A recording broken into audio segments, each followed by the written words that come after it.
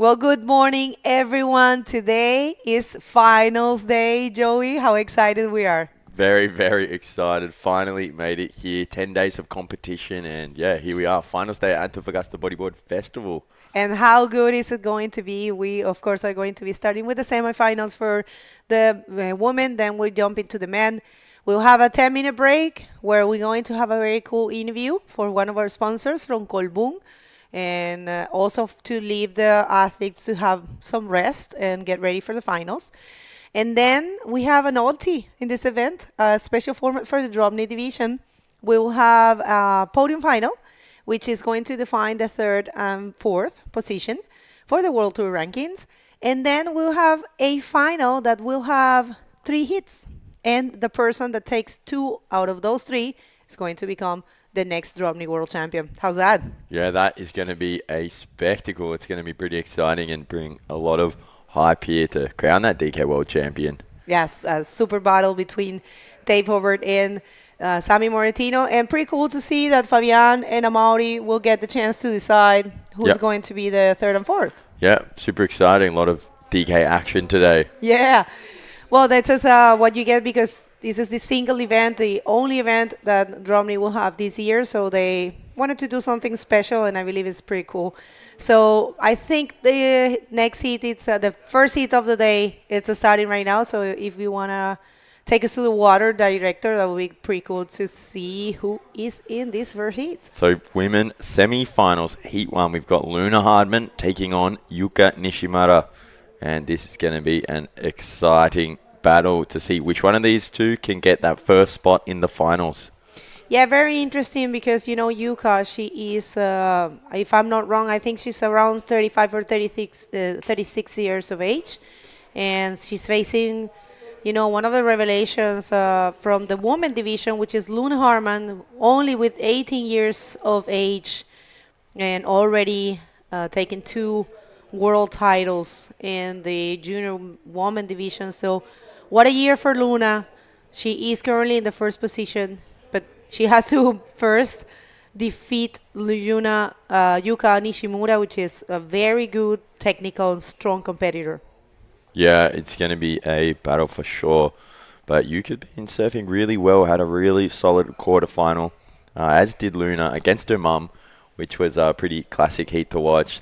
Luna taking on Neymar and coming out on top to earn herself a spot here in the semi-finals. And it looks like we have Luna up and riding there, takeoff 360, and unfortunately not able to get that back down onto the face.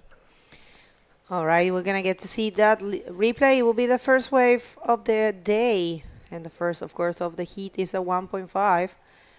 And because it was a non-complete maneuver, so it's 30 minutes, people, 30 minutes heats. So we have a long format today, trying to grant all the riders the opportunity to, you know, show what they can do. Waves are, you know, more or less a little bit more than yesterday. Actually, I was going to say more or less the same as yesterday, but no, we do have a little bit more consistency.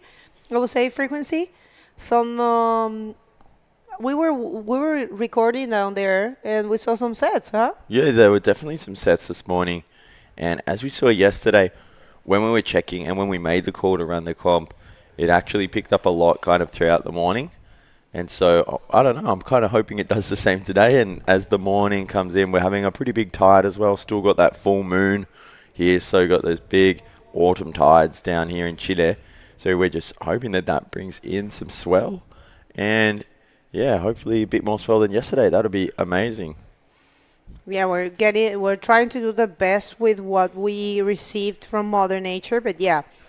I'm just going to explain what's going to happen in Spanish, and we are going to be actually filming. We're going to bring you an explanation of the new format from Dave and Sammy in the social media, in the official IBC World Tour Instagram. You are going to find a video of them explaining the new format. So let's see, Luna betting for those rights. taken off. Luna going for this right and getting a really nice projected roll, not landing. And it looks like we have some action on the split screen. Thank you very much, director, for that. Yeah, I love it. And it's so impressive that usually when we split screen and the riders, split the peak, they perform the maneuver at the same time. It's been a trend. Yeah, just mirror image of each other. Yeah, I just love it. The only thing is that Luna couldn't land that roll, and Yuka, she did land it and combined with a spin. So this is a replay for Luna. Yeah, you see, she comes up, gets a good projection on that roll, but just doesn't land that, which is unlike Luna. Meanwhile, on the left. Yeah, no, this was actually way better. And as you know, this is a predominant left peak. So the points, the most of the points are to the left. Doesn't mean that you cannot serve rights, but most of the points are in the left. And Yuka is cooking something very nice actually to start things. And just to explain, look at that beautiful view with the full moon. Well, we had full moon yesterday. Yeah, here's just one more replay. Coming up, getting enough speed to hit that roll, straight back around to the pocket. Then you see her do a nice spin here, staying in the pocket. Really well executed, really clean, no boggy rails at all. And kicking off, Yuka has gone and got herself a 6.0, so very, very strong starting wave for her. Yes, definitely. So, we kind of knew it because, the wave looked way bigger and longer. And, the section was more critical than Luna's. And Luna couldn't, land that maneuver, but it's all right. She's got time. 24 minutes and 30. All right, just to explain in Spanish the format and what's going to happen today on Finals Day. Bueno, bienvenidos a todos, buen día y estamos muy contentos de decirles que, bueno, primero pueden escanear ese código QR y conectarse con nosotros. Pues hoy es el día final de competencia porque mañana van a haber actividades aquí en la playa, en el Antofagasta Bodyboard Festival. Mañana todavía hay muchísimas cosas, va a estar buenísimo, hay muchos artistas. Pero hoy terminamos la parte competitiva porque realmente el reporte de mañana se ve muy, muy flojo y queremos ofrecer, por supuesto, las mejores condiciones y así también fue decidido por la comisión técnica y los atletas, que son los más importantes, quienes son los que van a decidir quiénes van a quedar campeones el día de hoy de este evento, de las divisiones que nos faltan. Pero también vamos a coronar a el próximo campeón mundial, Drobny. Y tenemos un formato especial para eso, un formato que no hemos hecho en la IBC, que es una final que está constituida de 3 hits. Y el ganador de 2 de esos 3 será el próximo campeón mundial. Entonces los chicos, si es que Dave, por ejemplo, gana 1 y el siguiente lo gana Sammy, pues van a tener un tercer hit para desempatar. Si alguno de ellos gana el primero y segundo, pues esa persona se convierte en campeón mundial inmediatamente. Y además vamos a tener la final de podium, que va a ser entre Fabián Tazar y Amaury Laverne, que es para definir el tercero y cuarto lugar en el ranking. Así lo decidieron los chicos, querían traer un formato un poco más extenso y con, digamos, más entretenimiento para todos ustedes, o entretención como se dice aquí en Chile, para poder traer más acción de Drobny, porque hay que considerar que es la última vez que ellos van a surfear este año, porque, bueno, la última y la única, ¿no? Este evento es el único evento de Drobny de este año, entonces se les trata... Escuché... parece que vamos a poner el evento... Ok, gente, tenemos una situación, se cortó la energía y vamos a poner el evento en suspenso, en on hold, porque parece que se cortó la energía y en la torre de jueces y obviamente no se puede continuar. Así que escuchamos el aviso. Yeah, so we have just had a little power outage up there in the main structure. And so we've just chucked this heat on hold and let's hope that we get the power back really soon. Looks like Luna is taking off on this one anyway, so gonna keep going and commentating, and gets a nice spin to a roll but lands a bit heavy under the lip. And Okay, pero the director is telling me that because it's on hold,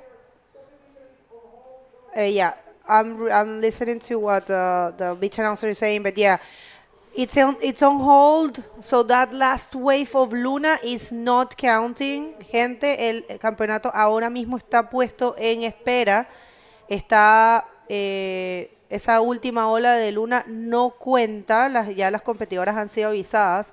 Se cayó la electricidad, la energía en la torre principal y obviamente no se puede seguir.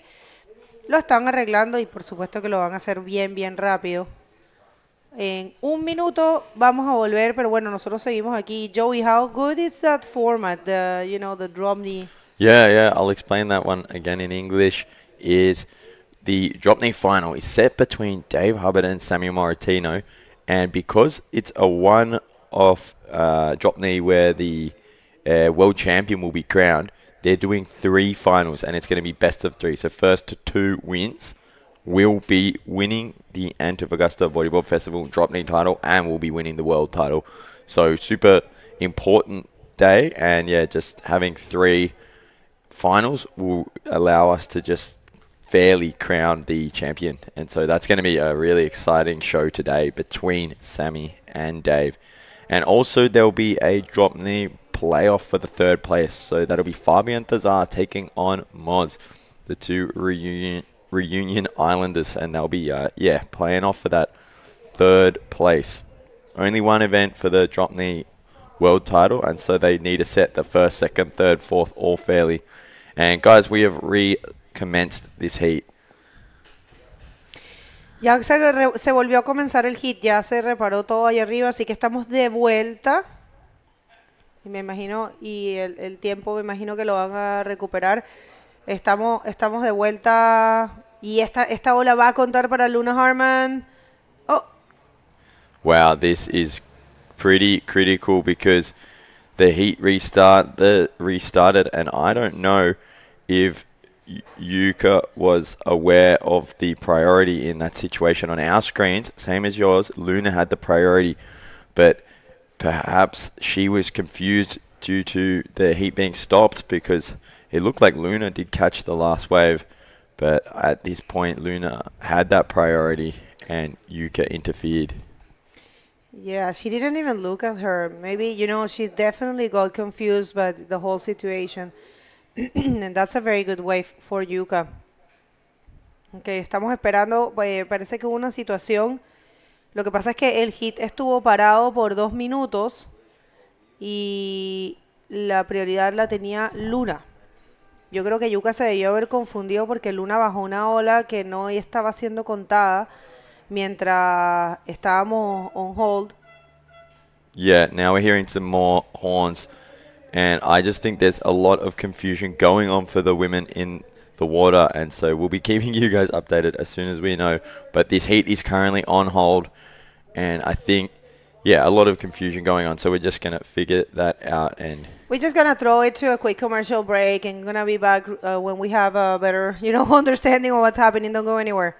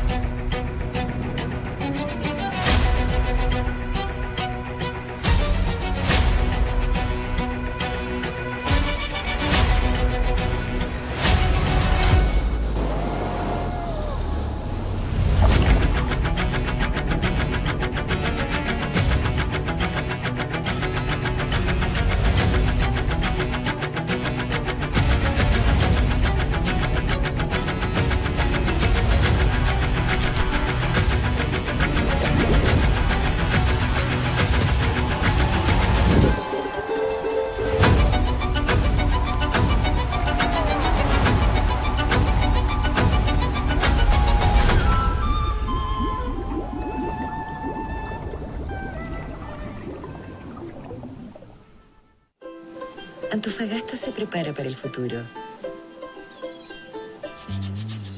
Impulsamos una minería más diversa e inclusiva. Promovemos la cultura y el patrimonio. Aceleramos el emprendimiento local. Inspiramos y acercamos más niños a la ciencia. y nos capacitamos para los trabajos del mañana. Porque creer en el talento local es futuro. Conoce lo que hacemos juntos por Antofagasta en bhp.com. El futuro lo construimos hoy. Innovamos y desarrollamos soluciones para un mundo sostenible, poniendo en el centro el bienestar de las personas, la creación de valor social compartido, el respeto por el medio ambiente, el fomento de la diversidad y el progreso de las comunidades vecinas son inherentes a nuestro quehacer en la generación de valor, a través de un genuino compromiso con la sostenibilidad. Desde el norte de Chile, aportamos al desarrollo sostenible de la industria. SQM, Soluciones para el Desarrollo Humano.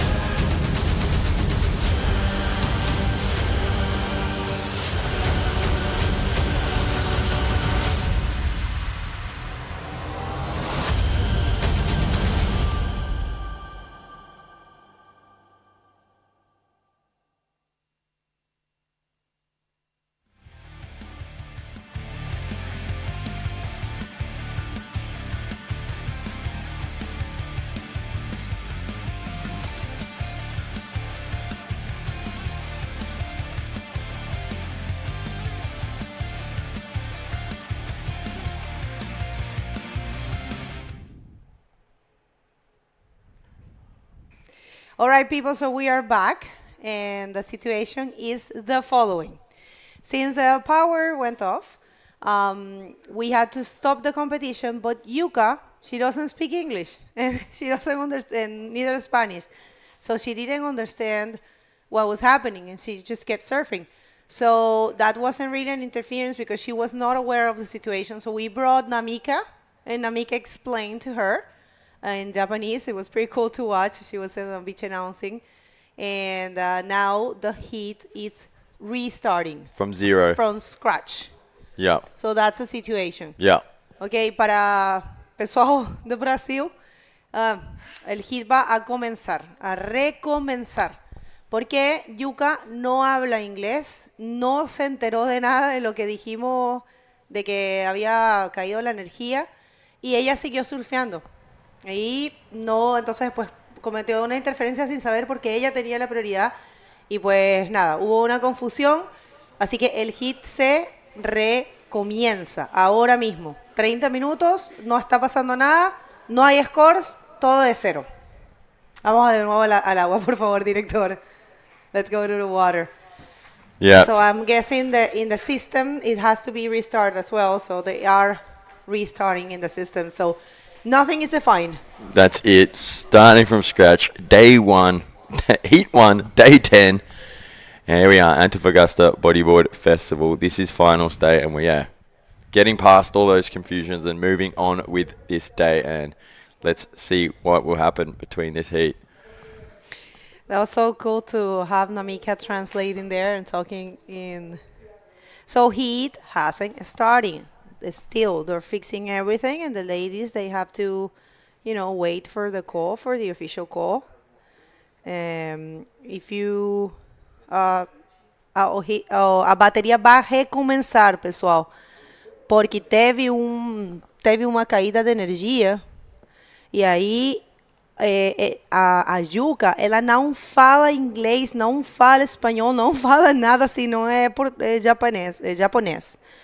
Então, ela não entendeu o que estava acontecendo. Ela continuou surfando. E assim, ela, cara, quase que fez uma interferência, mas também o pessoal técnico tomou conta de que ela não estava entendendo nada, entendeu? E aí a gente pegou a Namika, e a Namika falou em japonês para ela o que estava acontecendo. Então, para fazer tudo justo e como tem que ser, o pessoal técnico decidiu de parar e recomeçar a bateria, não? Ainda não começou, eles estão arrumando o sistema e tudo vai começar de volta, tá bom? É isso que está acontecendo. Desculpa meu português, desculpa qualquer coisa. Tô aí portunhol. That's a situation. But yeah, still waiting for that system to be rebooted back up and for them to get underway with the heat, with the day. And yeah, sorry for the confusions, guys, but we are working on it. Not always easy to get that power running smoothly throughout the entire day. And yeah, there are a lot of people working really hard. And look, there is the Japanese girls there supporting Yuka. And yeah, they will be pretty nervous for her as well. But it's going to be a clean slate, restart of everything. And we'll see who can get that first spot in the final. Luna Hardman from Brazil, Yuka Nishimura from Japan. And the sun, you see it just starting to shoot some beautiful looking sun rays down here to the beach of Playa Jacolen. And it's going to be a cracker of a day. Look at that big full moon kind of just setting behind those clouds there. Beautiful. Yeah, no, what a great day. We will be continuing. I mean, we will be finishing the competition today. Today, it's all the whatever is left. The semifinals. We're going to do the semifinals for the women now, and then we're going to jump to the semifinals for the men, and then we're going to do the finals. And just remember the special format for the title, for the Drobny division. We're going to get Dave and Sammy Moratino explaining for you in the video. How's that gonna be? And well, ladies are waiting for the heat to restart, and it still hasn't restarted. You know, a little bit of a technical thing. I mean, the power, the energy, that things happens everywhere in the world. You know, you can't. They have actually 2 generators here, big ones, Massive ones. Yeah, Yeah. and they have been working pretty well, but. Yeah. These kind of things can happen. So, huge apologize. That's Neymar right there. Of course, coaching for Luna and all the Brazilian team. So, yeah, we are waiting for the heat to restart. This is the first semifinal for the women division. And then we're going to go to the second semifinal with Maida Viana and Pamela Bowren. It would be interesting to see if Pamela can work her magic and spoil the dream from Maida Viana. Yeah, it will be. She has been awarding herself that nickname a little bit, the Dream Crusher or the Champ Slayer or the however you want to call it. Yeah, but she's just been taken out woman by woman, one by one, just through all these elimination heats. Not just here, but at many, many events. And yeah, she will be in that next semi-final against Maida Viana. Maida won up in Iquique, putting on a really incredible performance, doing some huge rolls on some bomb sets there at Punta Dos and managing to take it out. And here, she served really good also the early stages. I loved it. And every hit she has served, she has won. So pretty cool. All right.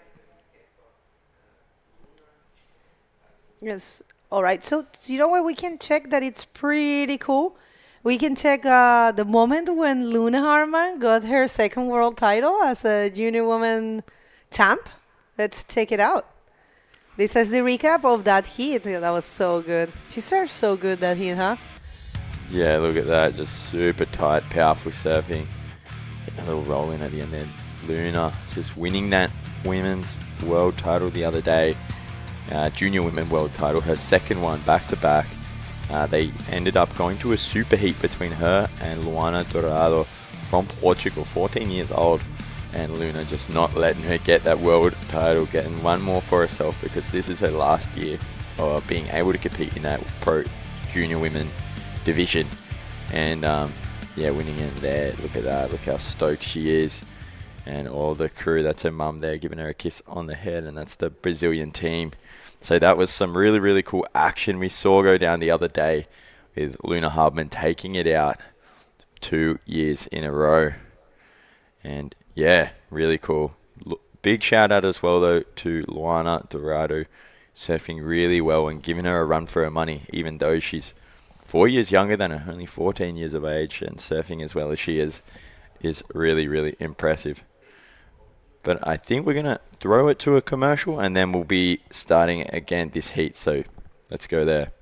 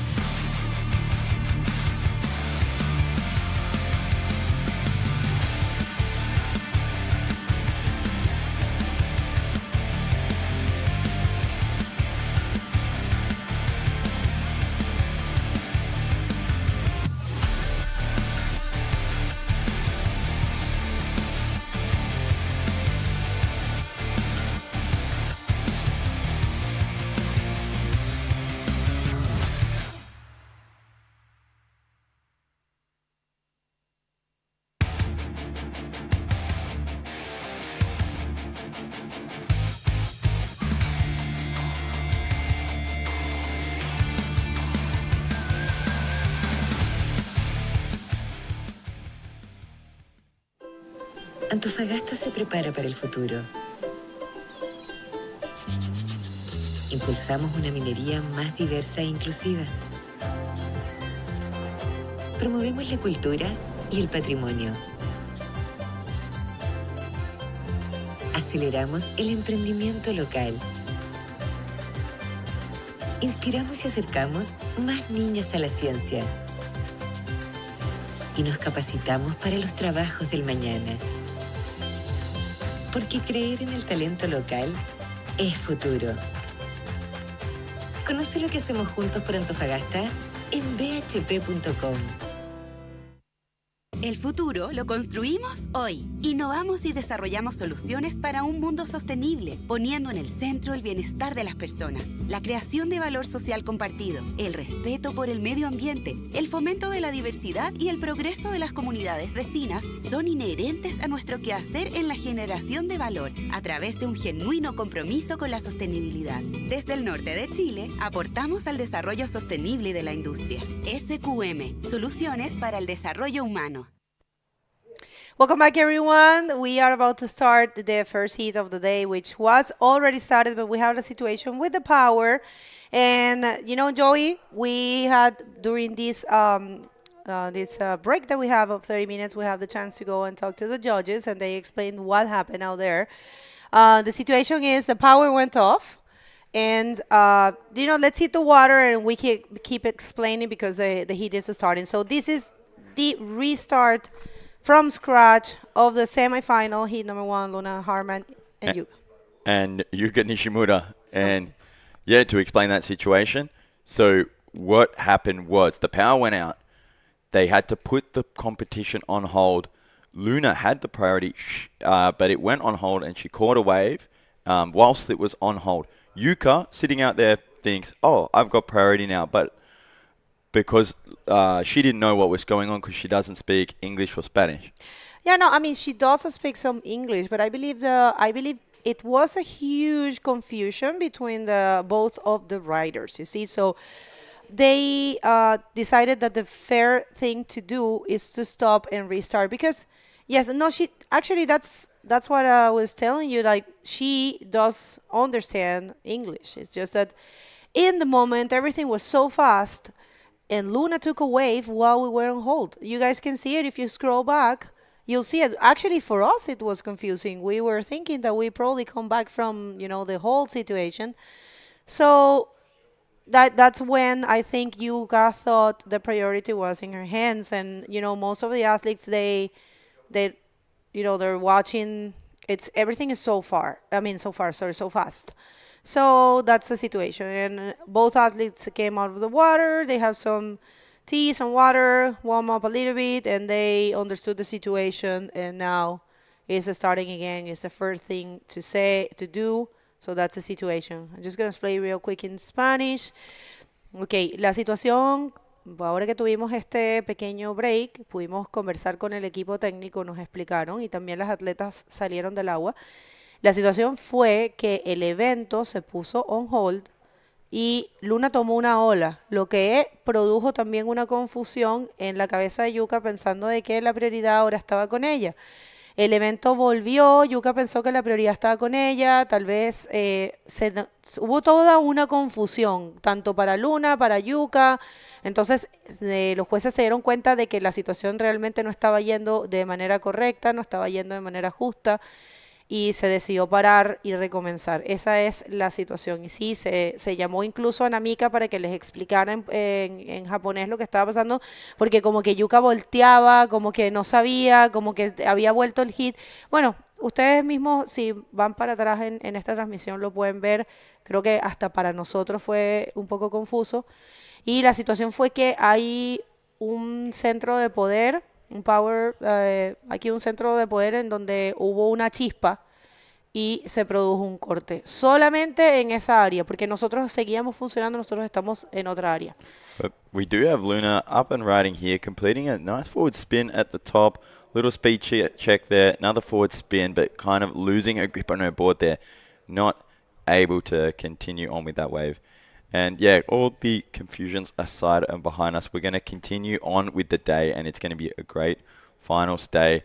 This is the first heat of the day. There'll be the women's semis. Both of them will be run. And here's a little replay of that. Nice spin there. Going for the same spin here, straight out of a little speed check. And unfortunately, yeah, just slipping off there. Bueno, primera ola de Luna Harman, 2.75.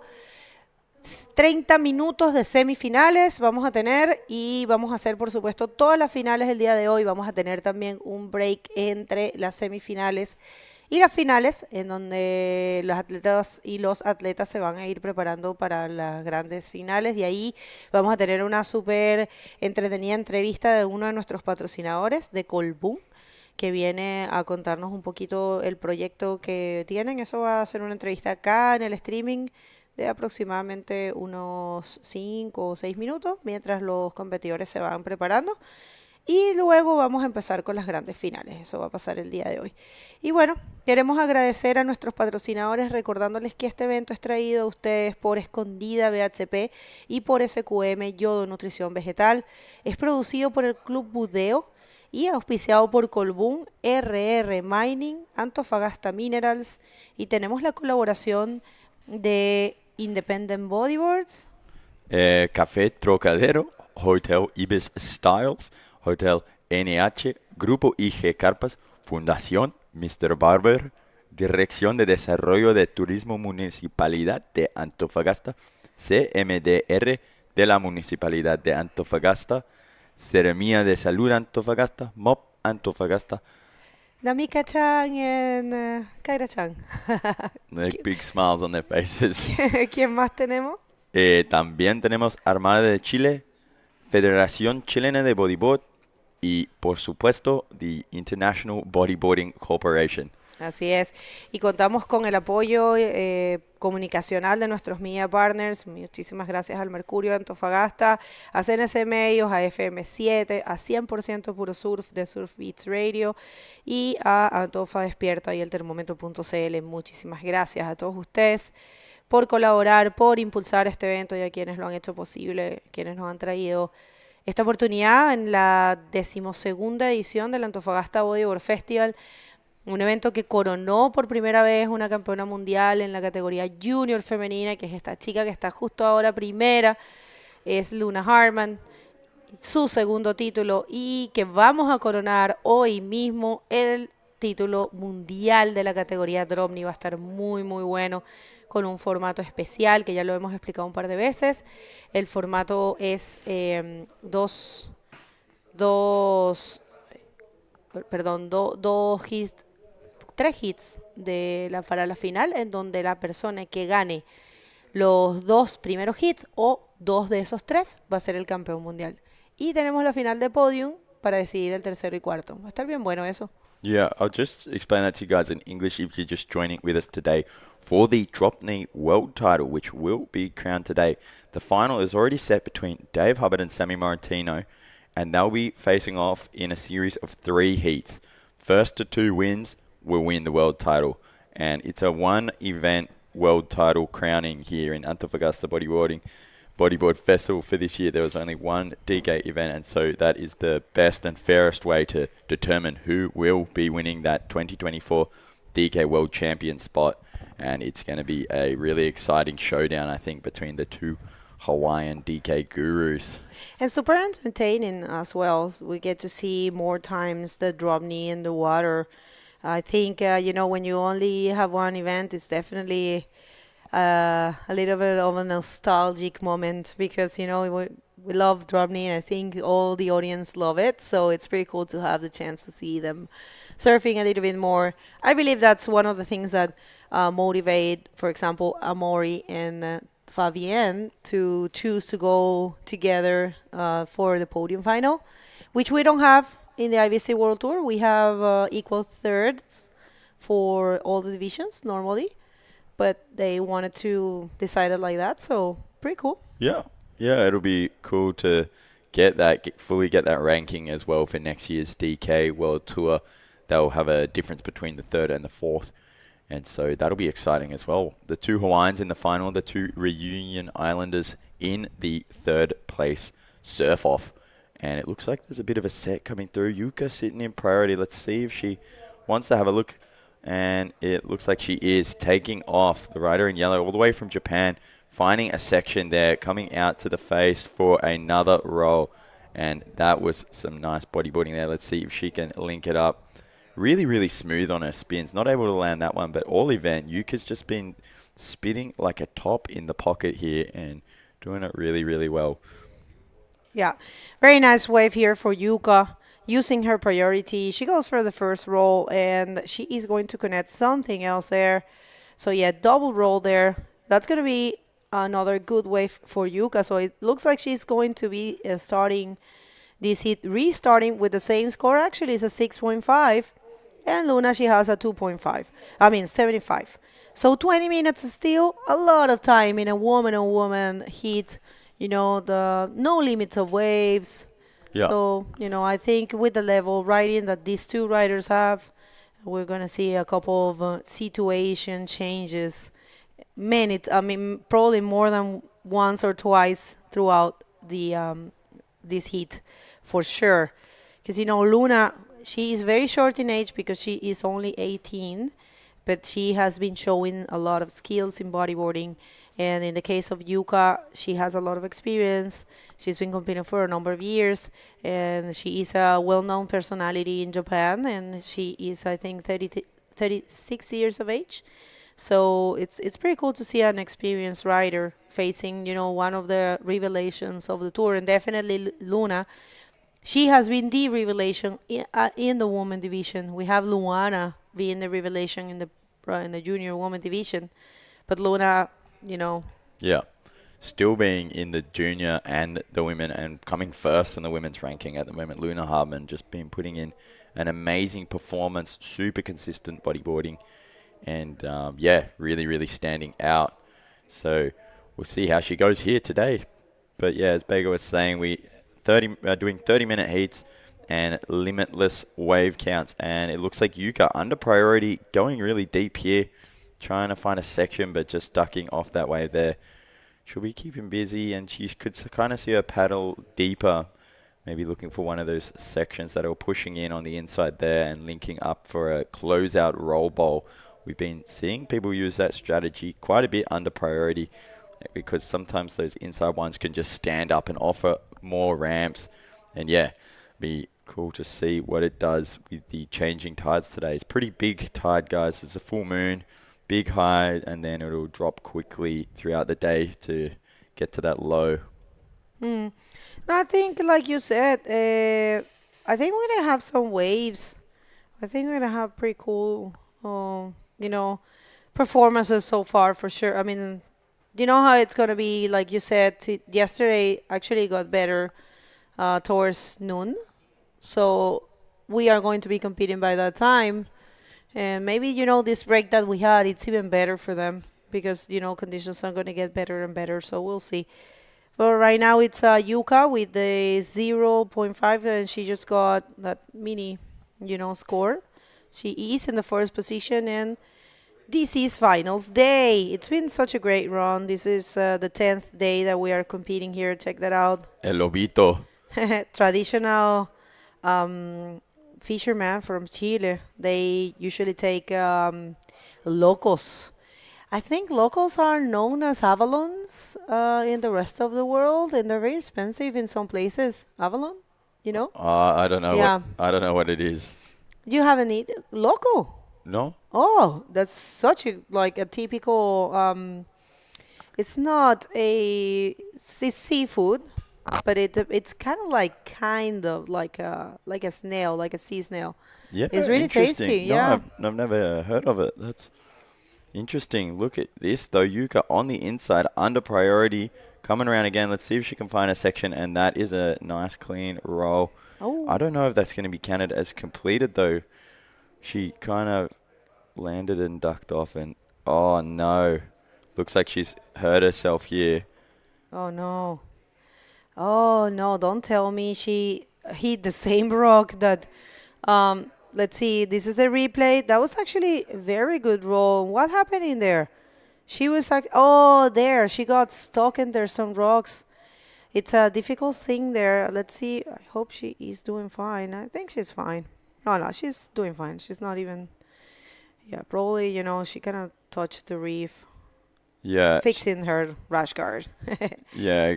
She's a Maybe. warrior, though. I mean, both of them. Imagine Luna, she hit the reef, got the chance to advance.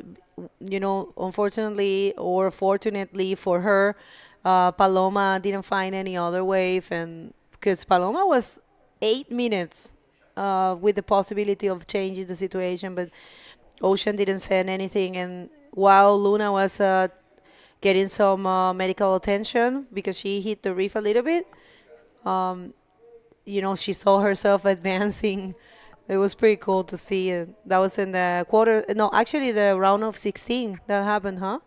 Yeah, that was pretty scary at the time, watching, especially from the live stream, as she had to get rushed into the shore by the jet skis and taken care of. But luckily, she's all right. Saw her this morning, and she seemed fine with those cuts and scratches healing up nicely.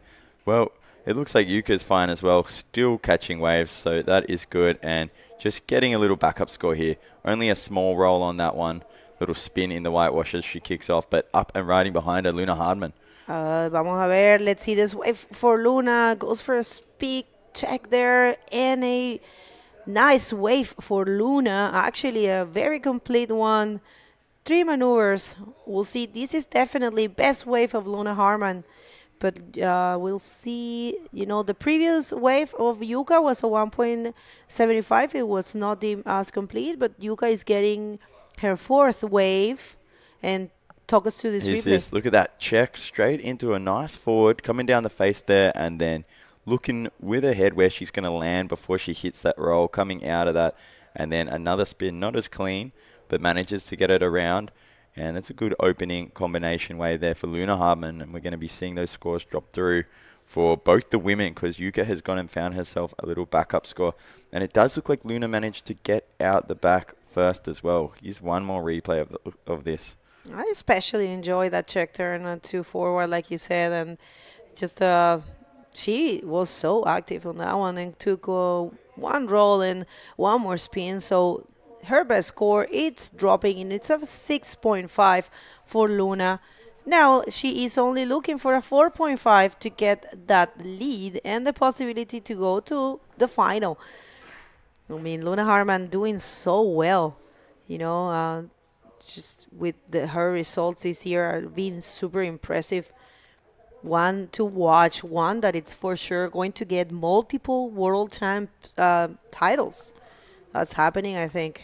Yeah, she's got a pretty bright future ahead of her in the world of bodyboarding, and it's going to be sick to see over the next decade or so how she goes. She really has goals for herself, not just one world title. She says she wants to get multiple world titles, and her mum has 5, Neymara has 5 world titles, so I'm sure she'll be kind of having a healthy rivalry there and wanting to beat her.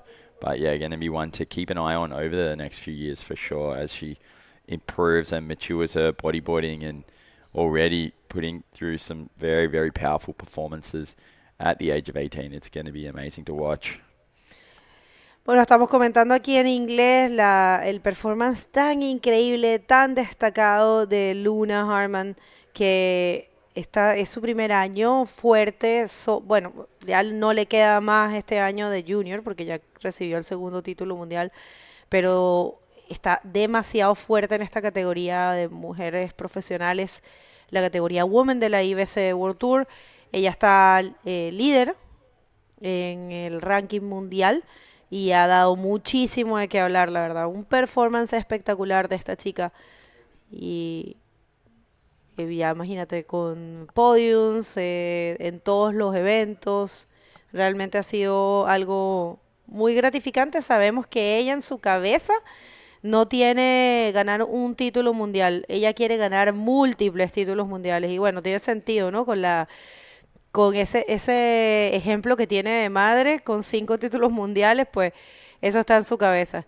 Bueno, Luna tiene prioridad, viene una ola llegando ahí, probablemente la tome, está buscando un score súper pequeño, 4.50 es lo que necesita, y por supuesto yo creo que va a tomar esta ola. Yeah, look at this, really nice set wave. Luna Hardman taking off, using that priority, coming round to this section and kind of going for a spin as the wave flattened out a bit and not managing to rotate that around, leaving Yuka with the priority. And let's see what happens with that. Let's see if a wave can come through for Yuka Nishimura and to see if she can turn those really clean left-handers. Her left-hand ability is really nice. Spins in the pockets both ways, forward, reverse. She's got a really refined technique and surfs really cleanly. And so let's see what she can do with that if she gets that opportunity. But yeah, Luna still looking for that 4-5. Very, very possible today. There's some sections. All she needs is some big rolls projected out to the flats, and that will be getting those kinds of scores. The judges love that. Difficult conditions to find the sections, but yeah, when you do find them, they're rewarded healthily. Finals day here, people. It's been such a great run. We have been here for 10 days. Almost in a row. We had a few late days. But hey, tomorrow we have some activities here at the beach.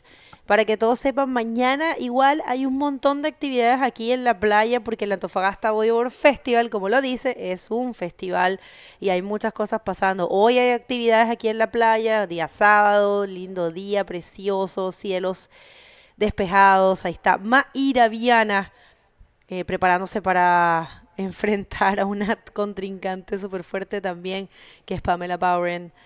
Va a estar buenísimo ese hit seguro.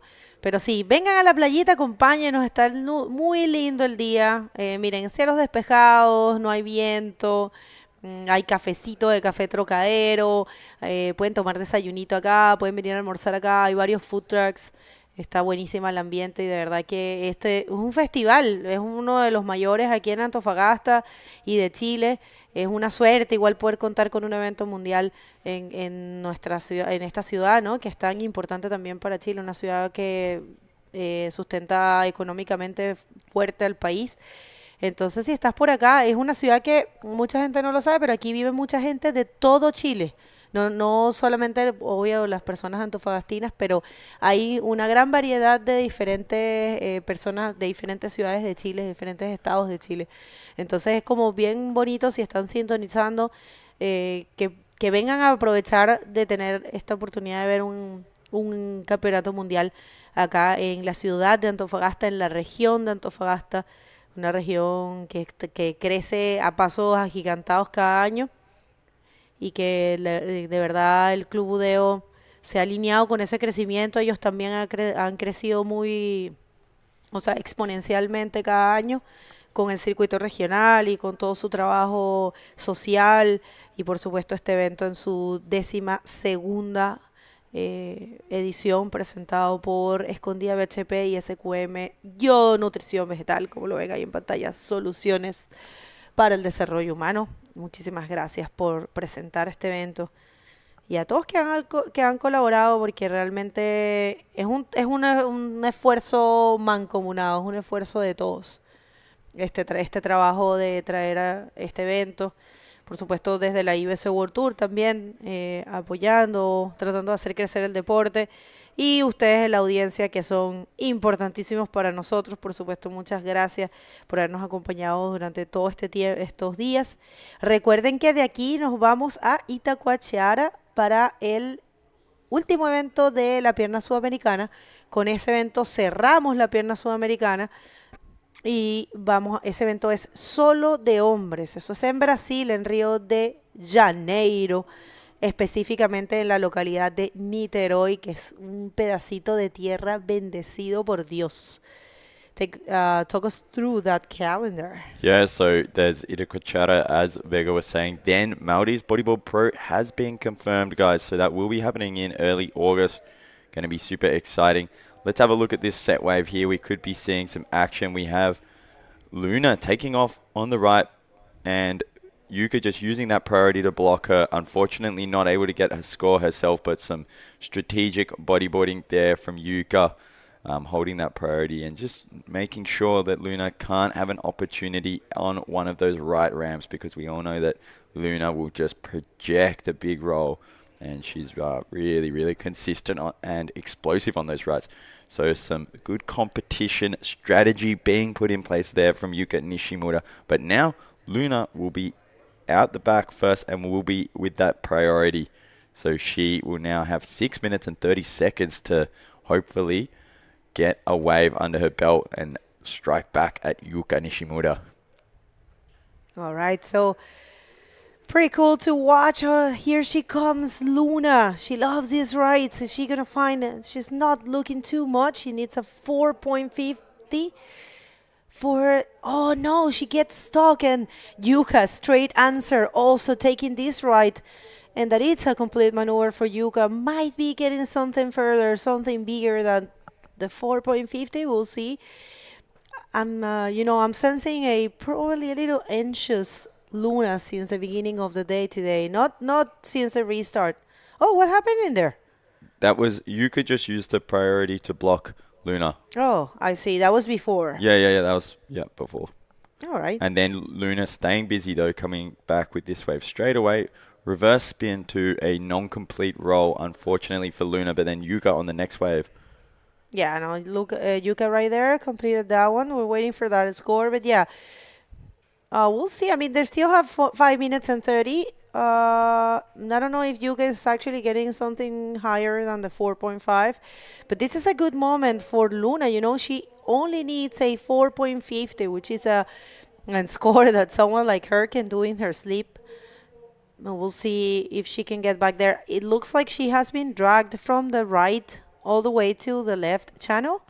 That's one of the things why rights are not too safe here. Oh, right, one more here for Yuka. She's trying to get rid of that small backup score. Goes for a spin. Let's see if she can find something. Goes for a roll. Good projected roll. And this one right there, she might get something bigger. Last wave, the right, was a 4. So maybe with this last one, she gets something else than the 4.50. We don't know. We'll see. Yeah, here's this replay. Look, this spin's pretty critical. Like in the pocket there, landing back in a really nice spot to generate some speed, and then coming through with a clean roll there. Yuka Nishimura will definitely be bettering her score with that. And Luna still paddling back out. Will be out there first. We'll be holding that priority. 4 minutes on the clock. And yeah, there is a pretty strong current in there. On the inside, there's like a little channel. It goes really shallow. Then on the inside of that shallow section, there is this channel that can just suck you all the way around to the channel on the right-hand side of the reef. And so Luna's just been sucked around there and paddling out the long way. But here's one more replay from Yuka. Yeah, this is a quick forward, stylish spin there. And right there, she knew where to hit. That was also very good.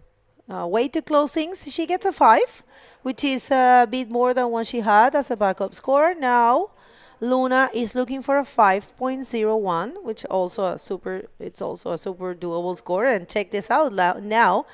Luna, it's up there with the priority. So this is her moment. We'll see if she can find that score. It's an easy task for her. She's used to, posting scores that higher than sixes. She always gets like 6s, 7s, 8s. Yeah, she surfs really powerfully, doing some explosive airs, really just using full speed into good-looking sections and launching them. And the judges love that. They love when you're using the maximum speed that you can possibly generate on a wave and just sending it all into the lip to get launched. And that's what bodyboarding is about. And we all love it. We all love to see it. 2 minutes, 38 seconds on the clock here in the first semi-final of the women's. Up next, stick around, guys. We're going to have Maíra Viana coming out of a win in Iquique, representing Brazil against the South African powerhouse, Pamela Bowren, who's just been surfing incredibly as well. So there you see, bottom of the screen, the red and the yellow there.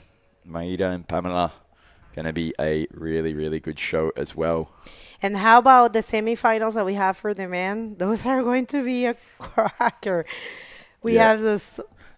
Some stacked. The first semi will be Socrates Santana from Brazil against Pierre-Louis Costes from France.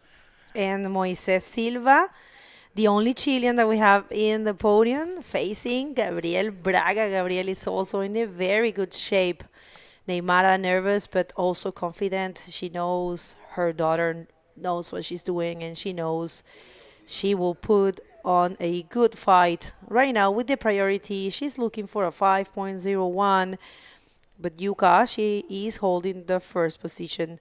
So what would you do if you were Yuka? Would you stay like far away from Luna, trying to get the inside wave, or would you just sit there to see if Luna takes a wave and then you get the priority and you try to get a better wave, or just take care of your first position? Yeah, I think with Yuka needing to bet at a 5, if I was her, I'd do what she's doing and just sit there and wait for a set. And maybe if a set comes and there's 2 waves in it, Luna's going to take probably the first one or the better looking one. And just Yuka can only take what she's allowed to take. But I think she's doing a good thing, what she's doing now. I don't know if it's possible to get a 5 with ease on the inside there, but this is the chance for Luna, and it looks like they're going to split the peak. Luna taking off, pulling into the barrel, and just getting clamped down on. And I don't know if Luca went that right-hander, but that is super unfortunate for Luna Harbin there. You just called Yuka and Luca. It's pretty cool. You made a mix of both. People, 27 minutes, and Yuka, she is in the peak with the priority. Oh, no, was that a mistake from Luna to take that one? I don't think so. That's what there is, right? She wanted... Yep. She was with the priority. There's no more waves. So she needed to try to get it. Only that thing shut off on her. I mean, do you say she could have gone for a roll? Yeah, maybe gone just bottom turn around the section and roll, but woulda, shoulda, coulda. It looks like Yuka Nishimura will be taking that first spot in the finals here today at La Cúpula. And look at that big smile. Well fought, well deserved there, and also such a good battle from Luna this entire event in the women's division. Definitely. Okay, congratulations to Yuka-chan.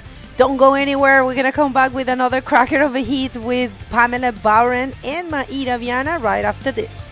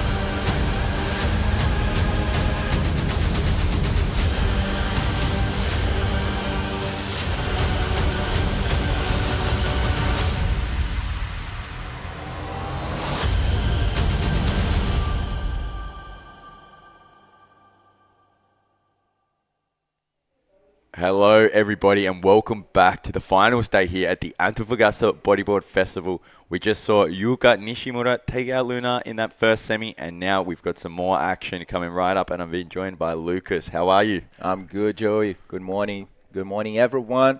We have the second semifinal for the women division. We already have one finalist. That's Yuka Nishimura, and she will be facing the winner of this heat between Pamela Bowren out of South Africa and Maida Viana coming out of Brazil, and also coming out of a win here in Iquique on the last event of the World Tour. Então, bom dia ao nosso público brasileiro torcendo pela Maida Viana. Já tivemos uma semifinal nesse dia de hoje, que foi a bateria entre a Yuka Nishimura e Luna Harsman, onde a japonesa acabou saindo por cima, conseguindo a sua vaga na final da categoria feminina, categoria Women, e ela vai estar enfrentando a ganhadora dessa bateria, Maida Viana, vindo também do Espírito Santo, lá da Barra do Jucu, junto assim como a Luna Harsman também, enfrentando a Pamela Bowren. Vem a primeira onda da Maida Viana, vai tentar colocar já alguma nota no somatório ali, com uma onda intermediária, onde ela acabou ficando para trás com aquele primeiro rolo.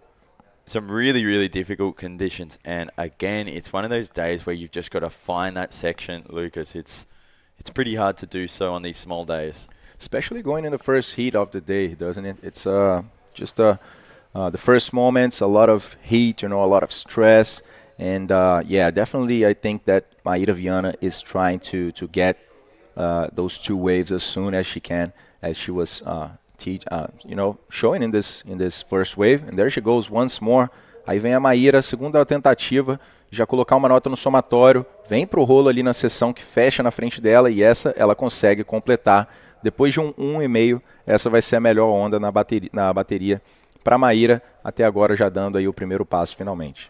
Yeah, under priority there, Maíra Viana putting some pressure on Pam, just really paddling right next to her there, but managing to get this section, and look at that, just stood up for her on the reef, landing a roll really nicely, kind of fights it a little bit, but comes out and just showing the judges there that she got the completion and she'll be getting a score. And really interesting to see Pam in priority just leaving the wave, not even looking at it. Yeah, that was weird, I think so.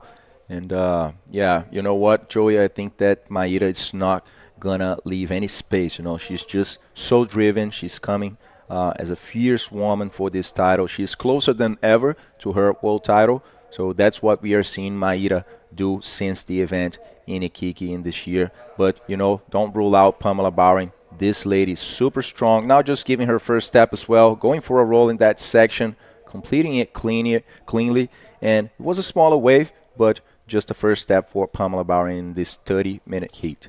Yeah, it was a nice section for her to find. Here's its replay. Looks pretty average at the start, but then you see the wave kind of ledge up there.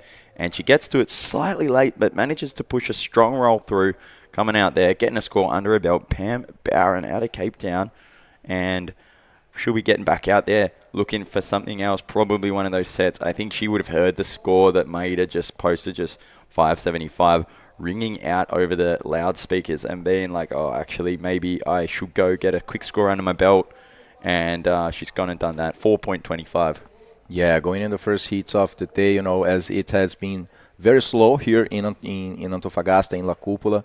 So definitely this is the point that these ladies won't want to stand a chance. They won't want to leave a chance to that adversary, because it's just such a high level of competitiveness. It's that point where it's all or nothing. The level is just so high. So yeah, definitely Pam just giving the first step, and I'm pretty sure she's going to go for an increase in score for another wave. She got a 425 now in the second position, needing only 3.01, as we are still seeing slow scores in this first 5 minutes of the heat. And on the other side, Maíra's 5.75 and 1.5. Então, por enquanto, Maíra com 5.75 e 1,5 está na primeira posição. Porém, a Pamela conseguiu já a primeira nota dela, um 4.25, e vai buscando uma nota pequena ali para tomar a liderança novamente, 3.01, nesses primeiros 5 minutos de bateria. And guys, it does look like we have the interview ready with the winner of the last heat. So take it away, Bego. Thank you so much, guys. Well, Yuka, first final. So how are you feeling? Yeah, I'm so happy to win this heat. Very happy. How was the whole situation? Difficult? Confusing? Yeah, it's long time, wait wave, so it's difficult. But yeah, I got a good one, and then spin Lolo. Yeah, good. Good. You want to say some words in Japanese? Yes.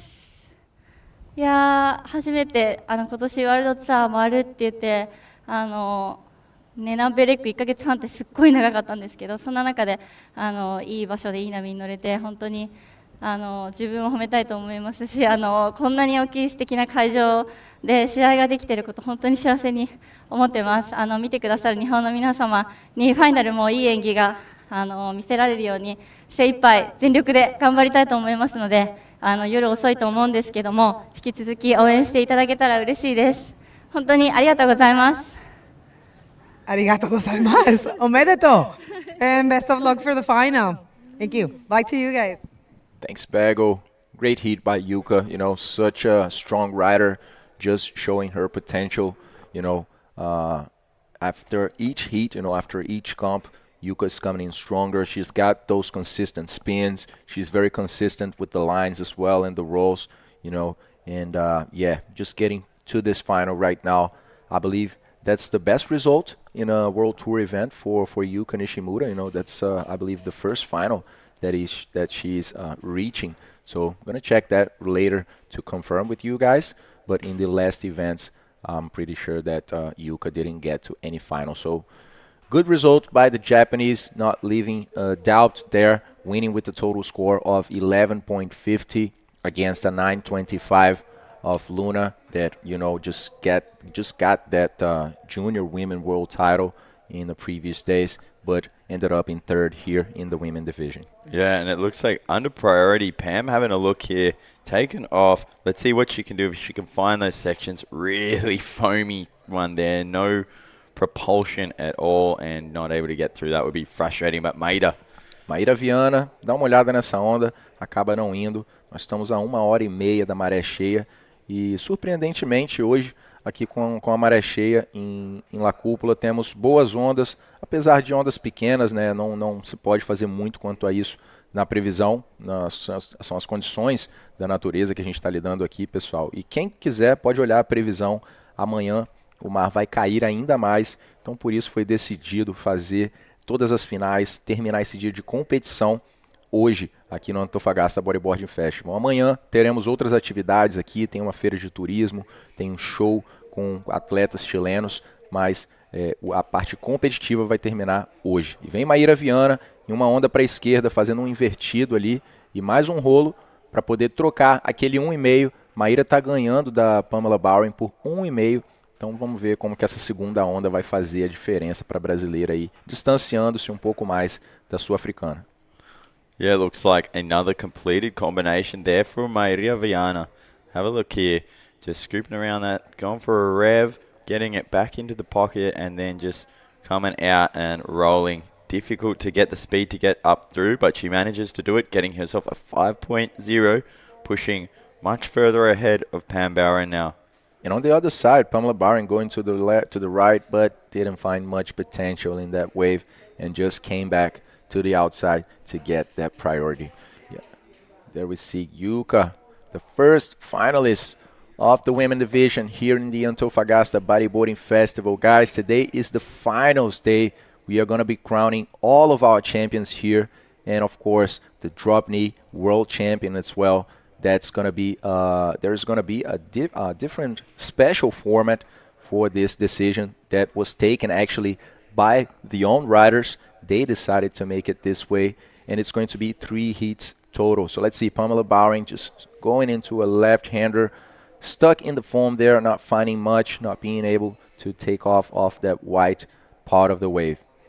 And Maíra Viana taking off on the one right behind it. Let's see if it can do anything better for her. Going to go for another reverse in the pocket, but doesn't quite get the weight ratios correct there and decides to kick out. And Pamela, nothing there, getting not too stressed yet. She's still got plenty of time. Look at that, 19 minutes, but Maíra will be feeling happy, especially going out and regaining this priority. And something I just thought of is we have in the women's and the men's one Brazilian in every single semi-final. That's true, Joey. That's true. We have Sócrates Santana in the first semi-final for the men, and also Gabriel Braga on the second one. These are going to be stacked heats. Brazil making a good campaign here with a good representation, I would say, by the Brazilian athletes. Sócrates coming so solid, and Gabriel just having a very good campaign this year as well, winning the first stop of the World Tour. He didn't get such a good result in Iquique, but now he's back on top, looking very good as well for a great battle against the young Chilean Moisés Silva coming out of Arica. Yeah, it's going to be epic and really cool to still have a Chilean in the event, just representing the home country as well. And I'm sure everyone will be getting around him. There'll be a couple Chilean flags floating around on the beach today as well. Yeah, and especially one of the the Chilean twins. Yeah. Bartolo and Moisés, such dear guys for everyone out of Chile. They're coming from Arica in the north, but these guys are so dear to everyone here in Chile. Such humble guys, surfing so well and just just building their careers in the World Tour better and better after each event. Last year in Itacoatiara, we had a historical situation there where the two of them went to a semifinal, and Moisés ended up winning the event. So let's see. Itacoatiara is coming next, guys. On the 1st of June, we are going to be starting the window of the famous beach break in Brazil, known for its huge waves. So yeah, stick with us. Make sure to follow all of the IBC social media so you guys are updated with everything about the World Tour. Yeah, that's it, guys. Up and riding, though, it looks like we have Pam Bauer, and let's see if she can find herself a section and managing to get surprisingly projected out of that there. I didn't expect her to get the vertical height on that roll. It looked like a pretty difficult section. That'll be her second completed wave and give her a score, but I think she's going to need more than that if she wants to take over Maida Viana in first place. Yeah, Joey, after 3 attempts, I think it was about time for Pam to just complete that maneuver, finally get a second decent score. Pamela has such a good bottom turn, you know. I think that bottom turn that she does really helps her, you know, go up in the wall of the wave with some speed and building some speed to hit the lip. So let's check this replay, just passing that first white section and then realigning a bit more and going for a bottom turn, just popping out off the lip and completing that maneuver quite cleanly. Just taking a few seconds there to show up in front of the white water, and it's still coming out for Pamela Bauer that needs 6.5 to take back the lead and grant her spot on the final. Yeah, and there we have Maida out there on her own. You see that Red Bull boy out the back just bobbing over some of the waves, and you can kind of get an indication of when a set's coming by. Sometimes the wave covers it up when you're looking at that land angle and you can't see it for a second, and you know that a bigger wave is coming in. Yeah, that's that. I noticed that yesterday after the comp was off, we actually went out for a little session with the guys, with the streaming guys as well, the streaming team, and we noticed that, you know, the boy actually signals the set, and that's a good thing actually for the athletes that are, you know, paying attention to that. So for now, guys, we are just halfway through this heat, 15 minutes remaining. Maida Viana managed to get those two average scores, 575 and a 5. And Pamela Bauer on the other side, just a bit less than that with the 425 and the 485 on the last wave for Pam, finally getting that backup score and getting closer to Maida, although she needs a 5.90 so far to get back in first. Yeah, that is the situation at hand. Let's see what the Brazilian Storm can do. Just one Brazilian in every single women and men semi, and they've been putting on such a show. Socrates Santana versus Pierre-Louis Costes coming up next. That is going to be a battle, and it's going to be so crazy to see if the vast experience of Pierre in these kind of conditions will come out on top of Socrates, who's just like an absolute ball of energy and power in the surf and generates speed and powerful airs through even the most difficult of conditions. And I'm sure he's just refined that skill at Copacabana, just surfing there in whatever the conditions may be for years and years, and he's really powerful in small conditions. Yeah, Joey, I really think that it's going to be a nice heat, you know, seeing the contrast of the explosiveness in Socrates surfing, and on the other side, the consistency of Pierre, you know, just ripping in these, of course, in huge waves as well, but in these small waves, Pierre is so consistent. He is that type of guy that is always out there in all types of conditions, even smaller than that and choppy. So we are seeing quite glassy waves here, just a little bit of texture, you know, with some side wind kicking in, but they're still pretty clean, pretty glassy, and I'm sure that these guys are going to find those sections for some nice maneuvers and high scores as well. Yeah, 100%. And let's hope that as this tide comes up to a peak, that it can firstly bring swell in, and yes, hopefully as well that this wind, you see those BHP flags starting to flap a little bit, that hopefully that wind doesn't get too much stronger, because it'll be nice to have a nice offshore day. Maida using that priority, just kind of blocking Pam there. Not much for her on it, still in the lead. Now giving Pam that priority with 12 and a half minutes to go. Yeah, so one more opportunity now in Pamela's hands, just holding that priority, waiting for the next set that could provide her a 5.90. We are actually 1 hour and 20 minutes from the high tide, which is pretty high, 1.5 meters here in Chile, with the full moon that we were seeing yesterday and today as well in the early morning. very beautiful here in front of the event structure.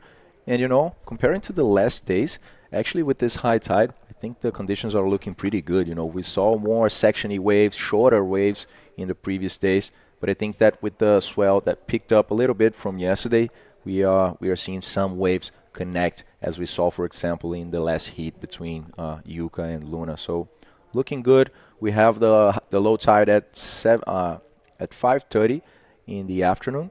So that's going to be a good day with the finals, hopefully with the wind just giving a break and not getting stronger than this. Yeah, it's going to be sick. We're all here for it. Let's hope that this show just turns on. Just a full grovel day for the finals here at the Antofagasta Bodyboard Festival. Cool to see the world's best battle it out in conditions that we all are accustomed to, that we all have to deal with time and time again in our lives.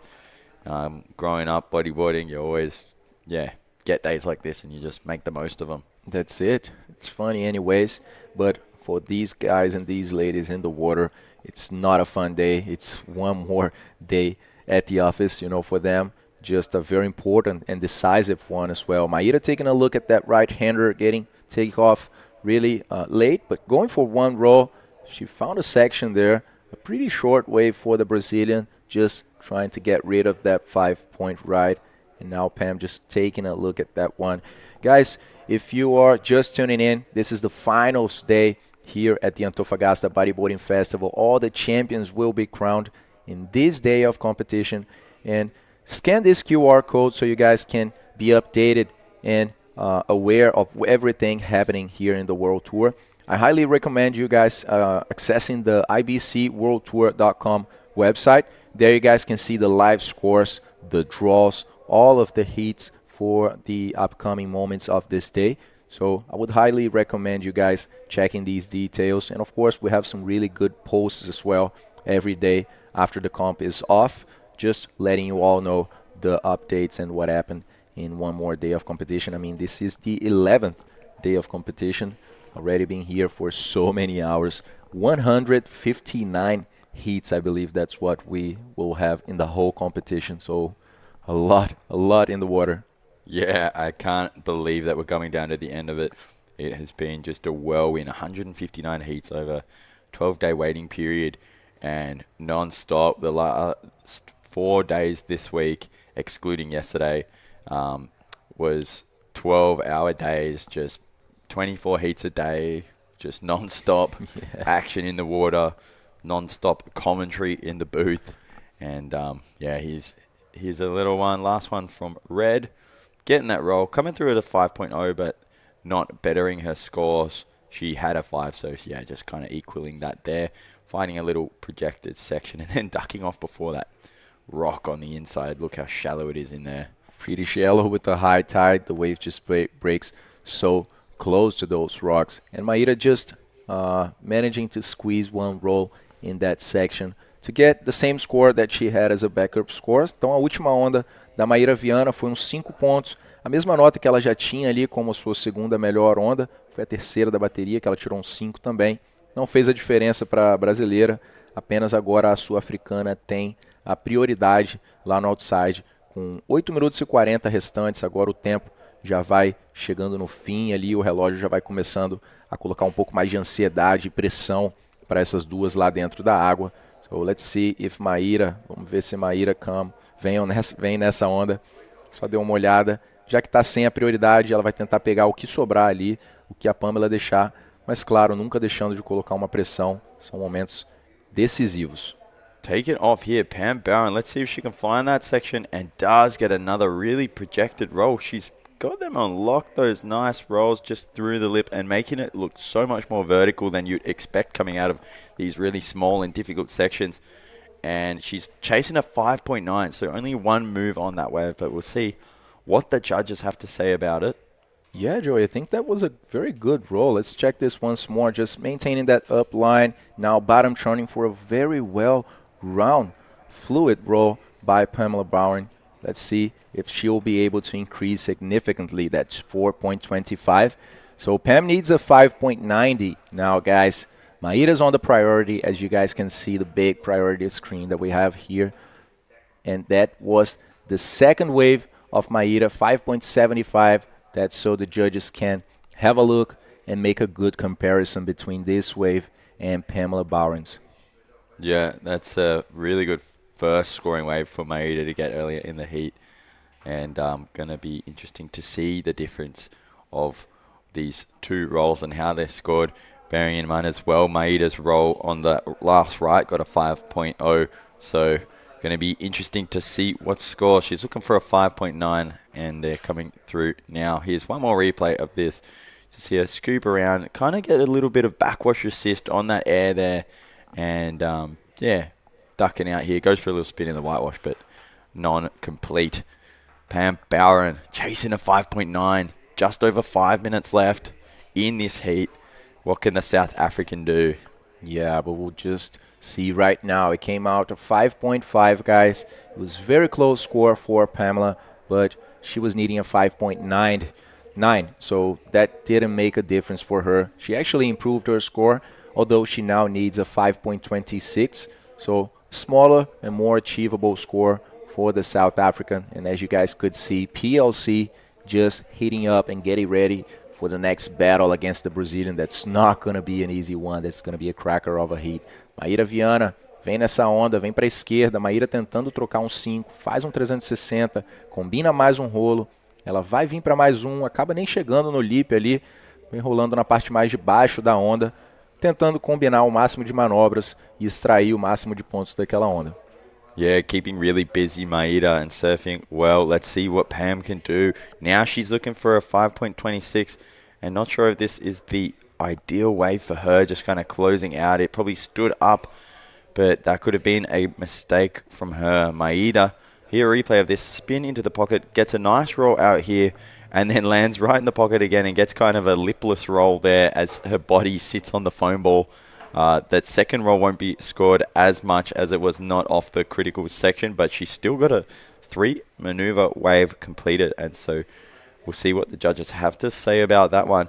But Pam, I think she could have made a mistake giving away that priority just then, Lucas. Yeah, I think it could be as well, Joey. So Maíra managed to get a 5.75 and just put a bit more distance in between her and Pam. E aí vocês veem Sócrates Santana, 2 vezes campeão mundial Pro Júnior, vai estar numa batalha contra o Pierre na próxima bateria. Maíra Viana vem olhando naquela onda, acabou decidindo não ir por essa onda, que não tinha muito potencial. That was really smart. Pam Maeda was looking at Pam, looking if she was going to go that, because Maeda probably would have happily let her go. No, wait. Pam kind of baited Maeda into using her priority there to get it back. That's the better way to explain it, because Maeda was looking, and if she was like, if Pam's not going to go, I'm not going to go either, because I want to sit there with that priority. So Pam had to pretend to look for it and baited Maeda into going for that. So now, smart serving there. Pam's got the priority back, and she's looking for a 6.0. Yeah, just trying to put some pressure, and create a situation where Maeda actually feels tempted to go on that wave. Very good strategy by Pamela Bowring there, just recovering that priority number 1. Right now, she has 3 minutes and 50 seconds, guys, to get that 6-point ride. She's going to have to look for a better wave, as these two have been surfing smaller ones than we saw in the first heat of the day, for example, where we had cleaner conditions. But I think with the side wind, we are seeing the waves just drop inside a bit more. And Pamela Bowring looking for this left-hander, became a bit shallower and goes for a nice roll. More powerful maneuver despite being a smaller wave. But that's going to be a good wave for Pamela with a bit of a more powerful roll. Let's check this once more. Yeah, you see you just scoop around using this speed section there and getting a powerful roll. Kind of a hard landing, but completes it and rides out. And we'll see what the judges have to say. Chasing a 6.00. Pam Bowring out of South Africa, finding the sections, getting it done, landing the maneuvers, and let's see what here comes in as Maeda now holding that priority in the dying minutes of this second women's semi-final, who will be joining Yuka Nishimura in the final. Pam getting a 5.25 for that, so not enough, and she's still looking for that 6, still looking for that same score. Yeah, Joey, Pam just hitting the wall in her last 2 waves. unfortunately for her, not getting those scores. A sul-africana tirou na última onda um 5.25, ela conseguiu aumentar a sua nota, trocou 4.85, mas ela precisa de mais do que isso, ela precisa de 6 pontos, precisa de uma onda mais forte, e aí vem ela. Taking off, what can she do here, Pam? Coming up, getting a roll out the first section, and then into another closeout. I don't think that is going to be enough either. I don't think, Joey, I don't think so, because Maíra, to get that 5.75, she had to go for one spin, one roll, or a combination of maneuvers, and this one was just a shorter wave. I would say it wasn't even as good as her last roll, which was a bit more projected, but I think that a good call for Pamela here would be go for a combination, trying to put a few more maneuvers in the same wave so she can just get a bit of a better score than she has been finding. Yeah, for sure. 90 seconds left on the clock. Look how quick Pam is storming back out there. She's not giving up yet. She wants a spot in that final. But Maíra has just surfed this heat really well, getting the better waves, getting the better scores, and 2.575s keeping her in that first place. The Brazilian coming from a win in Iquique. She just must have it on her mind. And you can see already Maíra just approaching the right side of your screen, just getting closer and closer to Pamela, and I'm pretty sure she's going to glue herself to the South African to use that priority in the last minute of this heat. I would like to send a big thanks to our sponsors for this event, Escondida BHP, SQM e Yodo Nutrición Vegetal. This event is produced by Club Budeo and sponsored by Colbún, R&R Mining, Antofagasta Minerals, as well as collaborated by the IBC, a Federación Chilena de Bodyboard, Armada de Chile, MOP Antofagasta, Seremia de Salud Antofagasta, CMDR de la Municipalidad de Antofagasta, la Dirección de Desarrollo. Right after the commercials.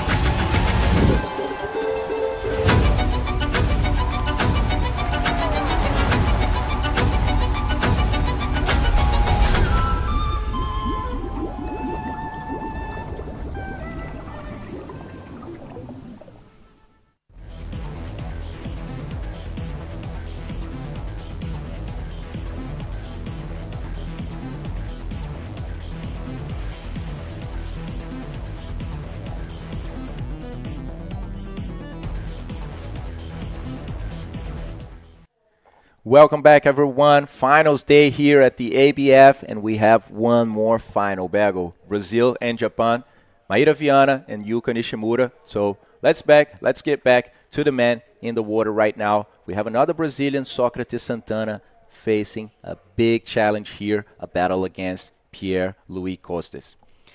Well, this is going to be amazing. So I think you're going to be doing a lot of Portuguese for everyone that is tuning in that speaks Portuguese, of course, and supporting Socrates. Very happy to see Socrates, in a podium for a number of years, but also Pierre, this year. He hasn't been able to, so it's pretty cool for him to have that chance. So first wave already ridden with the dry hair, goes for a backflip, Pierre, right there. And I think he probably connected with that last section. He did a reverse spin, and that will be it. That's a 6.25 for Pierre-Louis Coste. Very good way to start things off. 6.25 para o francês nessa primeira bateria. Vai ser uma batalha forte, pessoal, de 30 minutos. E a gente vai ver um contraste muito bom entre o surf explosivo do Sócrates Santana e a consistência, a fluidez do francês Pierre-Louis Costes, que é um atleta já super experiente e tem essa, eu diria, que além de surfar em ondas grandes, também tem essa característica, né, de surfar muito bem em ondas pequenas também, super consistente, conseguindo manter aquele nível de fluidez e perfeição ali nas ondas pequenas, mas não vai ser fácil também, porque o Sócrates Santana é um atleta que surfa muito bem nessas condições também, então vamos ver. Yeah, I believe what you're saying is right. We're going to have a great battle. Different styles, different performances, but both of them very good riders. I have to say, Socrates, he has a very good style as well, and he's very composed, and he serves super good. So, yeah, this is definitely one to watch. So, these are semifinals, and 30 minutes heats each one of them. And whoever wins here will be going straight to the finals. Today it's intended to be the finals day. It's intended to have all the finals, but of course, you know, and this is something that's like that, everything is subject to change. There's a wave approaching there, and it looks like it's Socrates. He is with the priority, taking off and going for, yeah, oh, that was weird to see, huh? Yeah, he was a bit anxious there, I would say, Bergo, maybe just trying to squeeze a backflip there, but there was no ramp, no section at all for the Brazilian to execute that, and he ended up landing on the back of that first wave. So just one try, 1.5 for the Brazilian in this first 4 minutes of this semifinal number one. And we looked like we have the interview there with Maíra Viana. Temos a entrevista lá embaixo com a Maíra Viana, a última finalista da categoria feminina. Take it away, Joey. Thank you, Lucas. And yeah, with the winner of the last heat, Maíra Viana, making it to another final. So big congratulations to you there. But first, tell us about this heat now. How was it in the water? Bom dia aí para a galera que está assistindo. Abraço para a galera do Brasil. Realmente o mar está bem difícil. Bem pequenas ondas, demorada. Tinha que ter muita paciência e remar forte e manobrar com consciência para ir trocando nota. E graças a Deus eu consegui avançar para mais uma final. And a final in Iquique, now a final here in Antofagasta. You must be feeling pretty good. Tell us about that. Agradecer a Deus, né? O que eu estava falando antes. Eu já venho para o Chile mais de 7 anos. Sempre sonhei em vencer essas etapas. Venci em Iquique, minha primeira vitória. Aqui em Antofagasta, meu melhor resultado. E questão de ranking, chegar nessa final me dá mais um gás, me dá mais motivação. E é isso, continuar no foco e bora. Yeah, wow. Anything else you want to say to people watching you back in Brazil? Quero mandar um abraço para a minha família. Tenho certeza que eles estão lá vibrando, muito feliz. E é isso, continuar no foco, confiar em Deus, que Ele tem o melhor para a gente. E é isso, valeu. Muito obrigado and good luck in the final. Back to you guys. Thanks, Joey. Maíra looking quite tired there, I would say, back with the exciting lower voice. Also. She's a machine. She turns a lot, but I think you are just you get back your breath, you know, after such a tense moment, you know, of for me an athlete when they are on the final stages in semifinals, advancing to the final, and knowing that they still have a big challenge ahead, which is, you know, winning the event. There's so much pressure in their minds, you know. So I believe it's not a physical thing. It's a very mental thing. So replay here. We had action during the interview. Tivemos ação aí do Sócrates com esse backflip. Agora sim, um backflip consistente por parte do brasileiro. Vai conseguir sua primeira nota mais substancial nessa bateria para poder bater de frente com o Pierre. Pierre já tem um 6.25, está começando a sair a nota do brasileiro aqui. Os juízes começando a colocar no sistema de notas. 7 pontos para Sócrates Santana nessa primeira esquerda com backflip bem projetado, apenas uma manobra e foi suficiente para pular para a primeira posição. We have, do you know who's that? That's Andrés Serey. He is tuning in every single event of the World Tour since I started commentating, I think, and he lives in Santiago, and he came just to see the finals here. So, pretty cool, Andrés. It's good to have you here. So, if you're from Chile, do what Andrés did, you know, try to give you the chance of coming to these events and see all the people that you are following we appreciate very much every single person that's joining us throughout the whole, streamings. It's always refreshing and nice to see like cool comments, good comments. Yeah. We have put a lot of good job here. I know for a fact like only maybe 1% of the people that tuning in comment. So if you have something good to say, it's always good to hear it. We don't read all the time, but it's always good because we are doing what we can with a lot of respect and love for this sport. So every time we get, a little push there, it's nice. Because nice. also, guys, if you're complimenting here, you're not complimenting us per se, complimenting the job of a lot of people behind the scenes that put together a lot of effort to bring these events. And really, there's always room for improvement. We always say it, but we're trying, and we do it with a lot of love and respect. Thank you, the viewers and the audience. Yeah, it was really nice. I actually got to meet Andres yesterday here in the competition. I mean, personally, since he's always commenting here as well on the live. And we got to share a few waves in the water as well. He was there with Manu for sometimes just sitting in the channel, seeing a few waves, and then he went to the spot. So we got to share some waves. And it's so nice to finally, join with the people since we are here on the backstage, as we can, if we can say it like that. But yeah, Socrates Santana getting back to action right now, getting rid of that 1.5 with another backflip. And he completed this one. Very strong maneuver. It wasn't a set wave bagel, but he managed to, under the score, under the priority, find that wave and get a backup score to get further away right now from Pierre. O Sócrates conseguiu agora, finalmente, encontrar uma onda sem prioridade, fez um outro backflip e agora sim vai pegar um backup score ali, uma nota de respaldo para se distanciar mais do Pierre, já que ele já está na primeira posição. And last wave of Socrates is a nade right there for the Wonder Kid, 2 times junior world champ, Socrates Santana, coming all the way from Posto Cinco to the world. And it's been a while since we don't see. Actually, this is his first podium in the men division ever in the World Tour. So he is really, on point. He feels super connected with the wave, with the environment, with everyone, and with the vibes. He has a lot of support, a lot of people that it's rooting for him, not only in the chat, but in here, physically in Antofagasta. So he's feeling in the rhythm to win this event. And we'll see if he can make it. He has to go over Pierre-Louis. Very, very tough contender for sure. But yeah, I'm very proud of Socrates to reach this point and, to reach the podium for the first time in the men division. Primeira vez que o Sócrates consegue um pódio na categoria Men no circuito IBC.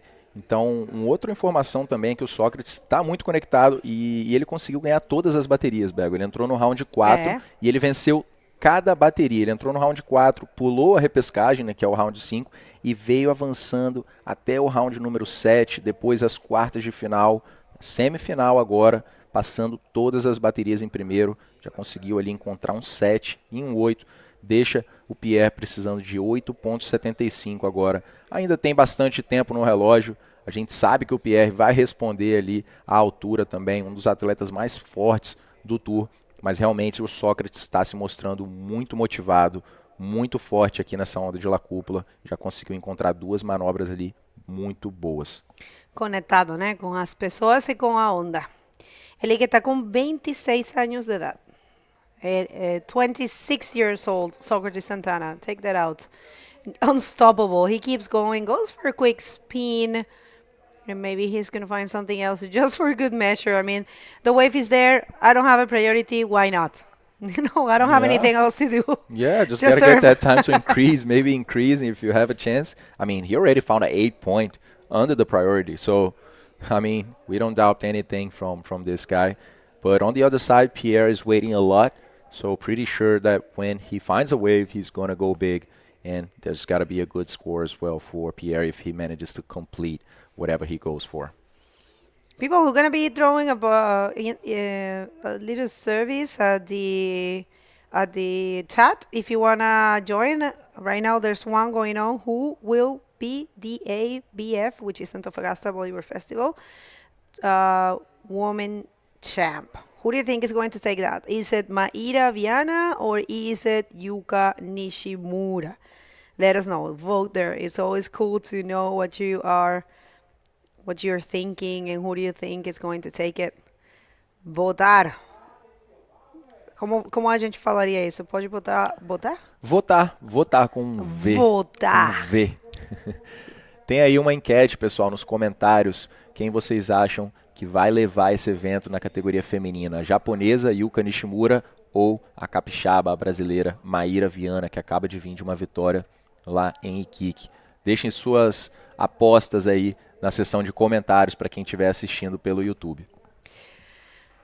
Bueno, mientras estamos en una pequeña pausa, les comentamos que este evento es presentado por Escondida BHP y por SQM Yodo Nutrición Vegetal y producido por el Club Budeo. Y tenemos el auspicio de Colbún, de RR Mining y de Antofagasta Minerals. Y vamos a tener un pequeño break entre las semifinales y las finales, que va a ser después de la semifinal número 2, en donde vamos a traer a un representante de Colbún para que nos comente sobre un bonito proyecto que se está armando con Colbún y el Club Budeo. Va a estar buenísimo, va a ser una entrevista más o menos de 5 o 6 minutitos que es durante el break de los atletas y ahí pueden entonces ustedes conocer un poquito más de esa iniciativa de energía limpia que trae Colbún y que está haciendo junto a la gente del Club Budeo. Va a estar muy buena y estamos entonces... Pierre Lee Cost coming here. Mini check turn there. Goes for a backflip, of course. Connects. A roll. Projected one. He's looking for something else. A reverse. And that's going to be his backup score. He's holding a 6.25 and looking for a 8.75 with 15 minutes on the clock, which is halfway exactly of this heat. Just remember, these heats have 30 minutes. So one more look at this one by Pierre. Uma olhada mais para essa onda do Pierre. Veio combinando. Primeiro um backflip que não foi o mais projetado ali, mas conseguiu voltar e compensar essa nota, fazendo uma combinação com mais um rolo e depois um invertido, 7.3 para o francês agora, que segue na segunda posição, precisando de um 7.71, já que as notas do Sócrates Santana ainda foram um pouco maiores. E a gente tem uma entrevista não, na verdade a gente tem uma enquete, né, que a gente pergunta algumas informações para os atletas, e na parte que a gente pergunta qual é o seu maior sonho, o Sócrates respondeu bem assim: ser campeão do mundo, viver do esporte, dar uma condição melhor para minha família e continuar inspirando novos talentos. Acho que essa é uma motivação realmente muito nobre, que com certeza é o que está levando esse menino tão longe assim na bateria. Acho que não dá para ser muito melhor que isso, né? Ser campeão do mundo, viver desse esporte maravilhoso que infelizmente é um privilégio para poucos, né? Não são tantos atletas assim que conseguem viver de maneira digna do bodyboard, dar uma condição melhor para sua família e deixar o legado para as próximas gerações, também inspirar novos talentos. 13 minutos con 36. Y si estás llegando recién, este día está planificado para ser el día final del Antofagasta Bodyboard Festival 2024. Obviamente todo puede cambiar, eso es algo importante que hay que manejar, que hay que tener en mente siempre, que puede cambiar la situación, depende de las condiciones y de lo que los atletas quieran, porque aquí los atletas mandan, tienen un voto muy importante, obviamente es un voto combinado entre la comisión técnica representante del evento más los atletas y ahí la mayoría gana sobre qué se va a hacer. Y aquí viene Pierre-Louis que está viendo que va a tomar una izquierda Sócrates y se va para la derecha de él, se queda atascado y Sócrates no consigue nada, pero mira, cae ese backflip, no va a ser la nota más alta del mundo, pero ahí trató Pierre. Mira, la última de Pierre fue un 7.40 y ahora Pierre estaba necesitando un 7.61. Claro, esse não creo que sea um 7.61, la verdad. Também creio que não, foi uma onda bem curta, essa do Pierre para a direita. Conseguiu aterrissar esse backflip, mas quem conhece bem o francês sabe que ele não costuma jogar desses assim, normalmente é bem mais limpo, né? Conseguiu completar, mas bem preso na espuma, saiu apenas 3,5 para o Pierre, que volta agora deixando a prioridade para o brasileiro Sócrates Santana. Então, só deixando vocês saberem um pouco mais do cronograma desse dia de hoje, o último dia de competição aqui no Antofagasta Bodyboard Festival. Tivemos as semifinais da categoria feminina. Vamos ver esse replay do Sócrates agora. Vem cavando para fazer uma manobra, mas a onda acaba perdendo força e não proporciona uma sessão. A gente vê os dois ali remando para essa onda que vem aparecendo. É o Sócrates que tem a prioridade por enquanto. Ele dá uma olhada, se posiciona. E agora sim, vem Sócrates Santana, vai buscando uma nota melhor que 7, mantém aquela linha alta, ganhando velocidade, vai para o backflip, bem limpa a manobra, combina mais um rolo. Essa vai ser uma boa onda para o Sócrates Santana, está fazendo tudo o que precisa ali, tentando apertar um pouquinho mais, fazer alguma manobra na última sessão, mas a onda acaba. Uma ótima combinação para o brasileiro, 2 manobras super limpas, Bego. Yeah, that was actually very good. Check that out. Brazilian Storm right there, Luna, Loisio. And I really enjoyed that execution. Socrates, check that out. Very well performed backflip. Super composed. And he just found something else. Unstoppable. Socrates Santana. He wants the win in this event. Not only his best result in the men division, but definitely he wants to get the best and the far as possible. So something big is cooking for the Brazilian, the Carioca. We'll see. Posto 5, are you tuning in? Are you supporting Socrates? Rio de Janeiro, cadê vocês? Cadê a galera? Joga aí as bandeiras na parte dos comentários, pessoal. Vamos começar aquela guerra das bandeiras aqui nos comentários do YouTube. Caiu! E caiu uma performance impecável do Sócrates naquela última manobra, combinando um backflip com um rolo perfeito, conseguiu 9.5. Agora sim, Pierre fica na situação de combinação, precisando de 17,5, ou seja, o Pierre vai ter que recomeçar todo o trabalho que ele vem fazendo e buscar novas notas. Vamos ver de novo essa onda do Sócrates, faz uma linha perfeita ali, joga um backflip na primeira sessão, limpo, com as pernas cruzadas, completa aquela rotação mantendo a velocidade e combinando ainda mais um rolo na segunda sessão de La Cúpula, alcançando quase a perfeição ali com essa performance impecável numa onda da série, 9,5, muito merecido para o Sócrates Santana e colocou Pierre em combinação, Bego. Yeah, no, very good performance there. This is what you have to do, and there you have it. The judging criteria was met almost very close to get the perfection, the 10.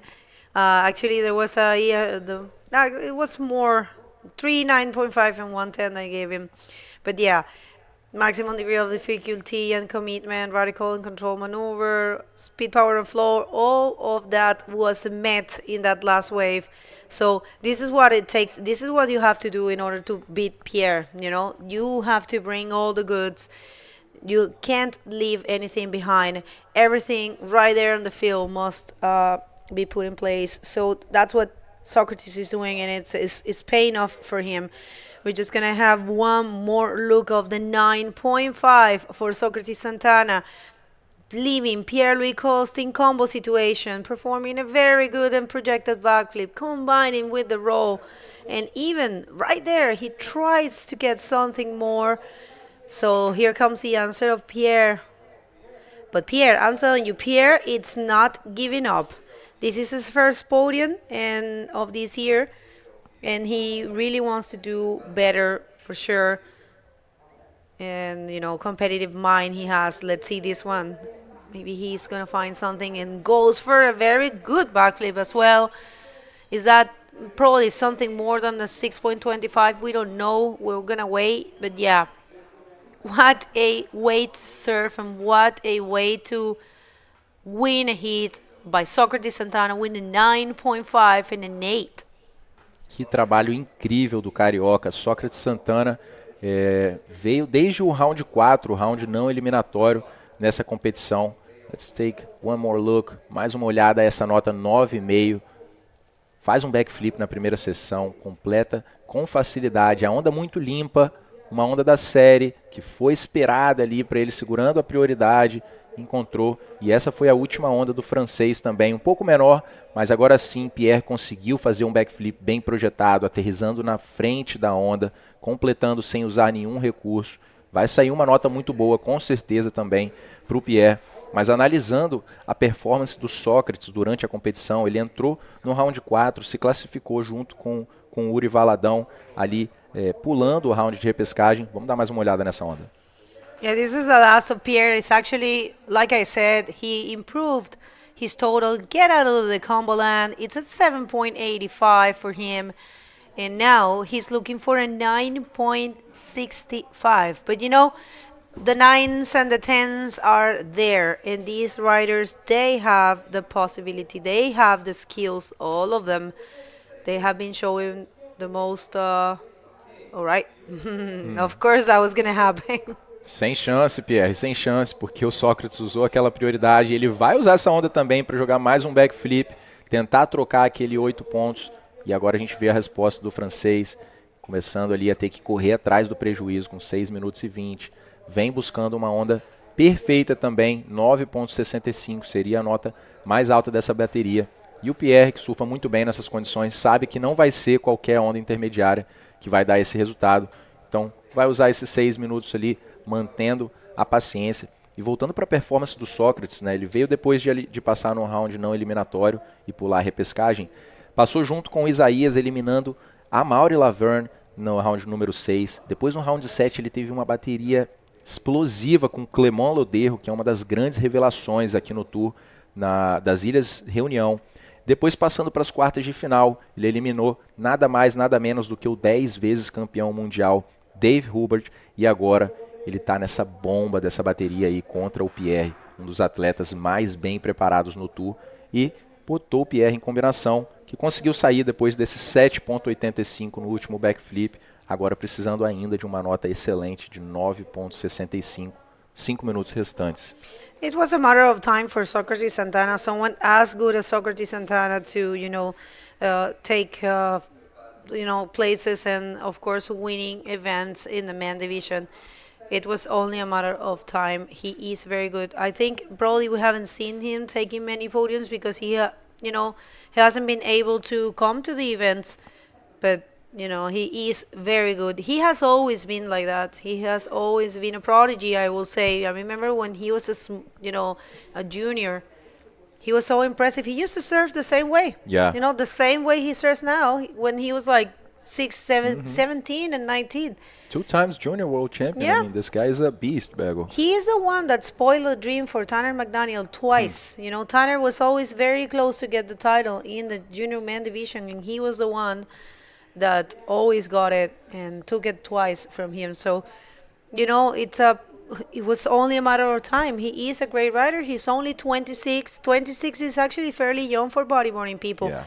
It's not like other sports that, it's in your teenager days that you might get the best. In this sport, experience and time brings, those wins and those good results. And it's been a tendency. I have seen it for many, many riders throughout the years. So, yeah, very young. And now he's betting for the rights. Aí vai ele de novo, só para uma direita que fechou na frente dele. But Bego, he's got that level for sure. As you said, it's just one of those guys that is not able to go to all of the events, And talking to him after one of the 1,000 interviews that he gave in this event, he said to me that he wasn't actually coming to Antofagasta. He just got the budget to go to Iquique, but somehow he managed. But hold on, that's Pierre-Louis, of course, looking for a 9.75, not seeing the potential on that wave. But coming back to Socrates, to that idea, he said that he wasn't going to come to Antofagasta, but somehow he managed to get one new sponsors and talk to people, get help from his friends as well, managed to get a place here, all in the last moment after Iquique, lost his ticket back to Brazil, and he made it here. So when all of this struggle is on a guy's mind, we can see how he's channeling that so well, and being so driven in the water. So pretty sure that's a personal thing for him, to get this far, and that's what we can see in his performance. Yeah, no, I mean, I think there's some moments in life that things are just meant to be, and I think it's a kind of his moment right now. So definitely, It's such a good start as well as a good result here. Gives him a lot of points, and I just hope he gets the financial support to go to Maldives too. In Itacoachara, he is going. All right, so this way for Pierre, it's looking good. Let's see, it's looking pretty nice. Not really. He knows better. The drone always fools us, huh? And Socrates actually let Pierre go to that wave. He didn't see much potential. I mean, tough decision let Pierre go in this wave with the priority, you know, knowing the potential and the capabilities of the French guy. But yeah, Socrates does just remaining calm and composed in this heat, doing a perfect campaign, a perfect performance. Pessoal, que trabalho incrível tá fazendo o Sócrates Santana ali, só encontrando ondas muito boas, jogando com a prioridade muito bem ali contra o Pierre. Deixou ele ir na última onda, deixou ele ir nessa também. Não ofereceu potencial para o francês, ele está precisando de 9,65, é um score gigante. E as oportunidades não estão vindo para ele. E ainda assim, o Sócrates está conseguindo manter aquela prioridade, pegando algumas ondas ali nos últimos momentos, né? Pegou um 6.9, um backflip, e uma direita que fechou na frente dele, que foi só um.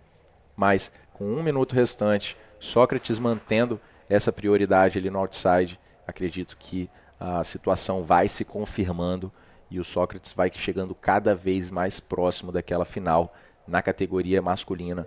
Um objetivo que ele vem almejando faz tanto tempo já no circuito mundial. All right, so 40 seconds for Pierre-Louis to find a gem and make 9.65 points, and he doesn't have the priority, so it's looking pretty much as a sealed deal, but you will never rule out someone like Pierre. But check that out. That's you know, Socrates is doing what he has to do. He is trying to block Pierre, and all right, yeah, he knew it. That was actually a good wave. Probably Pierre could have, you know, and of course Socrates is using the chance, but nothing happened. But check this out. Pierre never gives up. He's taking this one. I think this one's counting 9.65 and not. All right, so it's happening. Socrates Santana, first finalist for the men division. Congratulations to him and Posto 5 and every single person that supports him. Tá decidido, tá decidido. Tem Brasil na final. Tem a possibilidade de ter mais um brasileiro na final, já que a próxima semi é contra Moisés Silva contra Gabriel Braga, logo depois do comercial. E pode comemorar, Sócrates. Pode comemorar porque o pódio é seu. A gente vai chamar um comercial já já e voltamos com a segunda semifinal.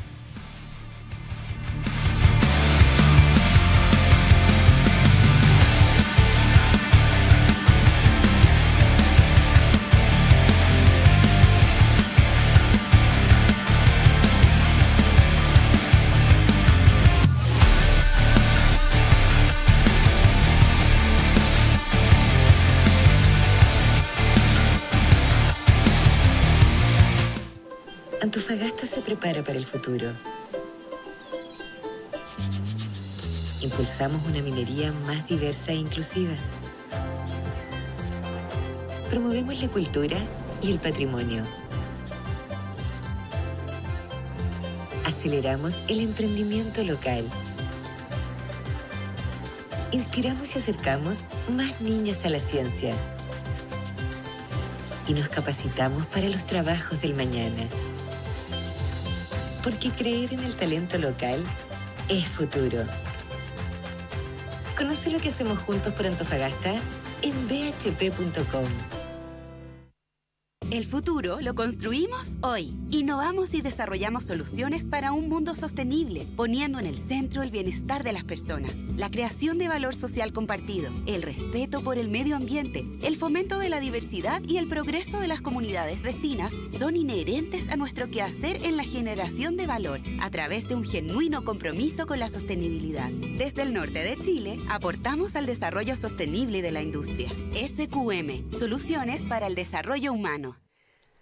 Welcome back, everyone. We are at finals day here at the Antofagasta Bodyboard Festival in its 12th edition. We're going to miss it for sure and miss you, but we're going to Itacoachara next. But right now, it's all about semifinal number 2 for the men division. Joey.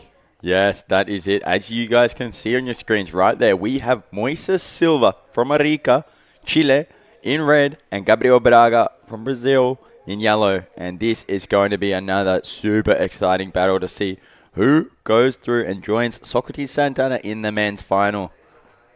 Oh, look at that. Everyone, right there, all the Brazilians. That's such a good moment for Socrates. He's been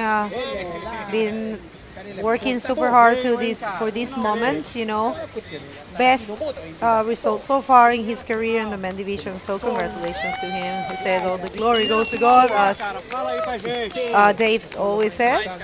Yeah, very cool. And some French guys, Ethan and Jan, supporting Pierre as well. I mean, Pierre also getting a good result, equal third.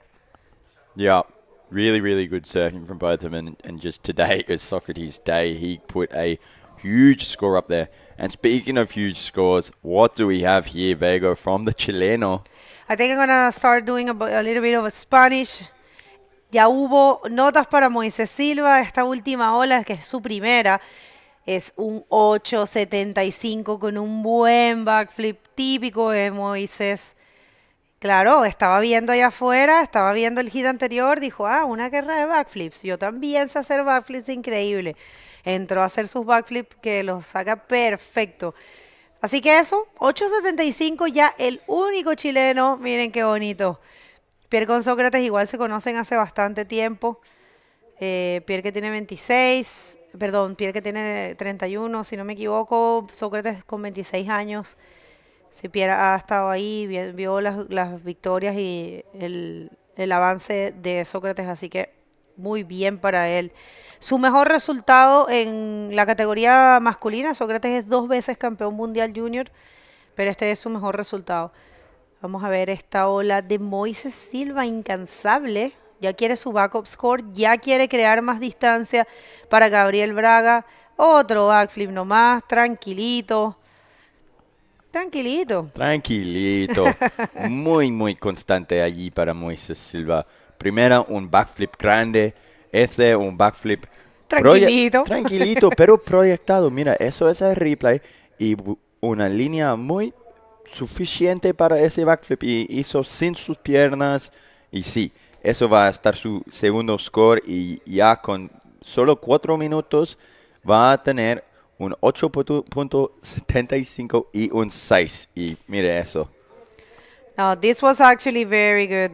This is the first one, and it definitely more projected, as you said. Super, super smooth. And of course, watching the other heats and watching Socrates posting those flag flips. And this is the backup score. This is the first one still. But still. Look, that is one of the good sections we've been seeing this morning. A backflip there. 8.75 for Moises Silva. Starting off his campaign super strong.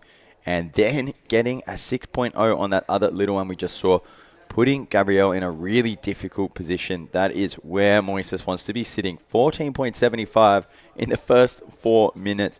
And now Gabriel Braga will have to get these good waves and cannot make mistakes. All right, you know what, Joey? We have the interview ready with the winner of the last heat and Lucas. So 2 Brazilians. Take it away, Lucas. Thanks, Bago. I'm here with Socrates. Socrates, your first final in the World Tour. But first, let's get to this heat. A heat against PLC, one of the biggest riders in the Tour. You just played the priority perfectly there. 8-point ride under the priority. Let us know what went through your mind in these 30 minutes. Olha, eu tô sentindo uma emoção gigante aqui, sem palavras mesmo para descrever esse momento. Eu tô muito, muito feliz. Mais uma bateria muito difícil. A gente sabe que o Pierre é um dos maiores competidores aí também.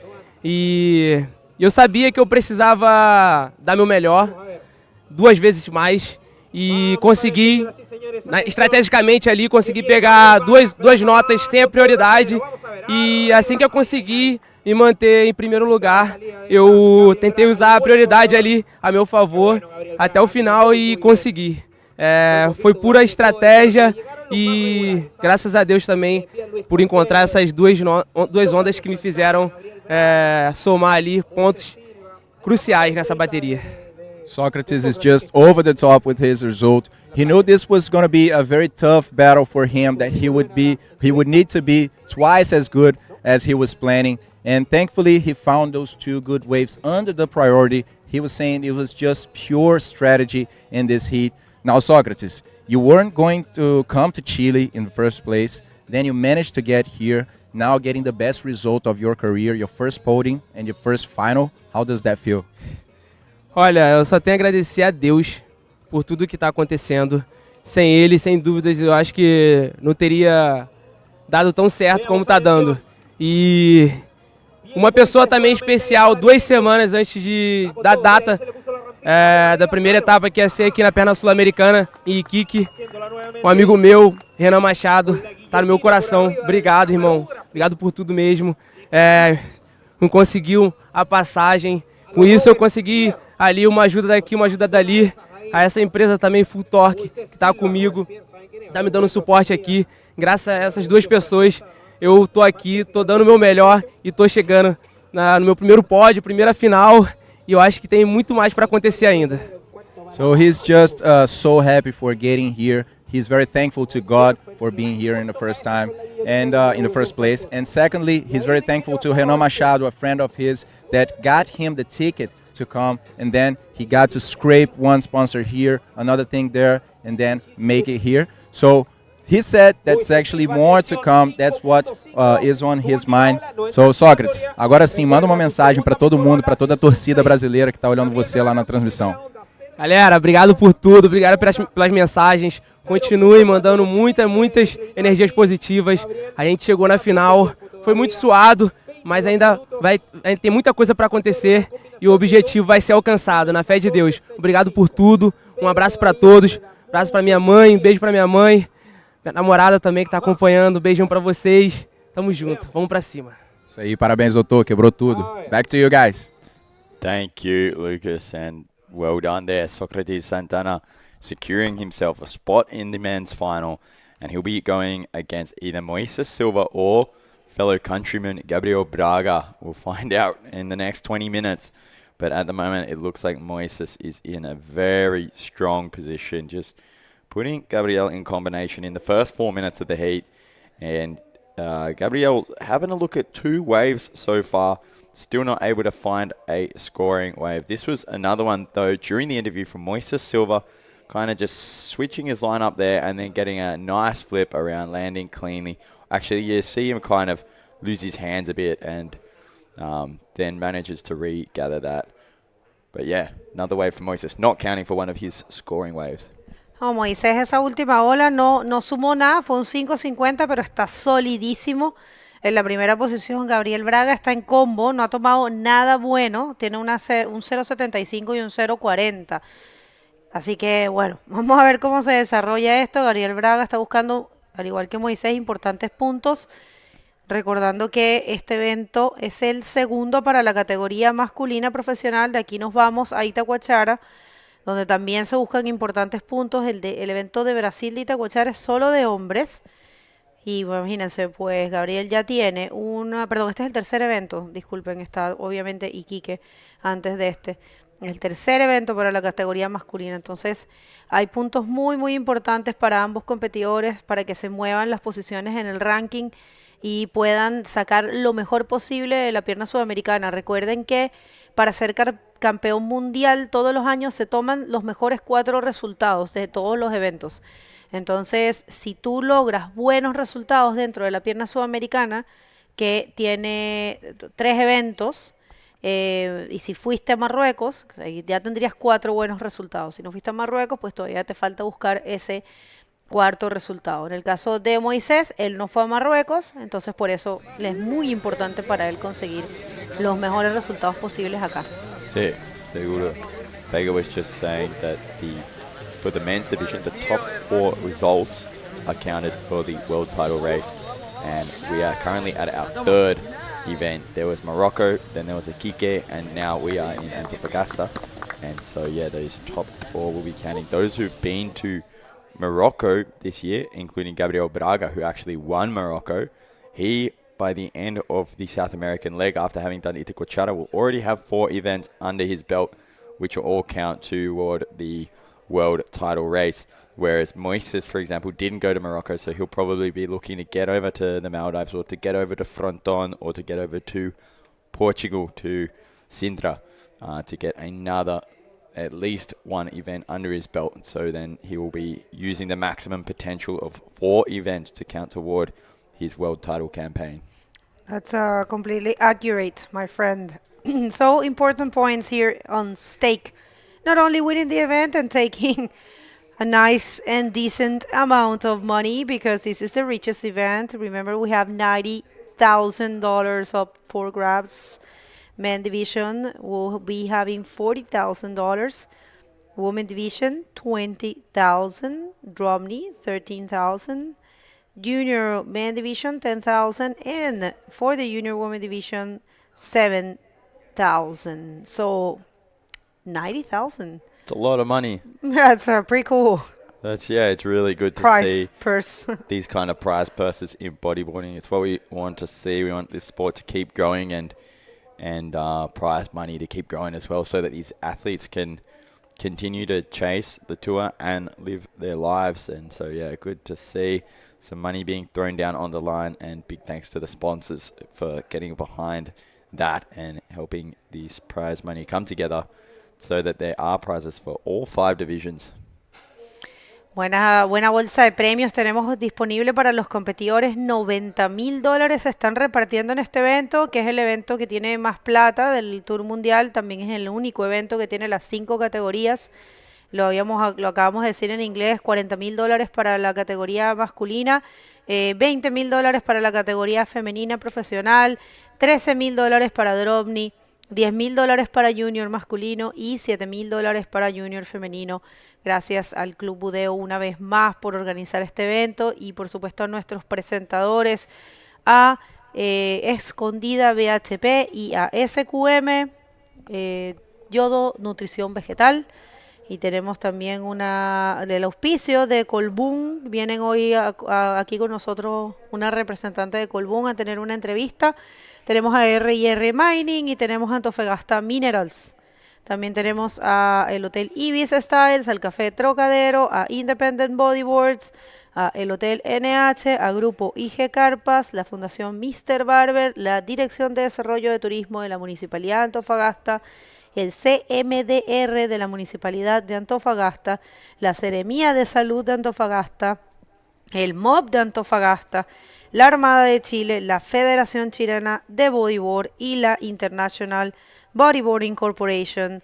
Todos estos auspiciadores, colaboradores y también una lista de media partners. Sí, exacto. Tenemos el Mercurio de Antofagasta, CNC Medios, FM7, 100% puro surf de Surf Beats Radio, Antofa Despierta y también termómetro.cl. Muchas gracias a todos ustedes. Y mira, parece que tenemos Moises Silva de nuevo con la velocidad y otro backflip muy lindo. Completó bien. Y vamos a ver, él está buscando algo mejor que un 6. Sí, bueno, que me ha parecido extrañamente callado es Gabriel Braga. Se han pasado 15 minutos. Y Moisés con esta ola no creemos que vaya a haber mucho cambio de situación. Es una ola de las más pequeñas, sí, es un backflip bueno, pero no creemos que vaya a tener algo más que el 8.75 ni el 6.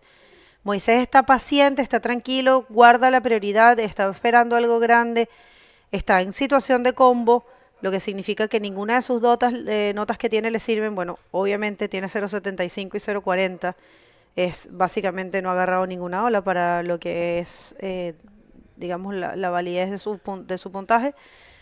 Y la última de Moisés, nada, es un 5.35, no trae ninguna diferencia en la situación. Ahora sí que ya pasamos la mitad del hit y bueno, si Moisés quiere empezar a tener una posibilidad, pues tiene que empezar a tomar olas, porque el tiempo pasa volando cuando estás perdiendo, ¿no? Sí, pasa muy rápido, y cuando estás ganando pasa muy lento. Siempre es así en una manga. Pero yo creo que para Moises se siente bien cómodo ahí con 14.75. Gabriel Braga todavía con nada ni una ola completada. Completada, sí. Y sí, seguro que para Gabriel Braga hay un poco más nervios en el agua ahí. Sí, es difícil igual manejar esta situación. Pero bueno, él en Marruecos cambió la situación al final y no, ojo, porque la cambió y agarró una ola de 10 puntos. Vamos a ver, esta la está agarrando yo creo Moisés, como por no dejarla ir.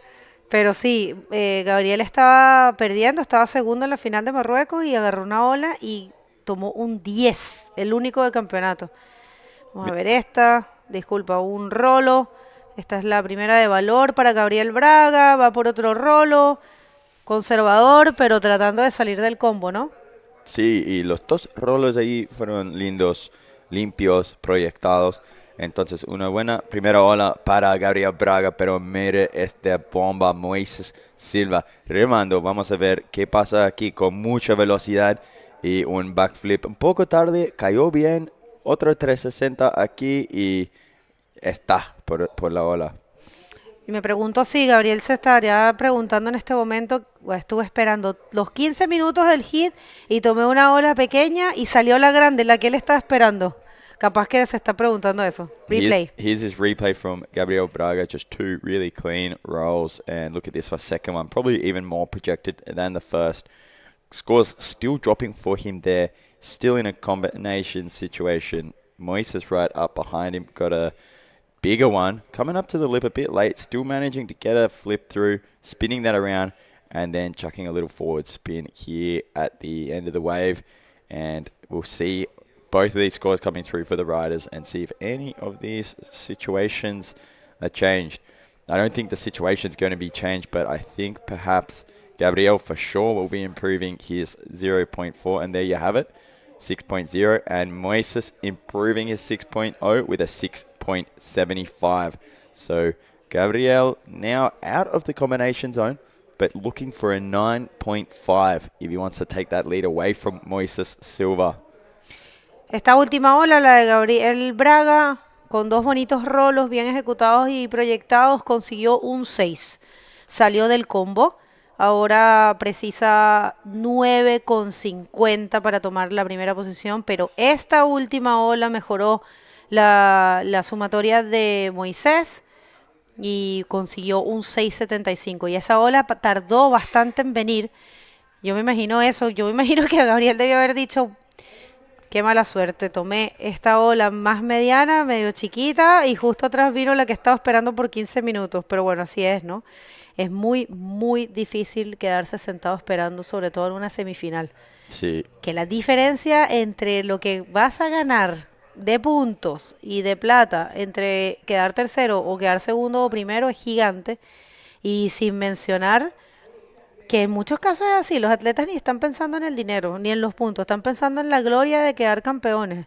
Sí. Entonces, sin mencionar la frustración que sienten, que yo creo que por eso se determinó ya desde el comienzo de la IBC World Tour que no se iban a tener esas finales de consuelo, finales de podium, que sí la vamos a tener en el Dromni hoy, porque así lo determinaron a Mauri y Fabián, que la querían tener. Pero desde que comenzó la IBC se estableció que no íbamos a tener esas finales de podium, porque realmente ¿quién quiere salir a entrar a debatirse el tercero y cuarto después de perder en una semifinal? Sales con el ánimo bastante bajo, ¿sabes? Sales como sin mucha gana porque estuviste un pasito de ir a la final, quedaste mejor repartir los puntos y la plata entre todos. Eso es lo que se decidieron los atletas al comienzo de la IBC World Tour en el 2022 y por eso se dio equal third. I was just saying that we at the IBC World Tour we decided to, and the athletes decided actually, to have equal third. We're gonna get back to that idea after this wave of Gabriel Braga. Nothing there for him. Moisés lo estaba mirando, pero no que lo necesite mirar tanto, pero sabe lo peligroso que es Gabriel Braga. And I was just saying that the athletes decided that they want to have equal third, so they, have the same prize money and the same points, because when you lose in a semifinal, you're feeling a bit down, You were super close to make it to the final. Looks like Gabriel Braga up and riding again. Let's see what he can find here. standing up, goes up to the lip and just knows it's not going to be enough, so it doesn't even bother hitting the flip there, and he'll be kicking back out. He really, really needs to get on one of those sets and to boost something big, something critical, and something well-timed and well-landed. Gabriel Braga still in a very, very tricky situation here.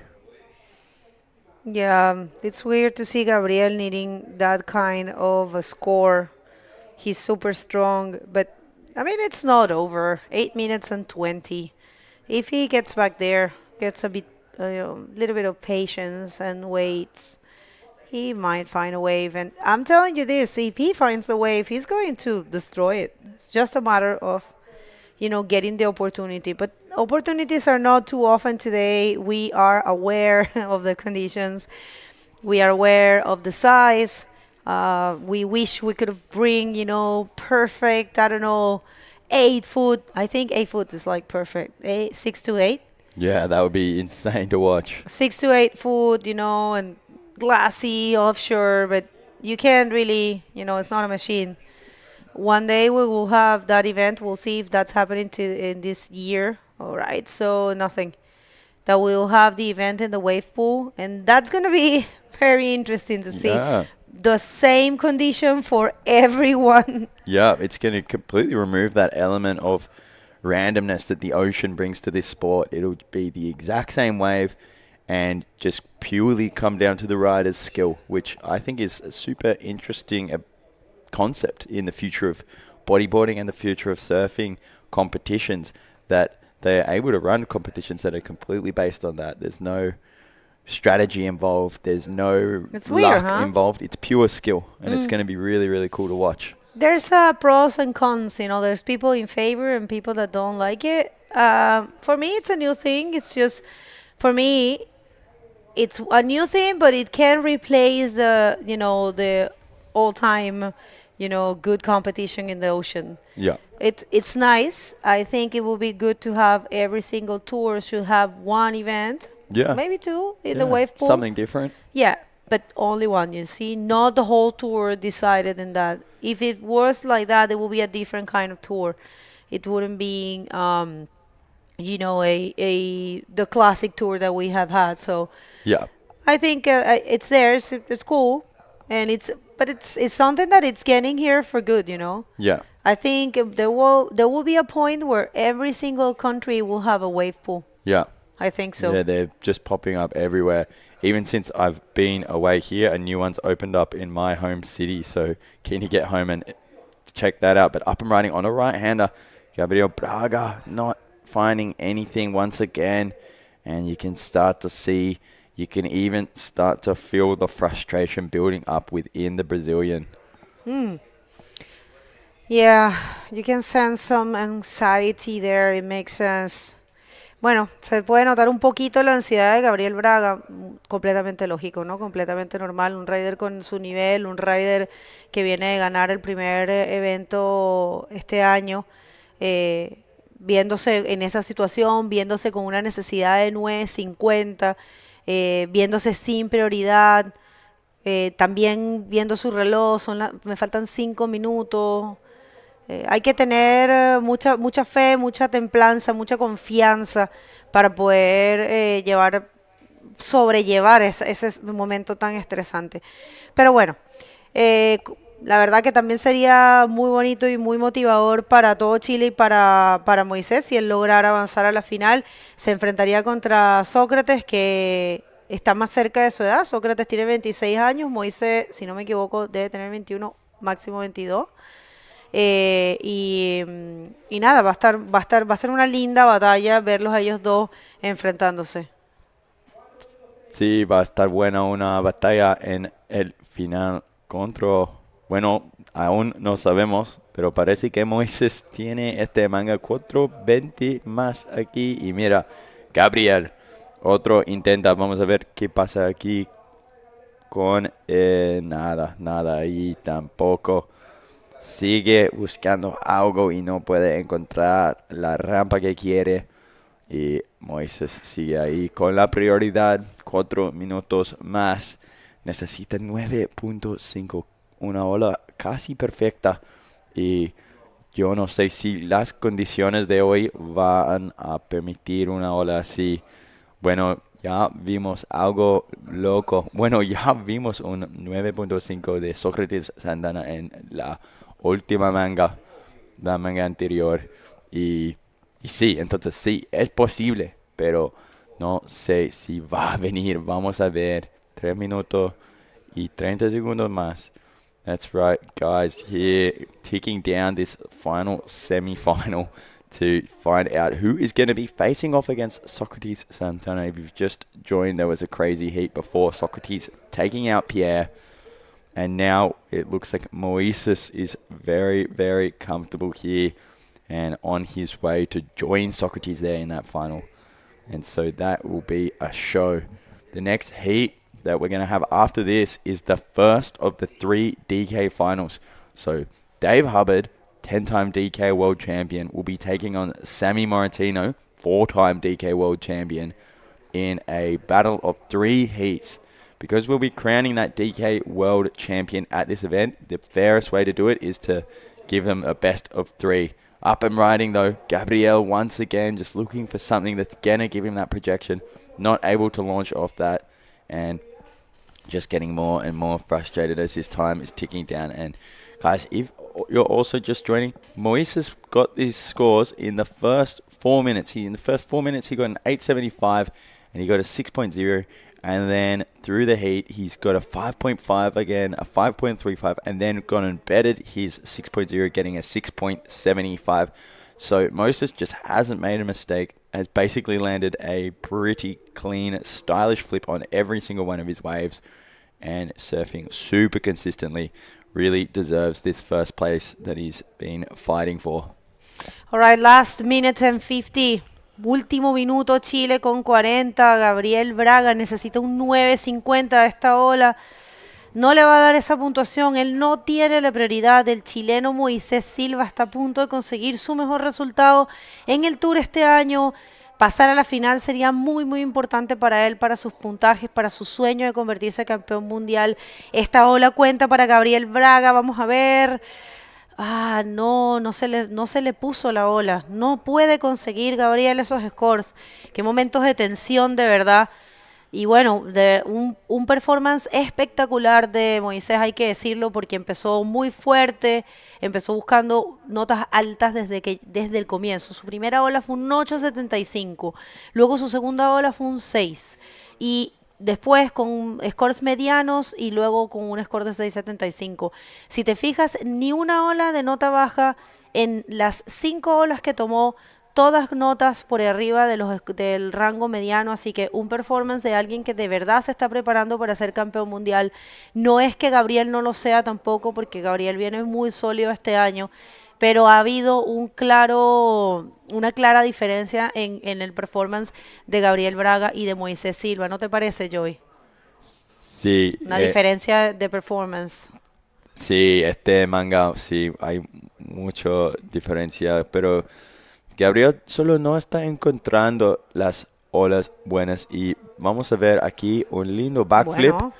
Y eso va a estar la última ola de Gabriel Braga, y ya sabe que ganó Moises y qué batalla. Yo creo, ¿no? Creo que ya lo sabe. ¿Viste cómo se rió con la última?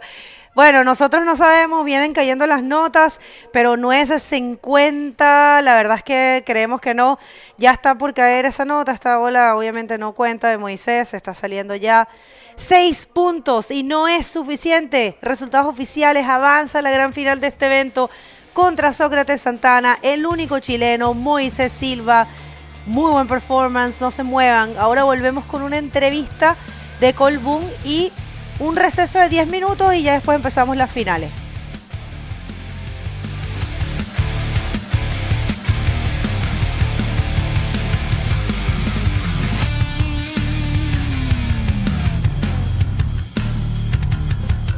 Antofagasta se prepara para el futuro. Impulsamos una minería más diversa e inclusiva. Promovemos la cultura y el patrimonio. Aceleramos el emprendimiento local. inspiramos y acercamos más niños a la ciencia. Y nos capacitamos para los trabajos del mañana. Porque creer en el talento local es futuro. Conoce lo que hacemos juntos por Antofagasta en bhp.com. El futuro lo construimos hoy. Innovamos y desarrollamos soluciones para un mundo sostenible, poniendo en el centro el bienestar de las personas, la creación de valor social compartido, el respeto por el medio ambiente, el fomento de la diversidad y el progreso de las comunidades vecinas son inherentes a nuestro quehacer en la generación de valor a través de un genuino compromiso con la sostenibilidad. Desde el norte de Chile, aportamos al desarrollo sostenible de la industria. SQM, Soluciones para el Desarrollo Humano.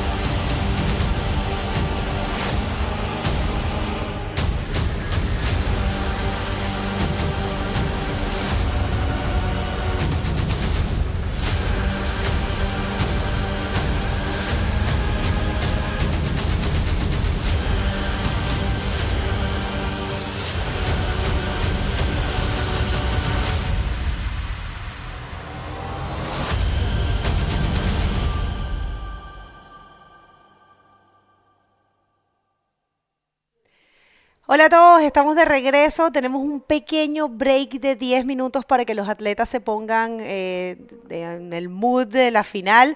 Estoy acompañada de Hugo Leterrier. ¿Cómo estás? Representando a Colbún, coordinador de Relaciones Comunitarias. Sí, muy bienvenido, muchas gracias por estar con nosotros. Muchas gracias a ustedes. Gracias por invitar. Sí, la verdad que es un placer. Bueno, Colbún es uno de los auspiciadores de este evento y estamos utilizando este espacio. Vamos a tener un invitado de Antofagasta Minerals también y queremos escuchar un poquito de ustedes porque sé que tienen un proyecto conjunto con el Club Budeo y queremos saber qué significa exactamente para un evento como el Antofagasta Bodyboard Festival que sea de carbono neutral. Sí, no, mira, primero muchas gracias por la invitación. Es muy importante para nosotros estar en este tipo de eventos. Qué mejor manera de neutralizando el gasto, ¿no es cierto?, que tiene el carbono en el día a día de las personas.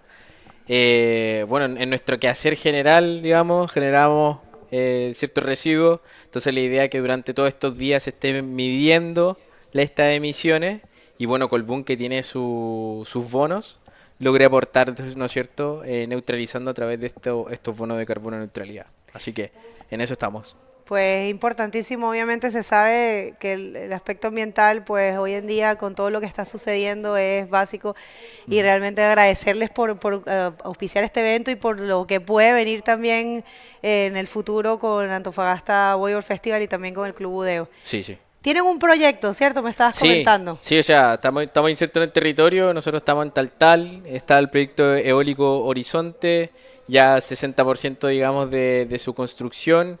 Muy relevante, tenemos ciertos compromisos ambientales voluntarios que súper rápido, pero oye, hemos contratado a cerca de 300 personas, ¿no es cierto?, en el parque, en su construcción.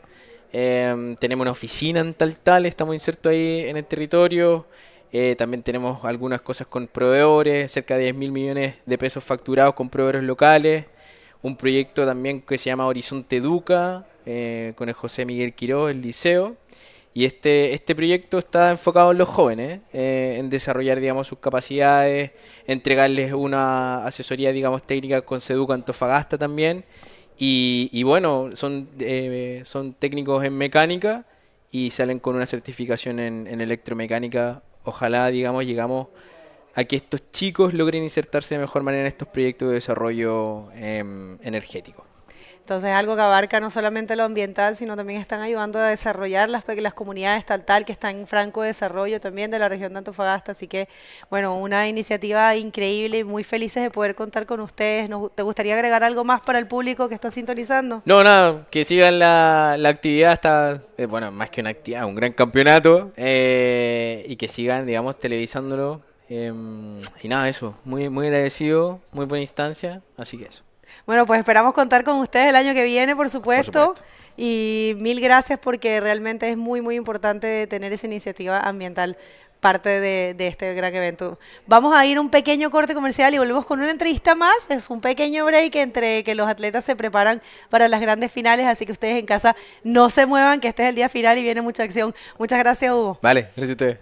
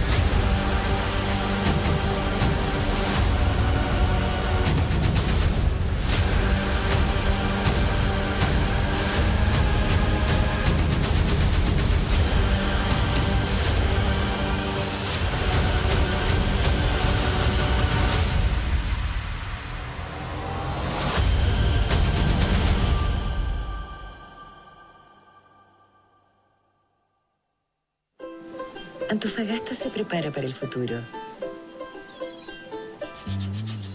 Impulsamos una minería más diversa e inclusiva. Promovemos la cultura y el patrimonio. Aceleramos el emprendimiento local. Inspiramos y acercamos más niños a la ciencia. Y nos capacitamos para los trabajos del mañana. Porque creer en el talento local es futuro. Conoce lo que hacemos juntos por Antofagasta en bhp.com.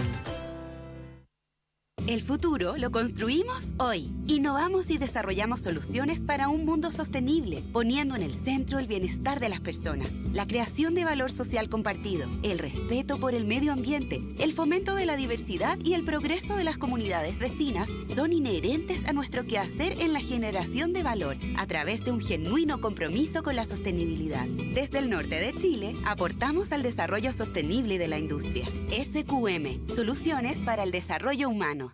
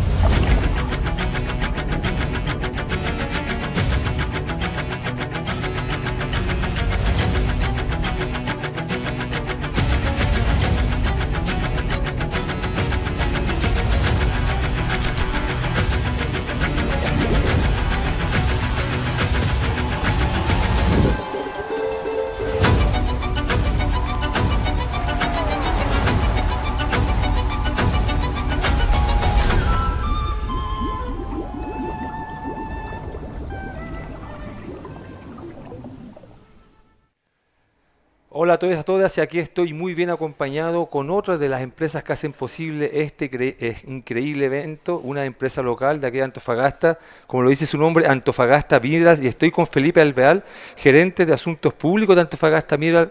Felipe, cuéntanos, tú comenzaste con este evento ayudando en sus comienzos y ahora ya ve que este evento está súper grande y vuelven nuevamente con este apoyo. Bienvenido. ¿Qué te parece cómo está el evento ahora? Bueno, muchas gracias Arturo por la invitación.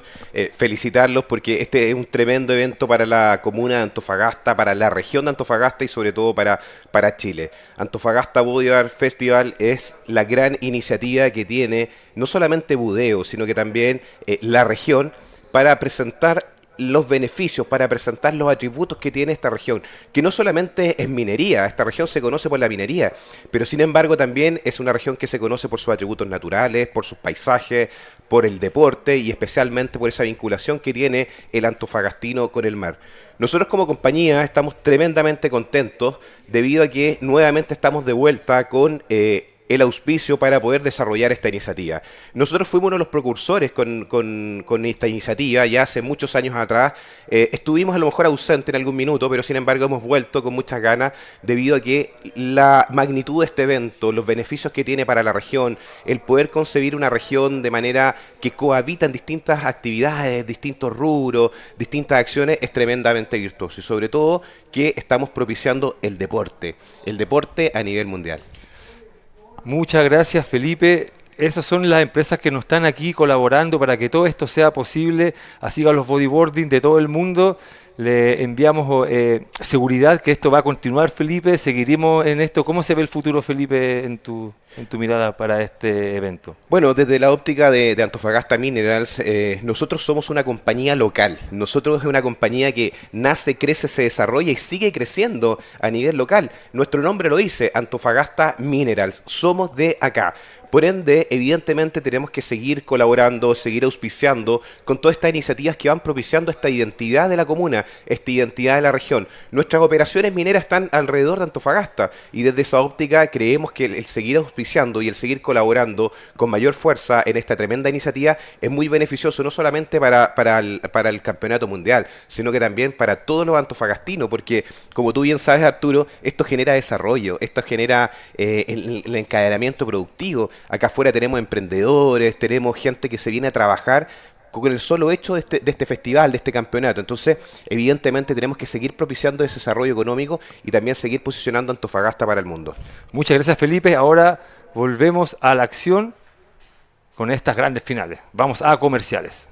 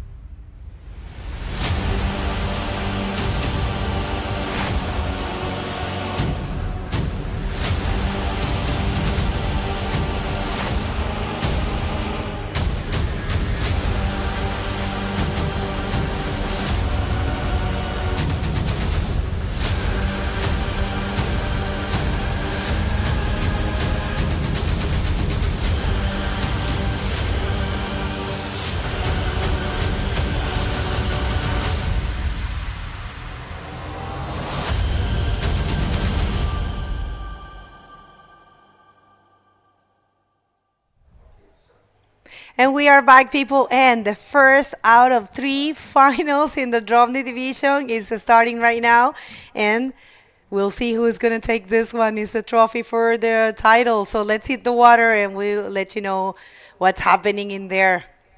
So we have, of course, Dave Hoover facing Sammy Moratino, and in case you missed it, how's this going to go? We will have 3 hits, unless one person takes 2 in a row. Or 2, yeah. So this is a new thing that we are bringing, and this is the first wave of the heat so far. Is Dave, super strong. Did you see that technique?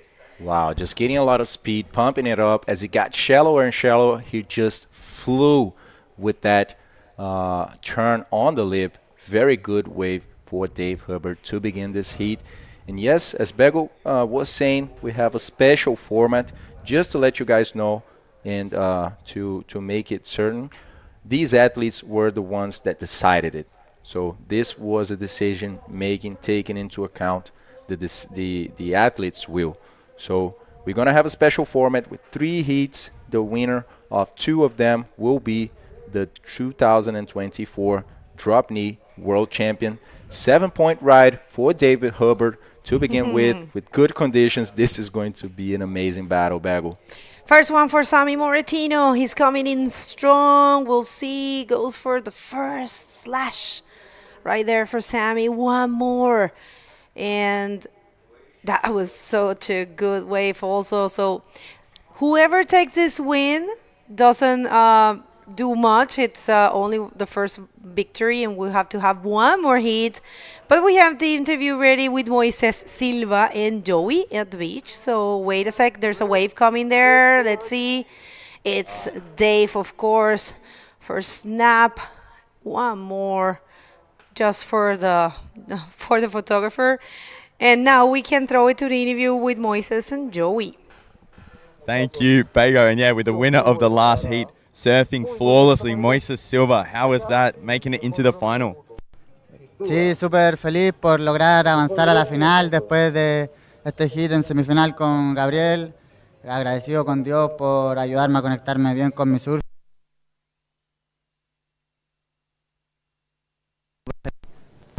Yeah, for sure. Moises was just saying that really happy to make another final, and good battle there against Gabriel. And yeah, going to give it his all. Y tiene un plan o cuál es la estrategia para contra Sócrates. Sí, claro, siempre con una estrategia en el agua, pero no la voy a avisar. Así que ¿Y tienes otras más palabras que quieres decir a la gente? sí, agradecer como siempre a mi familia y auspiciadores por apoyar mi carrera. Estoy muy feliz y súper motivado para darlo todo y nada, con toda la final. Well, good luck y dale su corte. Back to you guys. All right, congratulations to Moises Silva. We have our final for the men division, and we are right now in the first of 3 hits for the final, the drum knee division. So we're doing this one right now, and we're gonna have a winner, and then the second hit, if that same person that took this hit takes it, we will have a champion. Look at that, the Silva twins. Yeah, that made actually a lot of history in last year in Itacoatiara, going to a semifinal together, the 2 twin brothers from Arica. And after that, Moises ended up taking the event.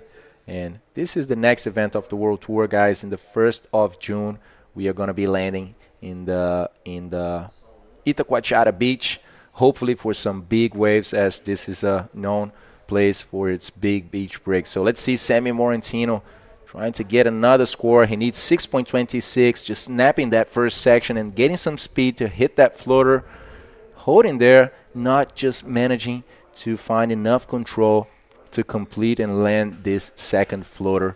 So Sammy Morentino still needs a 6.26. We're still waiting for that score, which is not to be such a good one because he didn't complete the second maneuver. So this one happened while we were in the interview. This is the first, right? This is a 6.25 for Sammy Moretino. And so Sammy is second, is waiting for that score. And this is the 5.50, the backup score for Dave Hubbard with 2 snaps right there. That second one, I believe it was for the sake of the picture. And this is the one that we're waiting for the scores. Last of Sammy. Very nice cut, I will say. And right there, that floater was super good. Let's see if did he hold? Oh no, that's actually not. It's not gonna be the DNS complete. If it would have, landed a little bit more into the flats, he would get a good score for sure for that one. But yeah, it's working his backup score right there. Sammy Moretino coming to the right. Just throwing some water in that first section. A smaller wave for Sammy. passing the second section, throwing a lot of water, but kind of get mixed with the backwash and not able to hold this second maneuver as well. Not very usual scene we are seeing here. Sammy just not completing those last maneuvers on the closeout. But I mean, there's still 14 minutes and 20 seconds for these heats. We are going to be having 25-minute heats in these finals, guys, just in the drop knee particularly, because we are going to be having 3 of them. So there's more than enough time for these guys to find those opportunities. So just in this case, all the other finals are going to be 30 minutes as usual, but these ones will be a 25-minute with more opportunities. There are more than one for them to choose the wave. So Dave Hubbard coming out on top for now. Let's wait for Sammy. Yeah, just loving his backside as well. He's super strong, and the first maneuver was really powerful, and the second one got stuck. Unfortunately, it's been happening to him. He getting a bit stuck on the second maneuver, but it's all right. He's looking for 6.26 to be first. It's very important to try to take the win.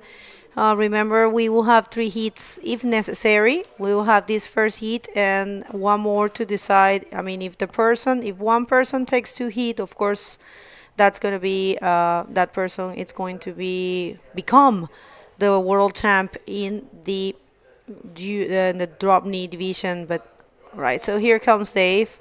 It's a nice looking one. Just goes for the first snap, and maybe one more. 2 all the way till the end, and it's been just repeating the combo that he has been doing throughout this heat so far. I don't know if that's going to be more than the 550. We need to see the front look. It looks way different. Yeah, Bago, definitely.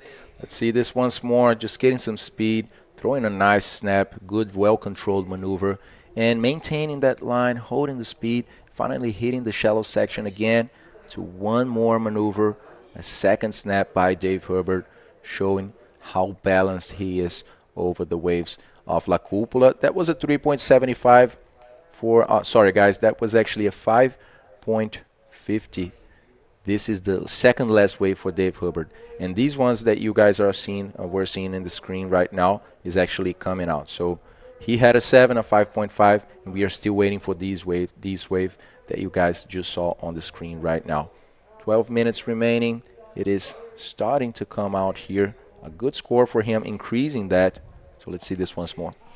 Yeah, actually the front look was way better than, the one from the drone. He just threw way more water than he did in the previous backup score in the previous wave. And yeah, that's why he gets a 6.65. And now Sammy is looking for a 7.40. Just remember, people, in case you missed it, a full Hawaiian heat here. This is the first out of 3 heats that we are going to have to define the world title. This is something that the riders decided, and there's some information at the IBC World Tour official Instagram. Let's see this one. It's Sammy, first turn. Is he going to find something else? He does. I don't know if that's going to be the 7.40. It's a bit difficult that he gets a score for those 2 turns.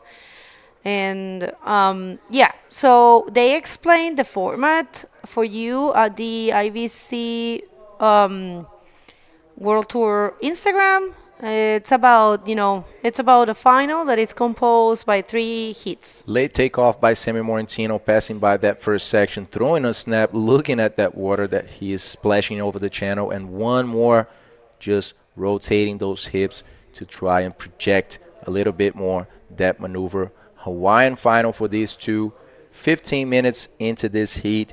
And so just so you guys know the order of the draw for today, we have the drop knee first final going in the water right now. Next we will follow with the women final and then the man final going in the water. So we just have finals from here on, except for the decision between the 3rd and 4th. That's going to be between Amaury Laverne and Fabian Tazar as well. They decided this format. They decided to go in a different format that we usually see on the IBC World Tour.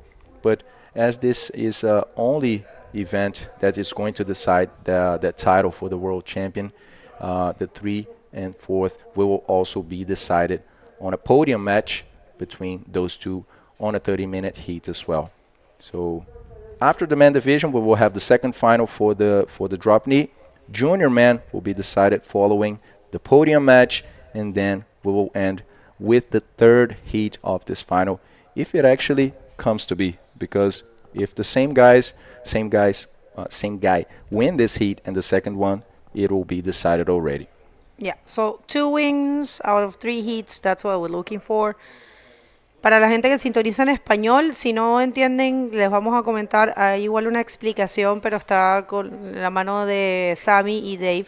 Ellos votaron para traer un formato diferente porque como este es el único evento de este año que tenemos para la categoría del Omni, en donde se va a definir el título mundial, pues se les va a dar la posibilidad de tener 3 finales. Sí, en el primer hit gana uno, en el segundo hit gana otro, van a irse a un tercer hit en donde se va a definir. Y el que gane el tercer hit, pues ahí sería el campeón. Pero obviamente, si uno de ellos gana el primer hit y el segundo hit, pues ahí ya se convierte en campeón mundial de Omni. Es algo que no se había hecho antes, pero que ellos propusieron y no vimos ningún inconveniente. La comisión técnica no vio ningún inconveniente y lo aceptaron. Así que también vamos a tener algo que normalmente no lo hacemos en la IBC World Tour, porque eso es decidido por los propios atletas. Ellos votaron eso. Mira, ahí se prepara Maira Viana para enfrentar a Yuka Nishimura en la final femenina.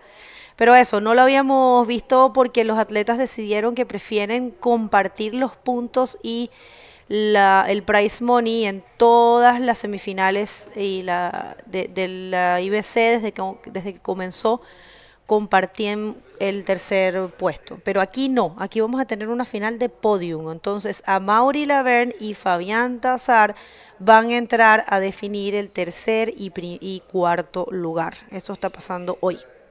Va a ser muy bueno asistir a Amaury y Fabián una vez más. Split pick. There My he favorite. goes. Beautiful ride by Dave on the left, and beautiful ride as well for Sami, just splitting that wave. And these are going to be good scores, I believe, for the 2 Hawaiians. We're going to check that replay pretty soon. But let's see who gets back to the spot right now, as each of these riders are pedaling back to the outside zone. Maybe Sami getting closer as he just went to the right, and might ended up getting to the outside a bit faster, I think, but still not decided. Let's see that as we are waiting for the scores from these 2. So Dave going to the left, a lot of speed, quite sizable wave, going for a floater in the first section, managing to hold that control and speed, and now just taking out of this one. Yeah, no, Sammy showing a lot of control also to his backhand.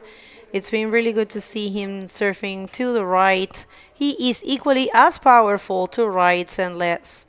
It's not all the riders, all the drop knee riders in the world can say that they have an equally as good level of riding to frontside and backside. So very good job there for Sammy, the meerkat, he's been called. And he is getting his best score, I believe, after that one. And Dave gets a 6.25. It doesn't add anything to his account, but check this out. Sammy Mortino just got a 7.5 and changed the situation. Now he is first. So let's see if he is the one taking the first win out of 3 hits. This is a replay of the 6.25. It's he was trying to do that lip floater that he loves. That was actually more of a simple floater, I believe. And yeah, it was a good maneuver. It's just that the fact that this was a backhand approach for Sammy, and he was actually spraying buckets of water there. I believe, yeah, that second turn was different. The second one was much more aggressive. Oh, it That's makes why sense. I think the 7.5 came out from Bagel for sure. Better wave for Sammy Mortino on that last exchange. Fazer uma atualização em português também para quem vai assistir a próxima bateria. Vamos ter um formato diferente aqui na decisão do drop knee. 3 baterias vai ser a decisão dessa. Vai ser o melhor de 3, como nós dizemos no Brasil. Vão ser 3 baterias entre o Sammy e o Dave. Quem ganhar 2 vai ser o campeão.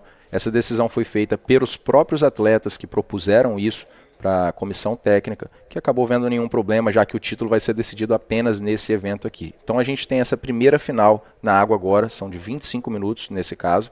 Depois a final da categoria Woman, categoria feminina, entre Yuka Nishimura e Maíra Viana. Seguimos com a final da categoria Man, onde Sócrates Santana vai estar enfrentando Moisés Silva de Arica. E aí vamos para a segunda final do Drop Knee também, entre esses dois. Seguindo com o Junior Man depois, onde vamos ver Unas Pascual do País Basco, Unash Pascual do País Basco, um nome um pouquinho diferente para a gente na pronúncia brasileira. Vai estar enfrentando Esteban Godoy, que acabou de fazer 15 anos, da 5ª região aqui do Chile, muito forte. Depois a gente vai ter também o Podium Match, que vai ser uma decisão entre o 3º e o 4º colocados na categoria Drop Knee, entre a Mauri e Fabian Tazar, uma bateria de 30 minutos. Dave Hubbard going into one more left, just throwing a lot of water, trying to get into that barrel pretty late after that carve, but just not managing to get out of this one. All right, yeah, he's just trying to get that first position.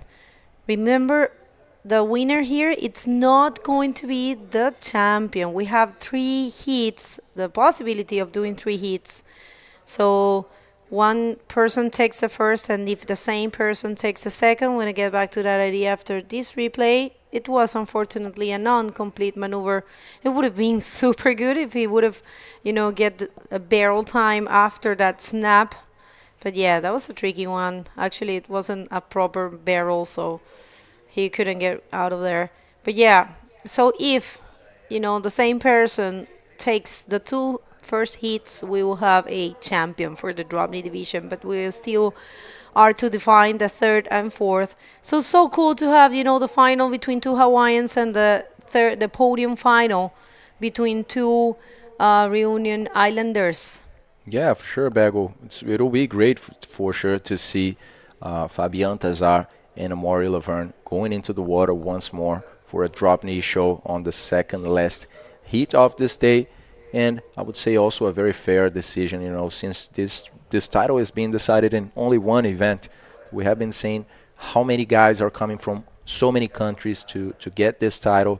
So I would say this is a decision by the athletes to make it a little longer, a little bit more fair with more heats, and try to differentiate themselves a little bit more with the score. So yeah, definitely worth sticking with us here for a few more hours to check another show by the Reunion Islanders as well, a place where drop knee culture is so strong, just as it is in Hawaii. All right, Dave is looking, but Sammy is also. But Sammy, I don't think Sammy is playing the blocking game. You see, he's staying cool and calm there. But yeah, that's not a 6.76, And actually, Dave, he has been winning all his heats in this event since the very first time he came to compete here. That was in 2022. So from 2022 throughout the whole event, and throughout the whole event in 2023 and this event, he has been winning every single heat. So if in this heat he doesn't win, it will be the first time for him, because maybe happens, it's Sammy is 50 seconds away from that, and right now he's holding the priority, so it's pretty likely that Sammy takes this first win and have the opportunity to take the title. It will be pretty cool for him to get his 5th title. He's holding 4, and it would be super cool as well for Dave to take his 11th title. Yeah, we'll make history for sure. And this is the last wave for Dave, getting a 5.30 with that floater on a smaller wave, showing a lot of control as well, but not just a opportunity that had the potential enough to give Dave a 6.76 that he needs. So 9 seconds remaining. He is going for one more attempt on a very small wave. Let's see what Dave is capable on this one, getting that shallow section going under the lip for a while, but I don't believe that's going to be a 6.76. So on this first one is Sammy's doing well and coming out on top. Yeah, you showing know, off. this is only the first out of 3, but hey, Sammy just got something that has never done before. I mean, he actually made Dave not breaking that good, excellent performance of not losing any heat. But he's going to come back for the second heat of the final. But we are going to a quick commercial break and going to be back for the women's final. Don't go anywhere.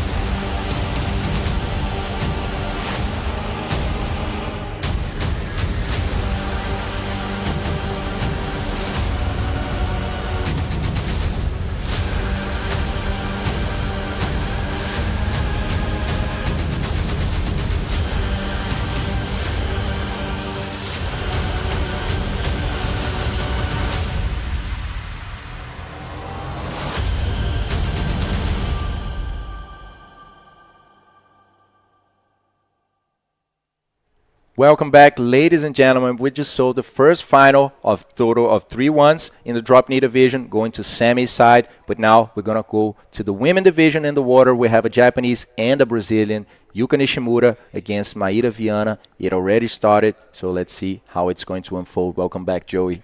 Thank you. Great to be back here commentating this women's final with you, Lucas, here at La Cupola Antofagasta Bodyboard Festival. And I believe there has been a little bit of action already and potentially some interference action. And let's see, this is really interesting. I think at this point there was still no priority set. So it's going to be really interesting to see, because Maíra did a paddle from one side to the other, paddling right and then hooking back around. We're going to wait and see how the judges interpret that. Either way, it was a closeout wave. And no one got anywhere. Yeah, começo de bateria já polêmico aqui, eu diria. Possivelmente uma situação de interferência, já que nesse início de bateria a prioridade ainda não é estabelecida. Então a prioridade ela é estabelecida assim que um atleta vai na sua primeira onda, ou que ele rema na sua primeira onda, ele pega a última prioridade.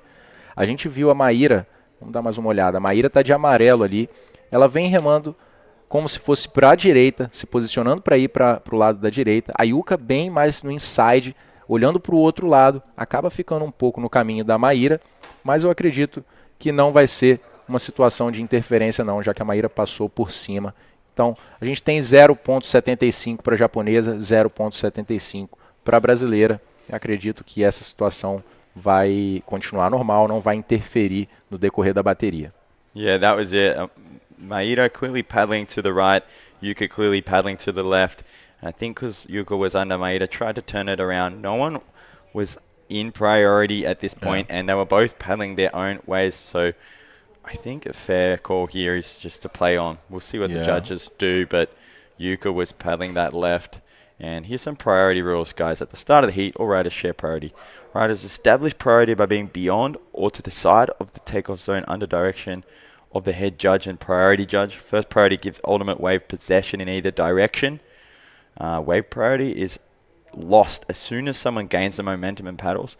I think the rules there's a few more rules there you can keep reading. I won't keep reading them out for all of you guys, but I think the one that comes into play here is that it was at the point of the heat where it was a shared priority, and Maíra really put her paddle going right.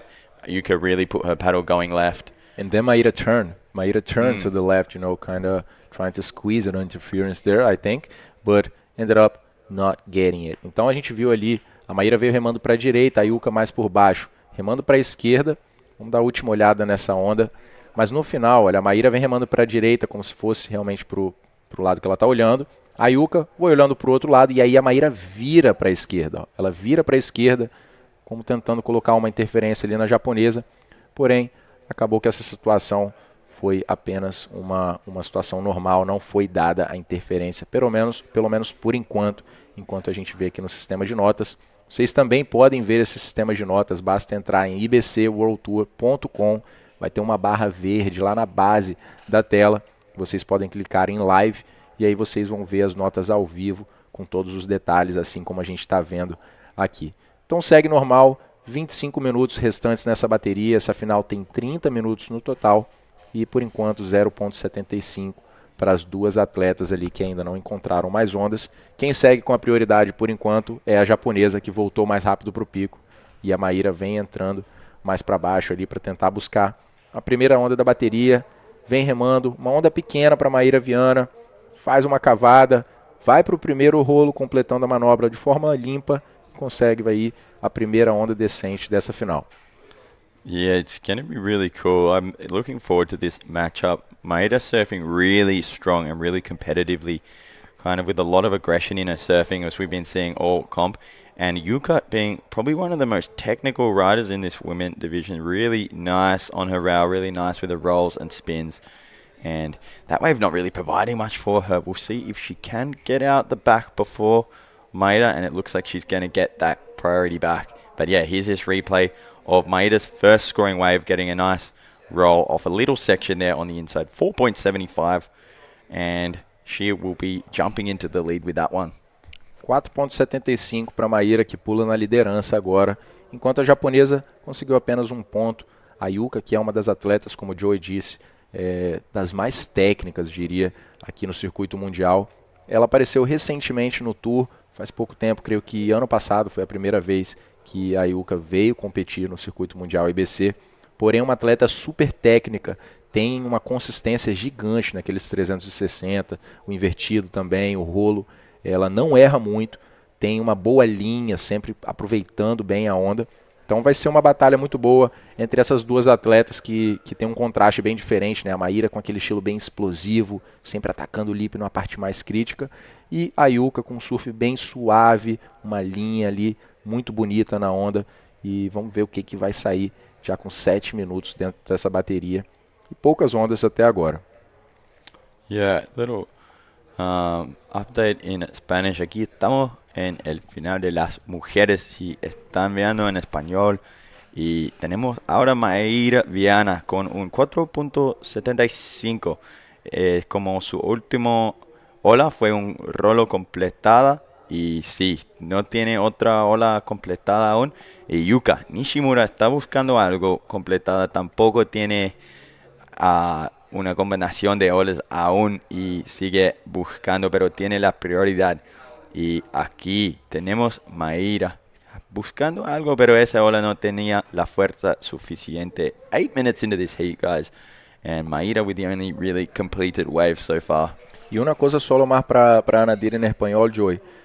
No se salgan de ahí porque la próxima manga va a ser la gran final entre Moisés Silva y Sócrates Santana. Entonces, como ven en pantalla, el ariqueño va a enfrentar el brasileño que viene desde puesto 5, la misma tierra de Guilherme Tamega, y viene muy fuerte el brasileño, ganando todas sus mangas, pero una batalla muy fuerte entre esos dos. It looks like we've got Yuka Nishimura looking here for something and getting a very strong roll out of a small wave on the right, but it stood up really nice, allowing her to just time that line around, and that is a completed wave for Yuka Nishimura. Now they'll both be in a pretty competitive position from this point on, I'd say. Yeah, it was a very good wave for Yuka, just hitting a clean section, but after that, just getting to a deep part of the wave, so clean roll, as you guys can see, just landing basically on a deep part of the wave where it lost all of its energy. So 4.25 for Yuka Nishimura on a short right-hander, just staying in the second position, although she needs now a very small score to beat Maíra, 1.26.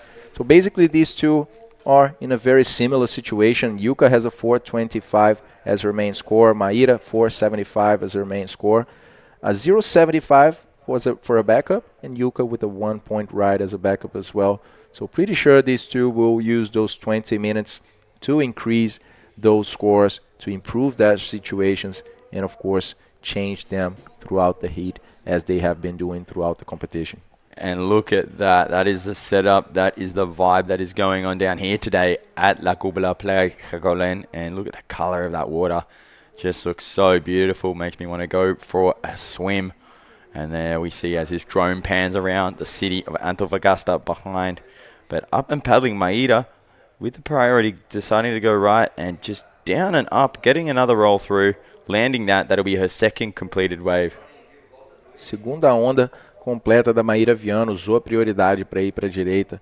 Já já nós vamos ver esse replay da brasileira, que está bem focada ali em usar a prioridade contra a Yuka. Ó, dá uma olhada, ela vem botando pressão, vai para a direita, bate ali na fechadeira, consegue completar um rolo não tão limpo, mas uma sessão muito boa que ela bateu, a onda armou bem. Normalmente essa direita ali de La Cúpula, quando está pequena assim, é uma onda mais rasa, que faz uma parede melhor.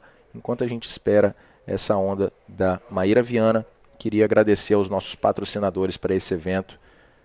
Escondida BHP, SQM, Diodo Nutrición Vegetal. So let's see this once more in the meantime. Yeah, just nice, down and up, gets a roll, gets the section, lands that, and it was a bit bigger than her first roll, so I think she'll be getting a little improvement there. Still looking for a backup score in general, so it'll definitely be adding, and Yuka will be put back further into the second place, needing to chase something, and there we have it, a 5.0 for that. So slightly improving on her first one, and Maíra Viana in the lead here in the women's final at Antofagasta Bodyboard Festival.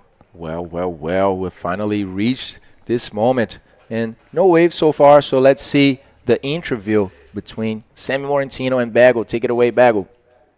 So much, guys. Well, Tammy, just too soaked, or super soaked, actually, never two.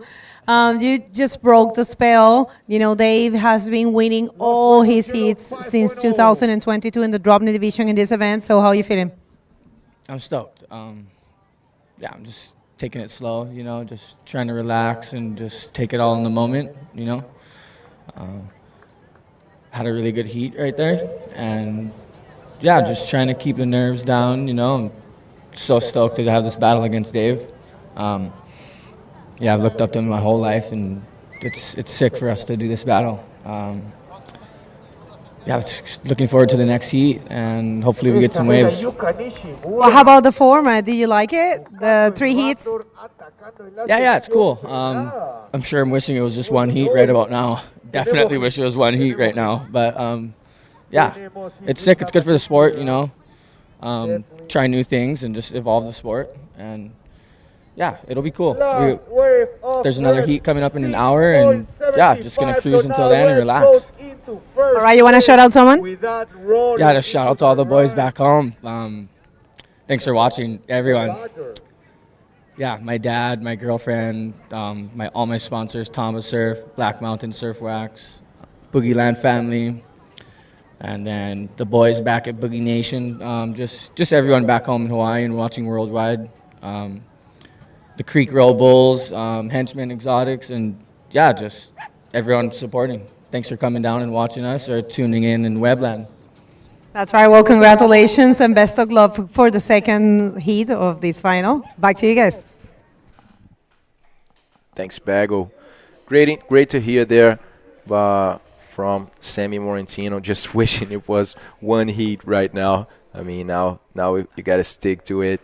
And, yeah, that's going to be a fair decision for sure. I mean, I really like that they proposed it, you know, and as it's just one event to decide that, I think it's a fair decision. So next heat will be quite decisive as well. If Sammy manages to get that win, it's his title. But if Dave comes with one more point, then they will have to get out of that draw situation and one more heat. Yeah, that's it. Exactly, touching on what you were saying, having the, hang on, we're going to catch a replay first of something that happened. This was a 6.75 for Yuka. Most critical section hit and lands a roll. That will be really good for her. She actually has taken that first place, as you guys probably already saw on your screen now. Maida needing a 6.01 to take back that lead. Yeah, pretty good. Aggressive roll by Yuka. A Yuka japonesa conseguiu um 6.75 naquela direita que vocês acabaram de ver ali. Partiu para a agressividade na direita e conseguiu a nota que ela precisava. Agora a Maíra fica ali necessitando um 6.01. Maíra está segurando a prioridade. Poucas ondas aparecendo agora nesses 15 minutos e 20 restantes da bateria. Yeah, 15 minutes to go. And yeah, sorry, touching back on that thought we were talking about with the DK, I really think it's good. One event to crown the world champion, so it's only fair these guys will have 75 minutes in total battling it out to see who is the better rider, Dave Hubbard or Sammy Morantino. And yeah, it's going to be cool. If Sammy does win that next final, that's it. He'll win the best of 2 out of 3, so that we won't even run the third. If Dave wins, it'll come down to a tiebreaker. But yeah, there is the Japanese support team. They're supporting Yuka Nishimura in the water.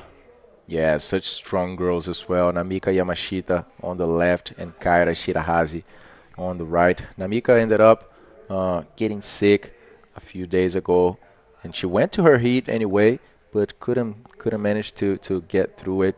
But Kaira actually advanced a bit more than Namika, just displaying such a good level of performance as well. I mean, Kaira is a new rider on the tour, but she's just showing how technical she is, you know, how solid and consistent she is as well on different types of waves. You know, in competition you gotta be this complete, and these two, you know, going to Morocco and then Ikiki, just Wahine as well, just showing in different types of atmospheres and contexts how good these girls are, representing the Japanese power, and how good it is as well to have one Japanese on the final here in Antofagasta. I believe it's Yuka's first final for the World Tour. So yeah, one of the most technical riders. She is very experienced as well. Has a good background in Japan on the nationals there, and just finally reaching that final here in the World Tour, in the biggest event of the World Tour, the Antofagasta Bodyboarding Festival. Yeah, really cool to see that experience coming in here. And let's have a look, see what's going on. Split peak. We're looking from the drone at the moment. Maeda landing a roll by the looks of it. Not sure how projected it would be. And red was just an in and out. So that is the results of that split peak there. And we'll see who can get that priority. Yeah, Yuka just kicked off there, staying all the way out the back. So she'll have that priority now. 6.01 for Maeda. Maybe we'll catch a replay from the land angle to see the criticalness of the roll. É isso aí, a gente teve uma onda dividida ali pelas duas atletas. Para Yuka foi só um in and out, e para Maíra foi esse rolo que vocês estão vendo aí na tela. Teve uma sessão boa para ela, mas acabou não conseguindo tanta projeção, assim, acabou não decolando tanto. Vamos ver se essa onda vai ser suficiente. Acredito que a Maíra possa aumentar um pouquinho, talvez aquele 4.75. Conseguiu 5,5 nessa última onda, aumentando um pouco a sua situação, porém ainda não é suficiente para a brasileira passar para a primeira posição. Maíra segue precisando de 5.51. And it looks like these girls are not catching any waves soon, so now we have some time to thank our sponsors. Escondida, BHP, and SQM, Yodo Nutrición Vegetal, present this event to you guys. It is also produced by Club Budeu and sponsored by Kobun, Ere Yere Mining, and Antofagasta Mineral. And let us know who are our collaborators for this event, Joey. Yeah, we've got collaborators here. Of course, the IBC, International Bodyboard Corporation. There's the Brazilian crew supporting Maeda. Independent Bodyboards. Café Trocadero, Hotel Ibis Styles, Hotel NH, Group IG Carpas, Fundación Mr. Baba, Dirección de Desarrollo de Turismo Municipalidad de Antofagasta, CMDR de la Municipalidad de Antofagasta. Y mira, tenemos acción aquí, un rolo bueno, pero no completo. Yuka Nishimura intentando otro derecha, y she was trying another right and not able to complete that roll. And she'll be getting back out there. Maeda still sitting out the back, holding on to that priority now, which is what she wanted. Now she has right of way to go and get a wave that'll help better her situation. And I'll just finish off this list of sponsors. MOP Antofagasta as well, Armada de Chile, Federación Chilena de Bodyboard y Seremía de Salud Antofagasta. Muchas gracias a todos ustedes colaboradores para ayudarnos, para ayudar este evento. Y sí. Y gracias también a nuestros media partners para ese evento, al Mercurio de Antofagasta, CNC Medios, FM7, 100% puro surf de Surf Beats Radio, Antofa Despierta y Termómetro.cl. Gracias a todos también que estuvieron sintonizando aquí con nosotros en estos varios días de competencia. Finalmente llegamos al momento final. Hoy es el último día de competición aquí en la playa Jacolén, pero mañana todavía tenemos actividades aquí, tenemos la Feturis, tenemos show aquí con los raperos chilenos y mucho más también. Entonces no dejen de venir. Mañana tenemos Kistemec, 26 de mayo, el cierre del evento, y hoy tenemos Saturno aquí en Playa Jacolén, en la propia estructura del evento. Entonces no dejen de venir, va a ser un día increíble, lleno de actividades también para todos que están aquí en Antofagasta. Y si no están, sintonicen aquí con nosotros, vamos a pasar todo ese día retransmitiendo este evento y pasando a todos un poco de lo que pasa aquí en Playa Jacolén. La próxima manga, la manga siguiente, es la gran final de la división Men, donde vamos a ver el brasileño Sócrates Santana enfrentando Moisés Silva desde Arica a representar también Chile. Sí, eso va a estar muy, muy épico. Entonces, compartir este enlace que tienes para a tus amigos, entonces pueden ver también, pueden apoyar el único chileno y único brasileiro en el campeonato, en los finales. Gabriel Braga Sócrates Santana contra Moisés Silva. Y eso va a estar muy, muy bueno. Y sí, puedes ver ahí, Gabriel Braga fue del semifinal, Moisés le ganó y ahora va a confrontar Sócrates Santana. Sócrates Santana, temos mais um brasileiro, essa é a próxima bateria, a grande final na categoria Men, categoria masculino. Um chileno, vem de Arica, Moisés Silva, um atleta muito forte, foi o vencedor, esse rapaz aí do Itacoatiara Pro no ano passado, fez uma semifinal histórica também com seu irmão gêmeo, Rodrigo Silva. E ali atrás a gente tem o Sócrates Santana, que veio ganhando todas as baterias, mas vamos dar uma olhada aqui agora para essa bateria, vamos focar com as mulheres.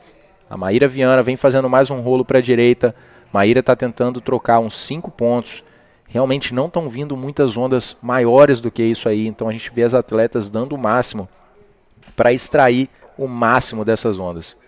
Taken off here, here's his replay, just resetting the line there, scooping around, clean section and finding that, getting a roll out the end there. She's looking for a 5.51 and it's going to be really interesting to see what the judges give that. Yuka now with that priority, and if Maeda does manage to get that score, Yuka will be chasing something and something bigger than that 425 that she's sitting on. And so we'll be seeing this score drop through, and there it is, guys, 5.85. Yuka Nishimura now is looking for a 4.60 if she wants to take back that lead. Maeda in first place. Uau, mais uma mudança de situação nessa bateria. Aquele último rolo para a direita da Maíra foi 5.85. Vamos dar uma olhada nessa onda. Ela traz um pouco no início, conforme a onda arma, aí sim ela faz a cavada, completa esse rolo.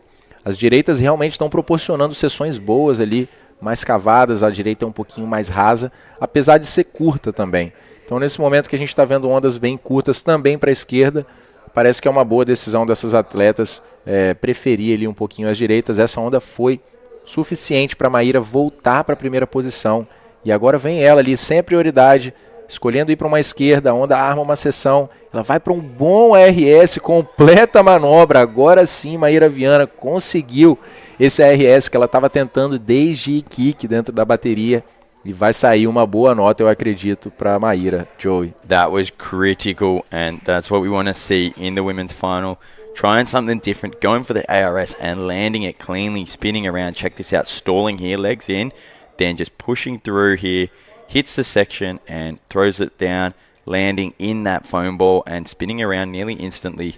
This is so sick, and this is what we want to be seeing in the women's division, trying new moves, trying more critical maneuvers. Now Yuka Nishimura has her work cut out for her. Getting a roll there on a powerful section, and you saw her head but wasn't able to punch through, but wow. That was a critical section as well for the Japanese there, but unfortunately she couldn't hit it through and complete it cleanly, so ended up staying behind the white water. But what a good wave for Maíra. She has been trying these ARSs since Iquique, Joey. She has been trying this maneuver on the semifinal, on the final as well in Iquique, and it came out 8-point ride for the Brazilian. 8 pontos para essa última da Maíra.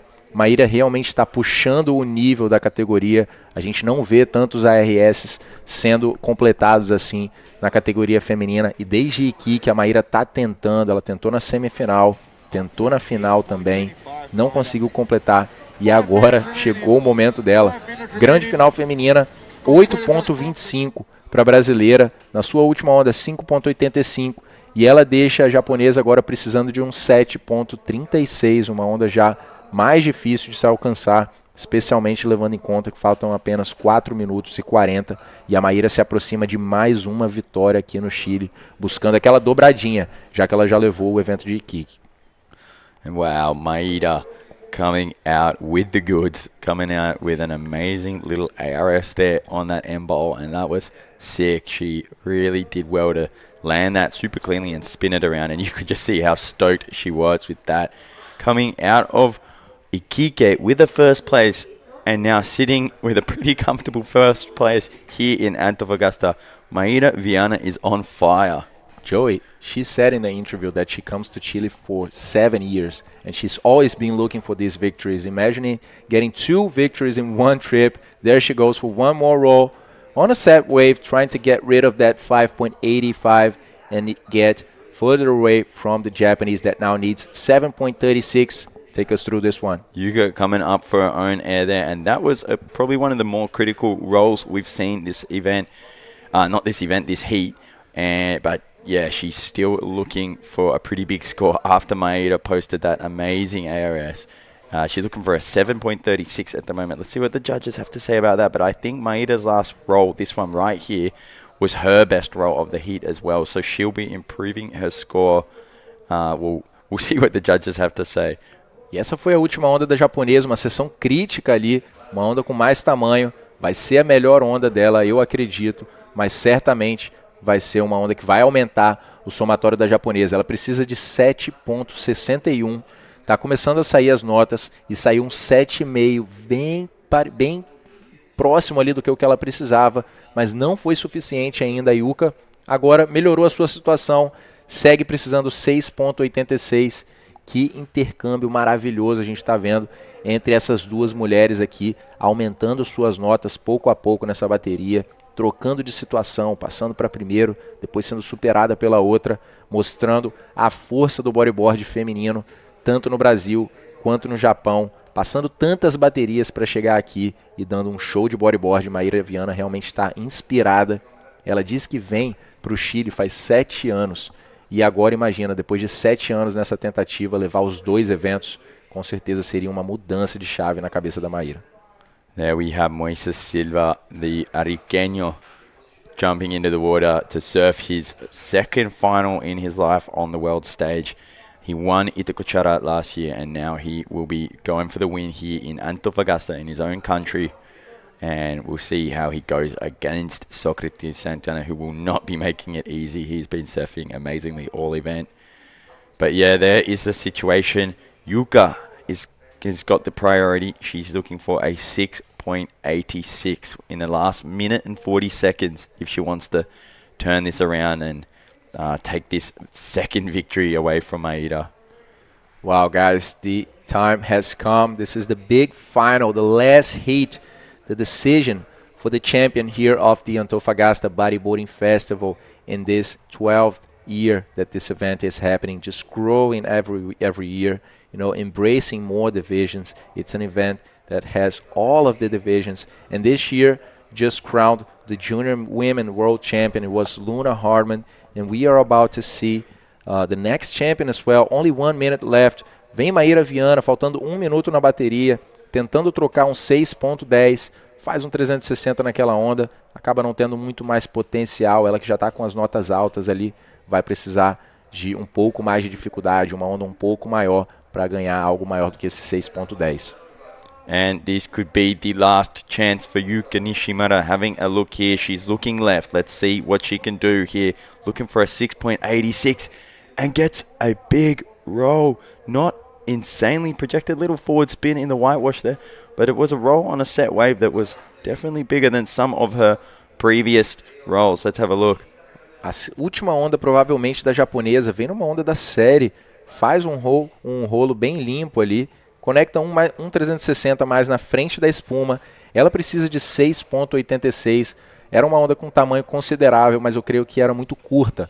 Foi uma onda que ela não teve tanta linha, não fez uma cavada tão expressiva.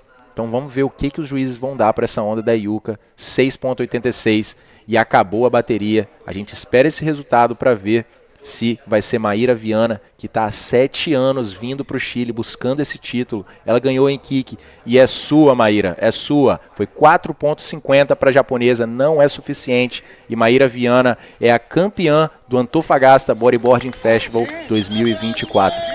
Wow, congratulations, Maíra Viana, taking it out once again. And look at that absolute stoke right there. The glory. She's gone and done it ahead of Yuka Nishimura. 2 in a row. Wow, she is on an absolute tear. But guys, we have the men's final starting right up after this. So don't go anywhere. We're going to have a quick commercials and then be jumping in the water with that.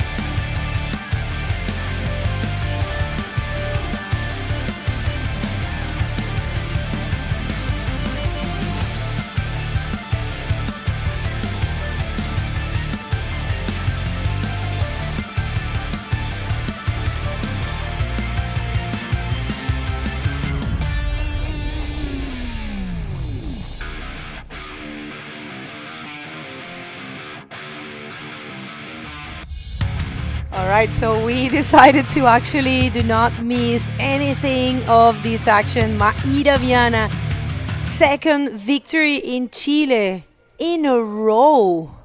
That's amazing. That's really remarkable. Yeah, it is. And you can just tell by the stoke on her face. How is that smile? Just so pure glory here at La Cupola.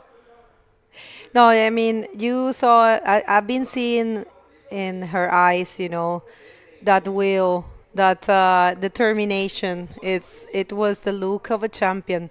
And she has been training super hard. So congratulations to Maíra Viana. Very well deserved. And check that out. Yuka, very nice person. She is actually celebrating there for her. That's pure, you know, sportswomanship. Sportswomanship, yeah, we love to see it. Look at that. What a good sport. Yuka putting up a fight, not letting her get away with it. The end score was actually 0.1 away from each other. So they fought it out till the end. That was beautiful. That was actually a great battle. So congratulations to both of the riders. This is the great final. We do have a champion for the Antofagasta Bodyboard Festival, and wow, we want to see this. Check that out. Oh man, what a moment for Maíra Viana. That's amazing. That's just so beautiful. Bianca Simois carrying her, and Guy Montenegro and Guy's father, Aloisio, carrying her. And we also have Guy Montenegro holding the board, and check that out. What a moment. Yeah, wow, that is amazing. And she will be going home with a few big trophies in her luggage. Look at that, getting the champagne out as well. Yes, Maíra Viana, congratulations and enjoy this moment. There she is, getting some champagne into her. I'm sure she'll be celebrating for the rest of the day and the rest of the night. Look, at her, how happy she is. Congratulations there. But we have the men's heat in the water. That has started 1 minute in, and it's going to be an absolute ball. Yeah, we are going to check a little bit of the men heat while we're waiting for the interview. What a moment for Maira, Viana, getting a bunch of interviews there, of course, everyone. It's all about her. So yeah, let's hit the water and check, because the final for the men division, it's starting. Who do we have? Socrates Santana and Moises Silva, and these boys do not need introductions. They both have incredible competition records. Socrates Santana, two-time junior world champion, actually making it to his first final in the men's division, and Moises Silva having made a final and getting a victory last year in Ituquachara back in the water. So going to be really interesting to see. I think Socrates is in his mid-20s, around 26 years old, whereas Moises is around 22 years old. So a bit older there, the Brazilian. But yeah, Moises is really, really strong bodyboarder, especially when it comes to left bowls. Coming out of Arica, coming out of Flopos, one of the most consistent waves on the planet. He has had training on left bowls for his whole life. Every single day that wave breaks, and he's there nearly every single morning. And so it's going to be really interesting to see how that training on reefy bowls will come up against Socrates, who's spent his life training on the punchy beach breaks in Rio de Janeiro and the beach of Copacabana. Sí, qué momentazo tenemos acá. Tenemos a Sócrates Santana, que realmente es un competidor súper sólido, que ha venido demostrando muchísimo. Y tenemos a Moises Silva, que es una de las grandes revelaciones también del Tour en general, una de los mejores bodyboarders que en este momento en el ámbito competitivo tiene Chile. Ya ganó en Itacoachara el año pasado, que era una hazaña que solamente había logrado Alan Muñoz hace 2 años. Y está buscando una victoria más Moises Silva acá en casa, en Chile. Él es de Arica, sí, pero tiene un sabor especial ganar un evento en Chile, así que vamos a ver si puede lograrlo. Acuérdense también que Sócrates Santana pues está logrando su mejor resultado en la categoría masculina profesional. Sócrates, que es 2 veces campeón mundial junior, está buscando su primera victoria. Ya tiene su primer podium en la categoría masculina profesional y bueno, vamos a ver. Creo que ambos están ahí con la misma mentalidad, buscando prácticamente lo mismo. Va a ser una batalla de backflips, te lo digo. Y los dos tienen un estilo muy parecido. Sí, los dos son muy estilosos y surfean con mucha fluidez. Mucha fluidez. Y sí, es lindo para ver las líneas que hacen y las maniobras. Y sí, creo que estamos aquí por un buen show y va a estar muy emocionante. Seguro. Bueno, 25 minutos, o sea, ya han pasado los primeros 5 minutos y no hemos visto ninguna ola de ninguno de los dos competidores. Pero entonces vamos a escuchar de la gran campeona del Antofagasta Bodyboard Festival, Maira Viana, quien toma su segunda victoria de este año. Aquí en Chile se llevó todo, ganó los 2 eventos chilenos. Queremos mucho escuchar de ella, así que vámonos, Lucas. Thanks, Bego. I'm here with the champion, Maira Viana. Maira, you come to Chile for 7 years looking for these events, and in 2024 you took the 2 of them. Let us know how you're feeling. Eu estou vivendo um sonho, na verdade, né? Eu sempre sonhei em vencer essas 2 etapas, que são ondas que eu gosto.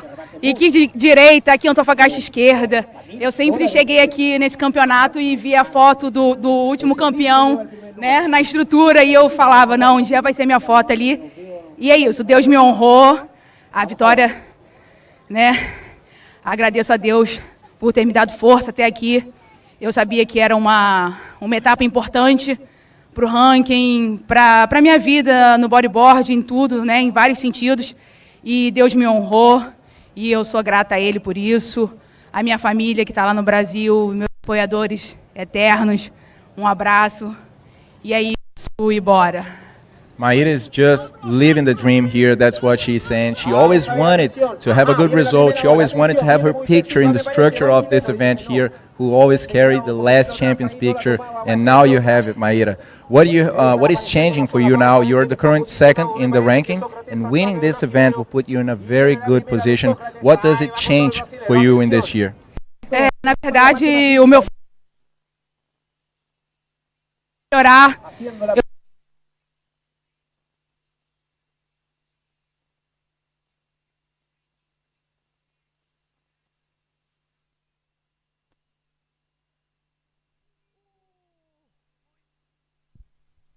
All right, we got a little bit of a problem with the sound there, but what was that exchange between Socrates Santana and Moises Silva?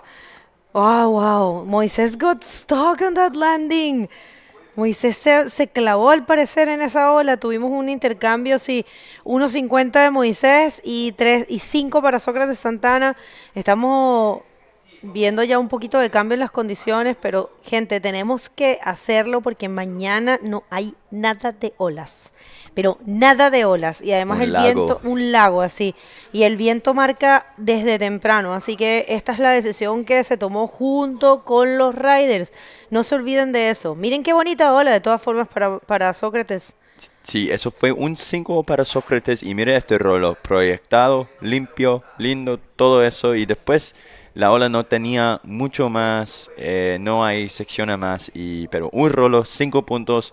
Moises no completó este backflip, entonces solo fue 1.5, y eso fue raro de Moises porque en su semifinal cayó todo, todos los backflips que hizo cayó, y esta vez no, quizás el labio fue un poco sin poder, un poco raro. No sé, porque Moisés, él siempre cae esos backflips. De hecho, me acuerdo no sé si fue en los cuartos de finales o en qué hit fue, pero aquí mismo le tocó correr con bastante viento y él estaba cayendo de eso. Puede ser un poquito de nerviosismo, eso es bastante normal. No crean que no. Eso es completamente normal. Vamos a ver qué pasa, pero esto está comenzando, son 30 minutos, es la gran final de este evento. Vamos a ver quién se logra quedar con esa prioridad, perdón, con esa primera posición. Aquí les vamos a lanzar una encuestita, me están confirmando who is going to be the Antofagasta Bodyboard Festival main champion. We're going to put it but you know, we're going to get back to the interview, so to finish what Maíra was saying. Take it away. Thanks, Bago. Just coming back to the interview here. We had a problem with the sound. Maíra, what does it change for you having this result that is just going to launch you in the first position of the ranking? Eu sabia que aqui era uma etapa importante pro ranking, depois que foi confirmado Maldivas, então o foco ainda redobrou, era foco total para chegar nessa vitória. E agora é treinar, focar bastante e ir para Maldivas com pensamento positivo que vai dar tudo certo. So she had a good result in Maldives, a 9th actually, and last year, and now with this result, she's just going to focus on herself. The focus is all on her right now. She's just going to train so much and try to get another good result in Maldives, which would just put her on top. Maíra, umas palavras agora para quem está assistindo você do Brasil, finalmente com esse título. Eu quero mandar um abraço para minha família, para a galera que mandou energia positiva, torceu, para os brasileiros aqui na praia também, incentivando. E é isso, é acreditar sempre, Deus em primeiro lugar e confia no processo que no final dá certo. Valeu. Parabéns, campeã. Pode comemorar que o Antofagasta Bodyboard Festival é seu. Back to you guys. Thank you, Lucas. And muito obrigado, Maíra Viana, nuestra campeona. Wow, what an amazing performance and beautiful interview there. And so it was cool to see, but in the water, still not much action, really slow first 10 minutes. And Moises still with nothing really caught yet, only a 1.5, a non-complete flip. Socrates posted a 5.0 with a really clean roll on a set wave. And we're starting to see a bit of texture on the water, a few white caps out there, a bit of wind coming up. Looks like it's coming from the south-southwest.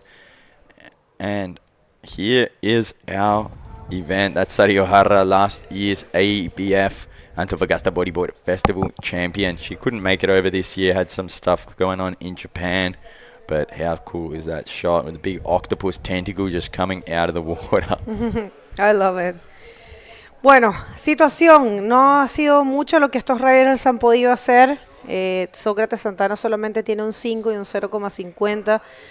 Moisés tiene un 1,50. Así que veamos cómo se desempeña, cómo se desenvuelve esto. Pero queremos agradecer a todas las personas que han hecho posible este evento. Recordarles que este evento es presentado por Escondida BHP y por SQM, Yodo Nutrición Vegetal. Y también es organizado por el Club Budeo. Hoy es el último día de competencia, pero no es el último día del Antofagasta Bodyboard Festival. Mañana vamos a estar acá con varias actividades, así que la comunidad está toda invitada. Y miren cómo quedó de cerca esa final entre Yuka y Maíra. Fue una batalla de titanes ahí, esas dos chicas. Y podemos agradecer también a nuestros auspiciadores Colbún, R&R Mining y Antofagasta Minerals. Tuvimos a dos invitados en el break que tuvimos entre las finales, de Colbún uno y de Antofagasta Minerals otra persona, así que estuvo bien bueno escuchar un poquito de ellos y nuestros colaboradores. Sí, quiero agradecer International Bodyboarding Corporation, por supuesto, el IBC, la Federación Chilena de Bodyboard, la Armada de Chile, MOP Antofagasta, Seremía de Salud Antofagasta, CMDR de la Municipalidad de Antofagasta, Dirección de Desarrollo de Turismo Municipalidad de Antofagasta, Fundación Mr. Barber, Grupo IG Carpas, Hotel NH Hotel Ibis Styles, Café Trocadero, and Independent Bodyboards. Thank you so much. Y ahí tenemos Mayra con Arturo Soto. Y este es el trophy, la nueva trophy para Mayra, para su casa. Tenemos una encuestita, si quieren votar, la IBC sacó una encuesta a ver quién de ustedes cree que va a ganar este evento. Está Moisés Silva, está Sócrates Santana.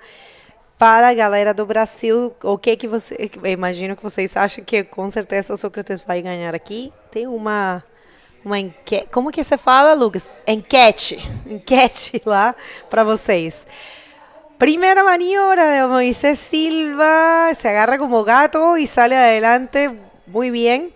Él está buscando obviamente conseguir ese score pequeñito, 4.01. Estos momentos son claves porque ya después el otro competidor empieza a poner puntos y ya después se empieza a poner muy muy difícil conseguir esa primera posición. He draws a line here, kicking a lot, and managed to get a nice flip out of that, and here he did land it, much like the Moises we know, always getting those flips, small waves, big waves, and manages to push through, not cleanly out the front straight away, but we'll see what he gets. Remember, Socrates got that projected roll on the first one, getting a 5, so that's kind of the benchmark wave for this heat so far, and Moises kind of upping the ante with a bit more of a critical maneuver on a slightly less clean section. And so, yeah, we'll see what that comes in as. And he will be happy to have a wave under his belt nonetheless. And it looks like a set's coming. So we'll see if Socrates decides to have a look at that. No, he doesn't. Sí, pareciera que venía un set, pero no, en realidad nos engaña un poquito. La visión del dron nos engaña un poquito siempre, pero bueno. Última ola de Moisés es un 6 y se pone primero el chileno.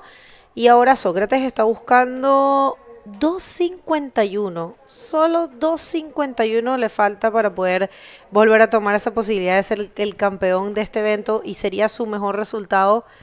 Bueno, ya donde está es el mejor resultado. Y para Moisés Silva también, ya donde está, aunque quedara segundo acá, sería su mejor resultado de este año. Así que es importantísimo estos puntos que están en juego acá. No solamente obvio el ganar el evento, que es la gloria mayor, y llevarse ese buen bolso de premios que tenemos, ese buen bolso de dinero que está aquí disponible con el evento más millonario del año, sino que son unos puntos muy valiosos al repartir este evento, la mayor cantidad de puntos para la categoría masculina, y entonces a estos riders les daría una gran posibilidad de convertirse campeón mundial este año. Lo dijo Moisés en su entrevista. Él está, lo más que tiene en su cabeza es sumar puntos para su mayor objetivo de vida, que es ser campeón mundial. Así que muy, muy importante. Siempre les trato de recordar eso porque definitivamente sí, todos buscan el dinero, claramente, y la gloria, pero la gloria mayor es ser campeón mundial. Sí, claro, y los puntajes de todos los eventos van muy importante cuando están contando todo y sí, por eso quieren ganar siempre, por la gloria, por todo. Sí, yo creo que muchos atletas, bueno, depende también, ¿no? Definitivamente sabemos la realidad es difícil, la realidad económica de todos, y pues obviamente el dinero es muy necesario, es muy importante para poder cubrir también los gastos a seguir viajando. En el caso de estos chicos les vendría muy muy bien esta bolsa de premios para poder costear junto con la que puedan conseguir con sus patrocinadores el viaje para Maldivas, que es el viaje más costoso de este año para las personas que vienen de este lado, ¿no? Porque Maldivas le queda mucho más cómodo a los europeos y está bien balancear un poco, equilibrar un poco el tour, porque ya tenemos 4 eventos de este lado y pues necesitamos también de alguna forma equilibrar para las personas que viven del otro lado del mundo. Aparte que bueno, es un placer volver a Maldivas, es la 3ª vez que se va a hacer ese evento allá y la verdad que muy contentos de haberlo podido confirmar, al igual que Sintra. Y probablemente volvamos también para Brasil para el evento de The Wave. Así que bueno, va a estar bien bueno el tour y claro, cerramos también en Europa con el Gran Canaria Fronton King.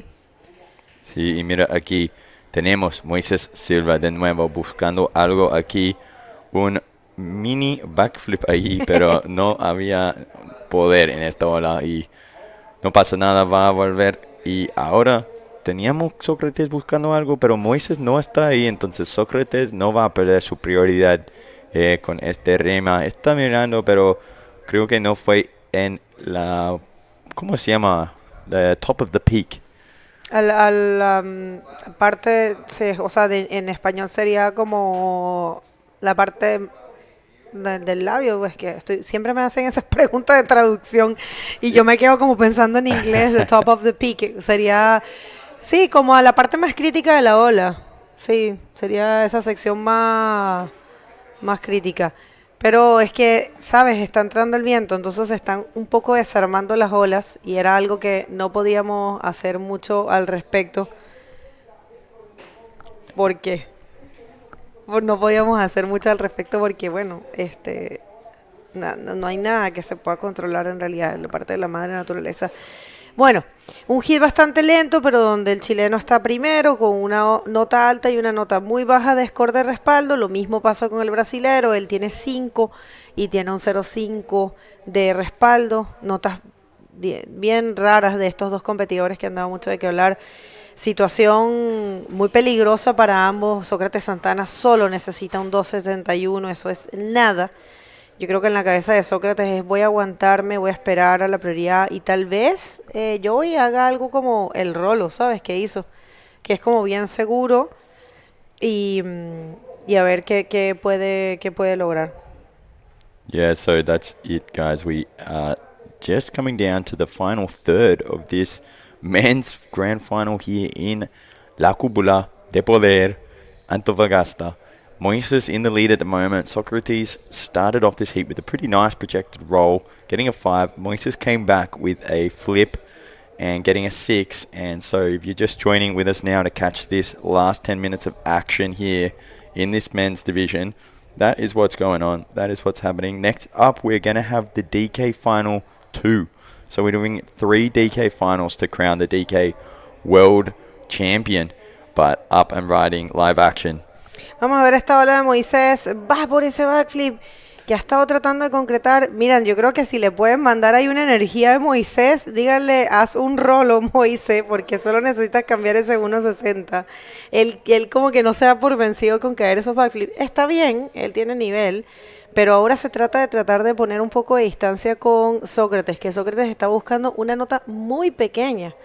Ahí está toda la playa, por supuesto, apoyando, y están todas las personas de diferentes partes de Chile, de la Quinta, ahí también apoyando a Moisés. Se está viviendo bien entretenida la cosa aquí en la playa. Si están en Antofagasta, vengan a pasar el día con nosotros, porque está todo pasando. Bien entretenido. Sí, está todo pasando aquí. And there we saw a bunch of the Chileans coming up from the 5th region, some from up here, up north in Chile as well, supporting, I dare say they'd be supporting Moises, the local man. Well, the man from Arica, but representing the home country here. He is going for an insider. He's under priority. Let's see what he can do if this wave's going to stick up. And wow, that was just such good groveling. An amazing, clean backflip. And up and riding, though, Socrates Santana looking for his own, getting one through the lip, turning it around, but not quite as projected there as Moises's. And maybe he realized that and ducked off quickly, wanting to get this priority. Bueno, ese sí fue concretado y la verdad que mejor que no me he escuchado Moisés y que haya hecho ese backflip porque lo estuvo buscando hasta que dio con él. Va a venir una nota de respaldo buena para Moisés y cuidado y no sea una nota mayor a la que tiene y la que tiene ya quede de respaldo. Probablemente sea ese el caso porque creo que algo alrededor de los 6.50 se está cocinando para Moisés Silva y es un 7. De hecho, fue mayor que la nota que tiene. Así que ahora sí está más sólido Moisés Silva en la primera posición, dejando al brasilero Sócrates Santana necesitando 8 puntos. Y es que ahora sí escogió una ola con proyección y estaba buscando hasta que consiguió este backflip bien proyectado, bien despegado. Él tiene buena técnica y con una sola ola y una sola maniobra consigue esa puntuación. Buen trabajo. Estoy segura que en la cabeza de Sócrates voy a hacer algo parecido, sin olvidar que Sócrates hizo un 9.50 en el hit anterior. Entonces, probablemente lo consiga. Yeah, so we're just talking about this change of situation. No change of situation, but Moises going further into the lead. That flip was just a lot cleaner, all the way projected to the flats, spun it around really cleanly, whereas the first one was kind of landing in the wash a little bit more. So that's where the extra point comes from in that. And now he's sitting there with a 13-point total. And these waves all caught under priority and keeping really busy under that priority, just as Socrates did against Pierre in that semi. We were also saying, though, that yes, Socrates needs an 8, but in that semi-final against Pierre, under priority, I think he got that 9.5. And so very, very possible to do so for the Brazilian powerhouse. And he is sitting there with that priority. So we'll be seeing if he can translate that into a critical maneuver because he is needing something big against the Chileno. Moises Silva just representing the home team here. The Chilenos on the beach will be all stoked right now, I'm sure. And keeping really busy, having a look and a little paddle there. He's not worrying about that priority at all. I think he just wants to better that 6.0. Yeah, for sure. I mean, he knows how dangerous is Socrates. He's trying to get a better score in total, but he is doing pretty well for what, there is out there. The winds here, people, we can't do much. Remember, tomorrow, if you go to the church, go and check the forecast. You'll see it yourself. Tomorrow is looking really bad and like windy since super early in the morning and less waves than today, so this is actually a good call. And the athletes themselves, they decided to run today till the final. Tomorrow is the last day of the waiting period, so there's no more days. And, they were doing the best we can. So thank you for your nice, thoughts and comments. We appreciate it. We haven't been reading much because we're super focused on what's happening out there. But yeah, Moises Silva ganando. Un hit que comenzó bastante lento, un hit de 30 minutos que les costó bastante conseguir esas puntuaciones, pero él sí sólido con un 7 y un 6 y viene por otra más. Looks like Moses having another look, deciding no on that one. We just have officially ticked into the last 5 minutes of the men's division here, the final on our hands. If you guys are just joining us now, you have joined at an amazing time and perhaps are going to see some bodyboard history be made. But we have Socrates here paddling really strongly with that, getting a roll. Let's see if he can get a second section here. He's looking for an 8.0, and that is what he needs. Gets a flip around, getting a bit of leg action in there to spin it, but landing that and that is really what he needed. This is keeping this competition competitive. He's looking for an 8.0, and here's his replay. All right, so yes, as you said, a projected roll. And right there, I think he saw the potential of that section and went, of course, for the backflip. So we'll see how much he gets. He's looking for an 8. Esta ola de Sócrates es peligrosa porque está buscando un 8 y fueron 2 maniobras bien proyectadas, bien concretadas. Vamos a ver qué piensan los jueces. Nosotros aquí no tenemos ni idea. Cayó, es un 7.50, no es suficiente, no toma la primera posición, pero atención que ahora queda con un 5.5 de necesidad. Es posible, pero miren esta para Moisés Silva. Vamos a ver, Moisés Silva va a conseguir algo, va por otro backflip, claro, como sin nada, tranquilito, combina con un rolo, va a hacer algo más, parece que no, y esta probablemente sea aún mejor esta ola, mira. Otro rol, ahora sí. Lo dio todo Moisés Silva. Bueno, no sé qué va a pasar con esta última ola. Wow, there is some serious action going down here. And Moises had the priority. He could have sat there and hold it, but he saw this wave come in. Look here, really nice section. Gets to it a bit late. Difficult to kind of get that one through, but lands it, keeps his legs up, and then spins it around there. Coming through to this next section with another roll right in front of the cameraman there. And then he really just grovels this the whole way in. Let's see if he can... Actually, no, it's a replay. We know what he's going to do. Gets a little roll here, and he's happy with that. We thought he was over. 9.25 is what Moisés gets. 9.25 y Sócrates Santana vuelve a necesitar de un 8.76 para tomar la primera posición. Sócrates puede lograrlo, no se puede descuidar porque, atención, Sócrates ahora tiene la prioridad. Quedan 2 minutos con 20 y Sócrates tiene la prioridad. Ahí obviamente toda la gente celebrando. Y miren quién está ahí, Steven Godoy, que se está preparando para la gran final junior, que va a estar buenísima también entre un español vasco, Unash Pascual y Steven Godoy. Eso se viene pronto. Y la gente está, bueno, allá afuera emocionadísima, pero también hay una gran cantidad de gente brasilera y de competidores brasileros que están ahí apoyando, por supuesto, a Sócrates. Sócrates es una persona muy capaz. 8.76 es lo que necesita. Vamos a ver si lo logran este minuto 40. The last minutes here of the men's final at the Antofagasta Bodyboard Festival. Moises just getting a 9.25, bettering that 6.0 that he was looking to get rid of, and really giving Socrates something to work toward here. This is going to be a difficult task, but the Brazilian has the priority, and it looks like there is a set rolling through. He is going to go. He's having a look with a strong paddle. Let's see what he can do, drawing a line here. See if a section stands up for him, and no, bit of a bowl coming at him there, but just not going to be enough. But look at him, Baker. Look how hard he's paddling out the back to get out there.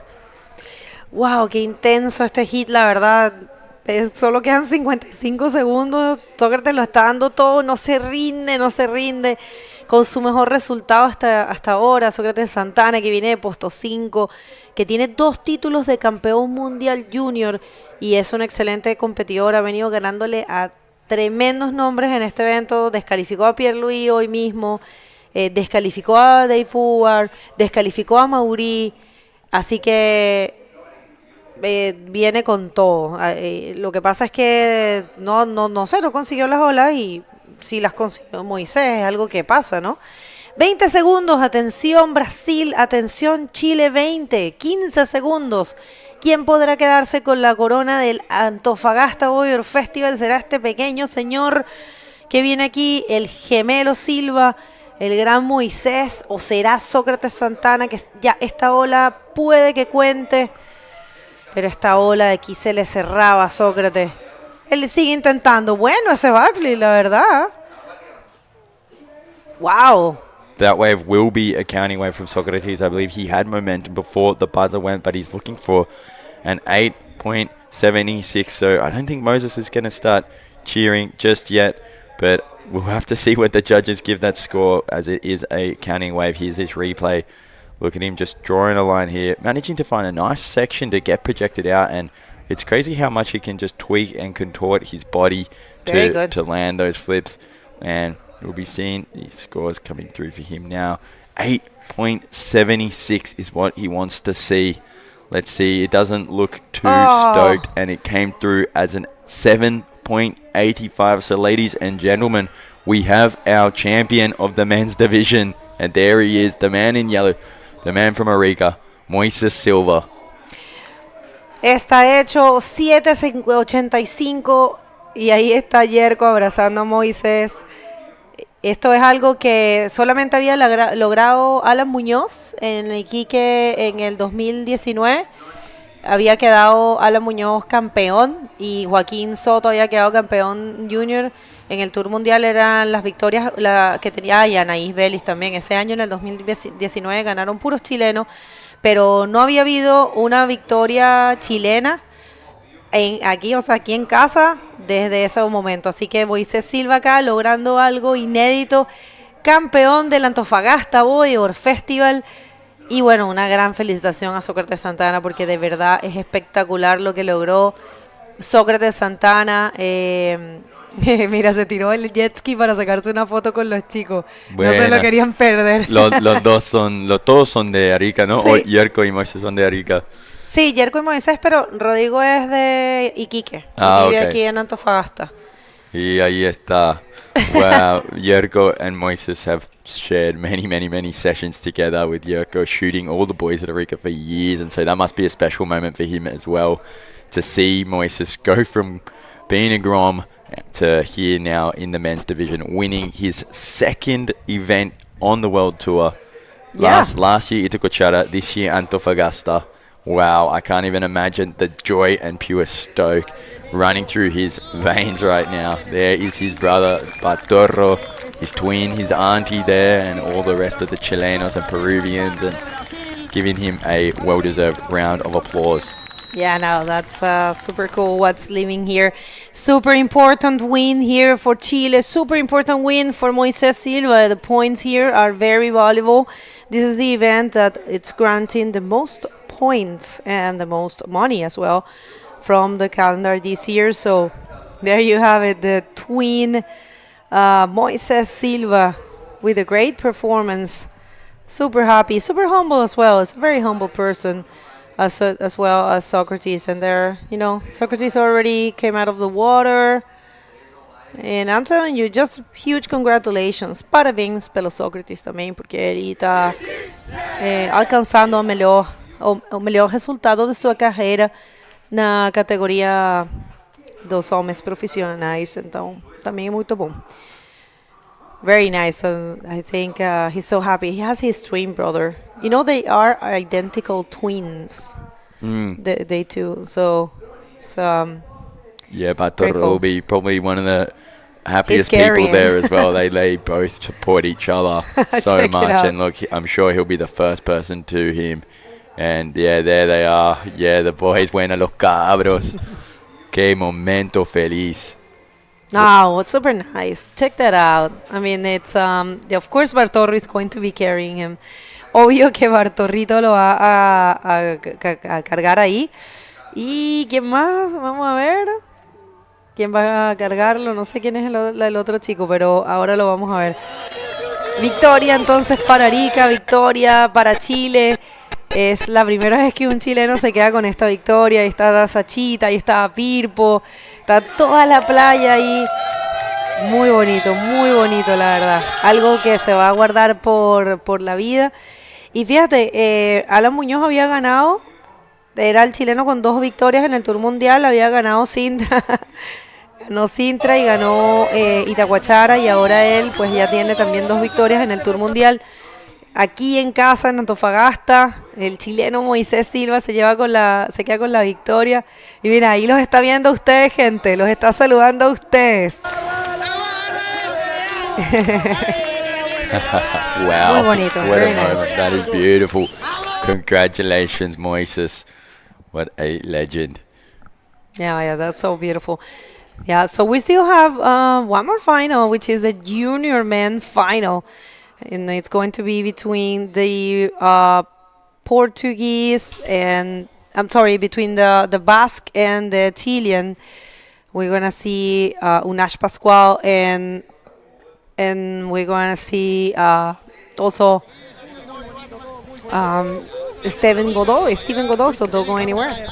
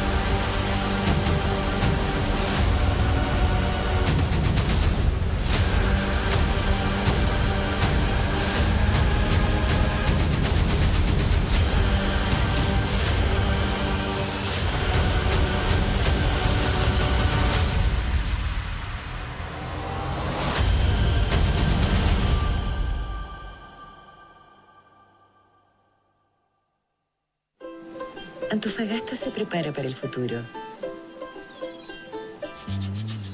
Impulsamos una minería más diversa e inclusiva. Promovemos la cultura y el patrimonio. Aceleramos el emprendimiento local. Inspiramos y acercamos más niños a la ciencia. Y nos capacitamos para los trabajos del mañana. Porque creer en el talento local es futuro. Conoce lo que hacemos juntos por Antofagasta en bhp.com. El futuro lo construimos hoy. Innovamos y desarrollamos soluciones para un mundo sostenible, poniendo en el centro el bienestar de las personas, la creación de valor social compartido, el respeto por el medio ambiente, el fomento de la diversidad y el progreso de las comunidades vecinas son inherentes a nuestro quehacer en la generación de valor, a través de un genuino compromiso con la sostenibilidad. Desde el norte de Chile, aportamos al desarrollo sostenible de la industria. SQM, Soluciones para el Desarrollo Humano. Hey guys, welcome back. Here we are, just crowning Moises Silva as the champion here at the Antofagasta Bodyboard Festival in the men's division, and we'll be jumping in the water now with the second drop knee final. Lucas, how are you going today? Better than ever for sure. Just seeing Moises getting this victory, such deserved, by this young guy, such a humble guy that just rips in the water. So let's jump in the water right now because it looks like we have some action for the drop knee. That's going to be the second final. Yeah, so the heat is not on so far, and we will be seeing some images from the beach, just getting very crowded here in Playa Jacolén. We'll take a look at that. Yeah. Pero que merecido fue, y cómo está llena ahora la playa. Todos super felices por Moises, que acaba de lograr su segunda victoria en un evento del Tour Mundial. Moises fue el campeón del Itacoatiara Pro en 2023 y ahora logra también un hito tan importante para su carrera, vencendo el Antofagasta Bodyboard Festival, el evento que más distribuye puntos en el Tour. Por tanto, esta vitória va a poner Moises em uma posição muito boa, muito privilegiada no ranking mundial este ano. E que felicidade para todo o povo chileno aqui, super contento em la playa. E creio que é o dia mais lleno aqui em Playa de Jacolén, todos em la torcida por Moises. Yeah, here is a heat recap. Moises' best waves here.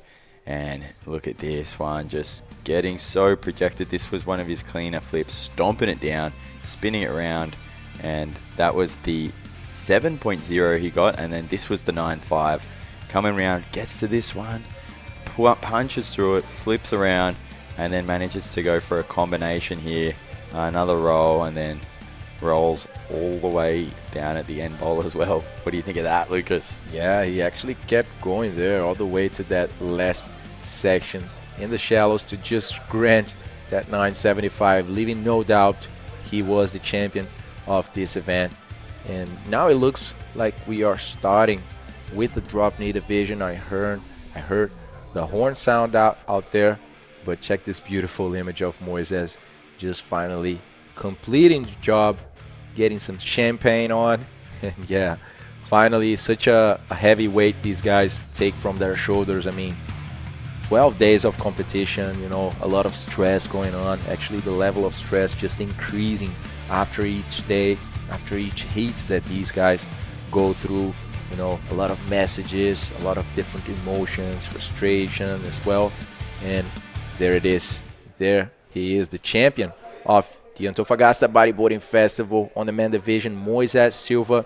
And now going back to the drop knee second final, we will see, and we might see, a world champion being decided here if this guy wins. So first wave for Sammy Morantino, just snapping in the first section, going for one more, super aggressive Sammy, just throwing some more water with a combination of 3 snaps to begin with in this 25-minute heat. Yeah, that's it. So we're doing 25-minute finals because these guys have 3 finals to decide the world champion and to decide the Antofagasta Bodyboard Festival champion. 3 finals of 25 minutes, first to 2 wins. And Sammy won the first one if you're just joining with us. But it looks like Dave already opened up with a nice turn there on that first section and then kind of just running away from him. Just a one-turn wonder there. We'll get the score dropping through now. And then this was Sammy's one. Just look at this displacement coming in here. Really just throwing some buckets off the shoulder of the wave. And then he comes up for one last tap there and turns around to get back out there. Waves have dropped. There you have it. 1 wave each. Sammy getting a 6.5. Dave getting a 4.5. And the battle is on. If Sammy wins this, he'll win the whole thing. That's it. That's what I was going to say. Sammy already has 1 point. I mean, it's the best out of 3. So if he gets that win right now in this heat, he will be the 2024 drop knee world champion, getting his 5th title. But it's Dave Herbert on the wave, just taking a look at that one, using his priority, and now it's on Sammy's hand. But guys, we have that interview finally with the champion of the men division, Moises Silva, down at the beach. So please, Bego, take us through this one. Thank you so much, guys. Well, Moises, no sé ni cómo te puedes estar sintiendo ahora. Ningún chileno había ganado este evento. Sí habíamos tenido unas victorias de chilenos en el 2019 en el Tour Mundial, pero nadie había podido llevarse esta copa, que es el evento con mayor puntos y mayor bolsa de premios. ¿Cómo te estás sintiendo?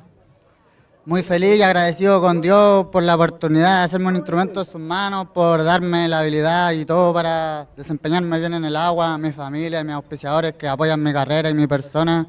Súper feliz, no tengo palabras suficientes. Esto lo hemos buscado desde hace más de 10 años. Así que, Pedrito, acá estamos, vamos por más. Moises, he has been chasing for this for more than 10 years. He's very happy to have the chance to get this victory. He has no words. Words are not enough to express his gratitude. He, of course, is thanking everyone that is involved behind this title, and very happy. Algunas palabras para toda la gente que está sintonizando, para Chile, para toda la gente que está acá en la playa que te está apoyando. Sí, muchas gracias por acompañarme durante este evento, toda la energía positiva que me mandaban. La pude recibir súper bien, estoy súper feliz y agradecido de vivir este momento y súper motivado, así que vamos a hacer más bodyboard nomás. ¡Vamos! Bueno, felicitaciones, Moisés, no te quitamos más tiempo, ni a toda la gente que está aquí, que se quieren sacar fotos contigo, te quieren felicitar con todo y mucha suerte para el resto del tour, porque estos puntos son muy importantes para tu meta de ser campeón mundial, así que con todo. ¿Quieres agregar algo más? ¡Arica!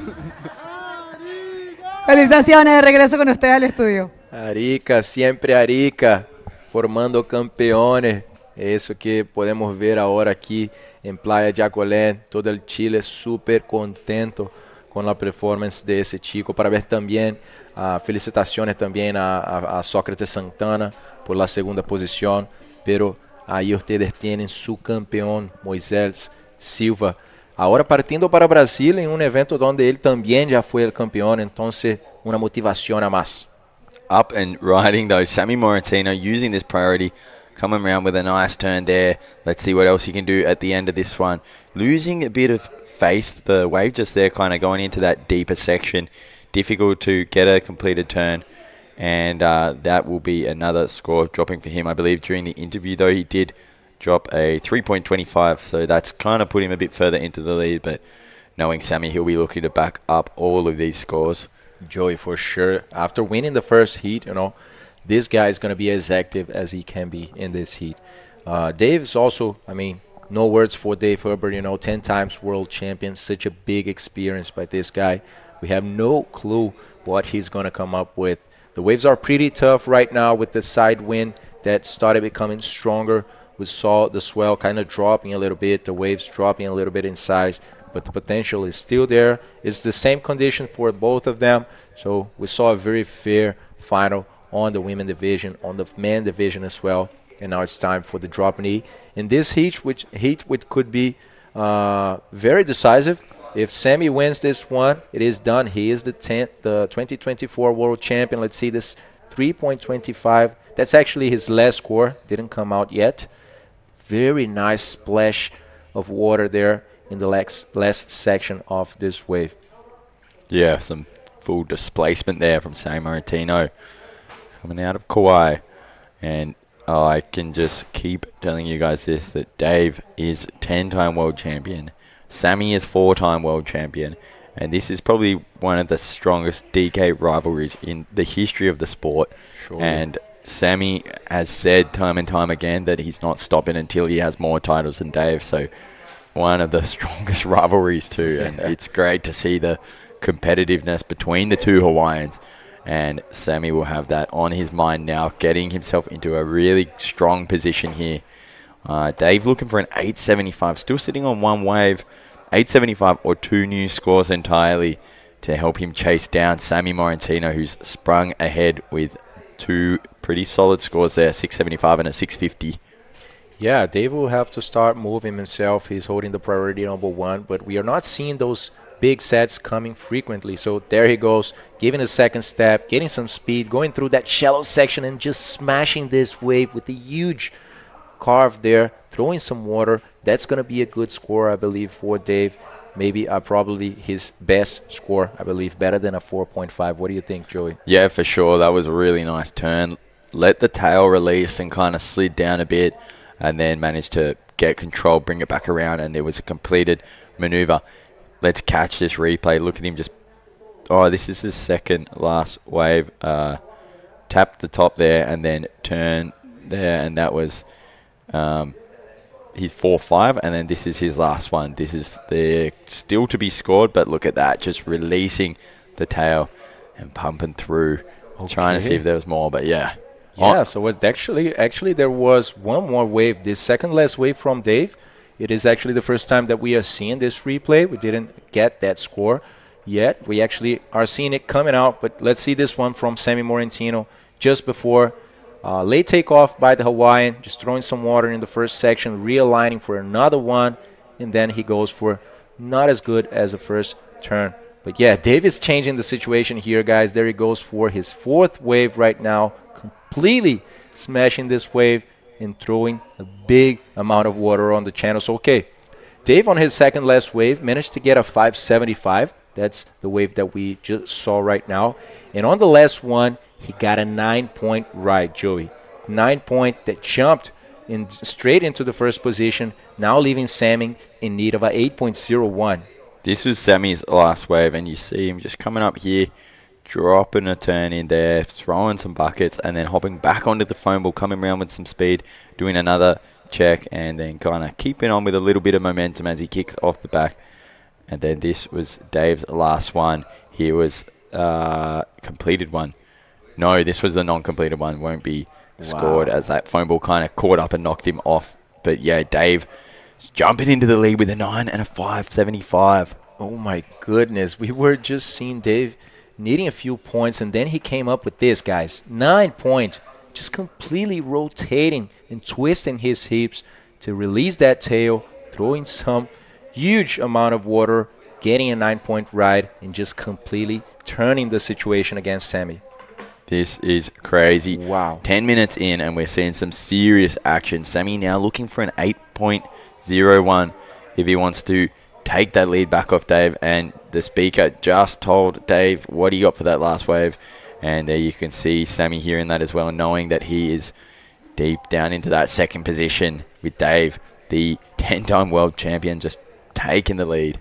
Yeah, these guys are just managing to make the decision a bit longer. So this could be decided in this heat if Sammy takes the win. I mean, there's still 14 minutes and 20 seconds, a lot of time in the clock. We have seen Sammy also taking high scores, but looks like Dave is going to make this decision a little late for us, maybe going into that third final. But that's it. That's why they decided to make these 3 heats, to make it more fair, more opportunities. It's just one event handling the world title in this year. So remember, guys, the winner of the drop knee division won't be just the winner of the Antofagasta Bodyboarding Festival. He will be the winner of the drop knee for the world title in the 2024 season. So very decisive moments here. This is the finals day of this event. So stick with us because there's so much more action to come. Yeah, it's going to be super, super exciting. The next final that we have after this one is the Pro Junior Men, and that will be between Unas Pascual, representing the Basque country, and Esteban Godoy, representing Chile, another Chilean in the final. And so that is going to be one to stick around for. Up and riding, though, Dave Hubbard taking off on a bit of a wide one, turning there, not able to keep that momentum going through the wave and just ducking off. Still in the lead, though, now Sammy with that first priority. Wow, and it looks like Sammy is looking at the right. Not a very good wave, so just getting back to hold that first priority, as Dave didn't go far as well in the last left. But wow, what a turn of events here. Sammy started dominating this heat, and then Dave just came all of a sudden in less than 3 minutes, I think, with 2 very good waves, a 5.75 and then a 9-point ride with just one maneuver, just completely destroying that section as he has been doing as well. So such a tight level, such a tight heat here we are seeing. Sammy took the first one. This is the second one that if he takes again, he will be the world champion for the fifth time. But Dave is actually making this decision a little bit harder. So maybe we are going to that third heat, Joey. Yeah, and exactly right. If Dave wins this, there'll be the playoff. It'll be 1-1, and they'll have the final surf-off to crown the DK World Champion of 2024. So you guys are going to want to stick around for that. That would be after the following junior men final. So we've got, basically after this one, there'll be the 2 heats left, and that will be it for the day. Oh, actually, that is a lie, because we have the DK third place final. So Moz, Amaury Laverne, and Fabian Tazar will be battling it out to crown whoever comes in third. They need to get the first, second, third, fourth rankings sorted for next year. That's it. Bueno, gente, después de esta manga vamos a seguir apenas con 3 mangas más. Eso es caso claro, Dave Hubbard ganha esta manga, pues esta decisión va a ser tomada con el ganador de las 2 primeras mangas, a quien ganhar 2 mangas primeramente desse total de 3. O sea, Sammy ya ganhou a una. Si vence a esta también, ya es el campeón de la división Drop Knee en la temporada 2024. Pero si Dave ganha esta manga, aí sim, uma outra manga vai ser decisiva para ver quem vai ser o campeão da divisão Drop Knee.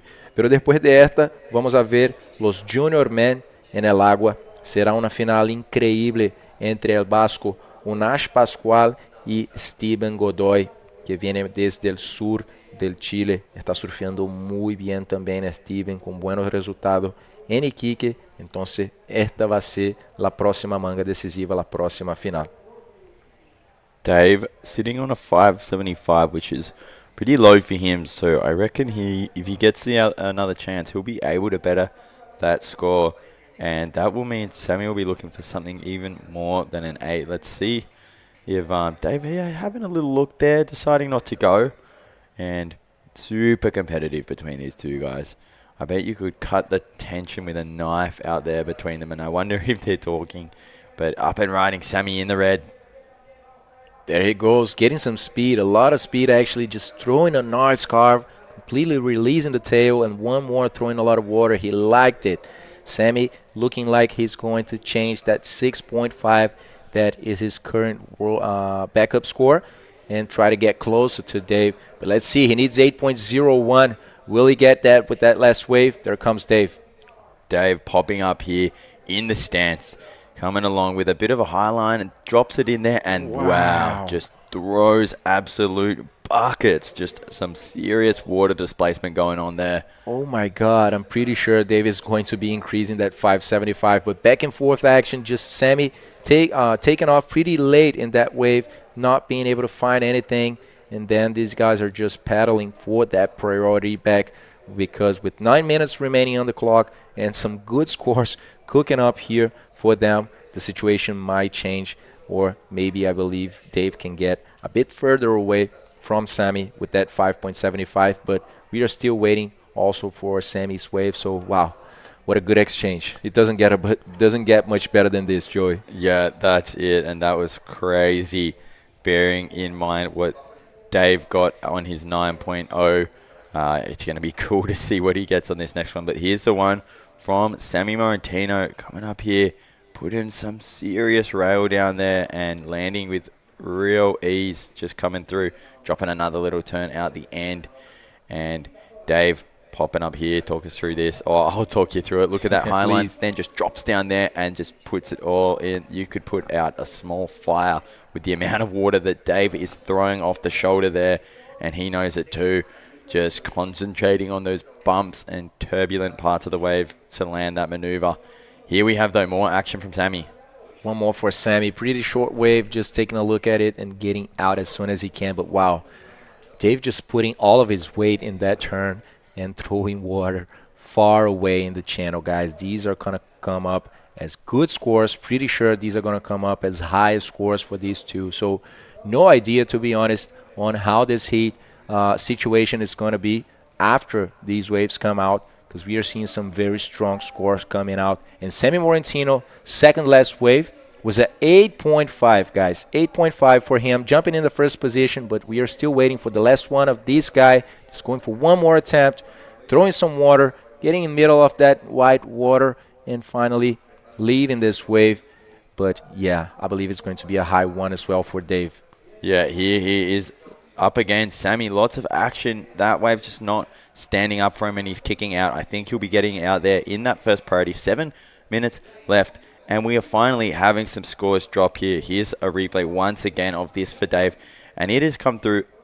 Oh, this is a different one, actually. This one hasn't come through yet, but Dave's other turn before, the crazy one, came through as another 9. So now Dave's sitting there with an 18-point total.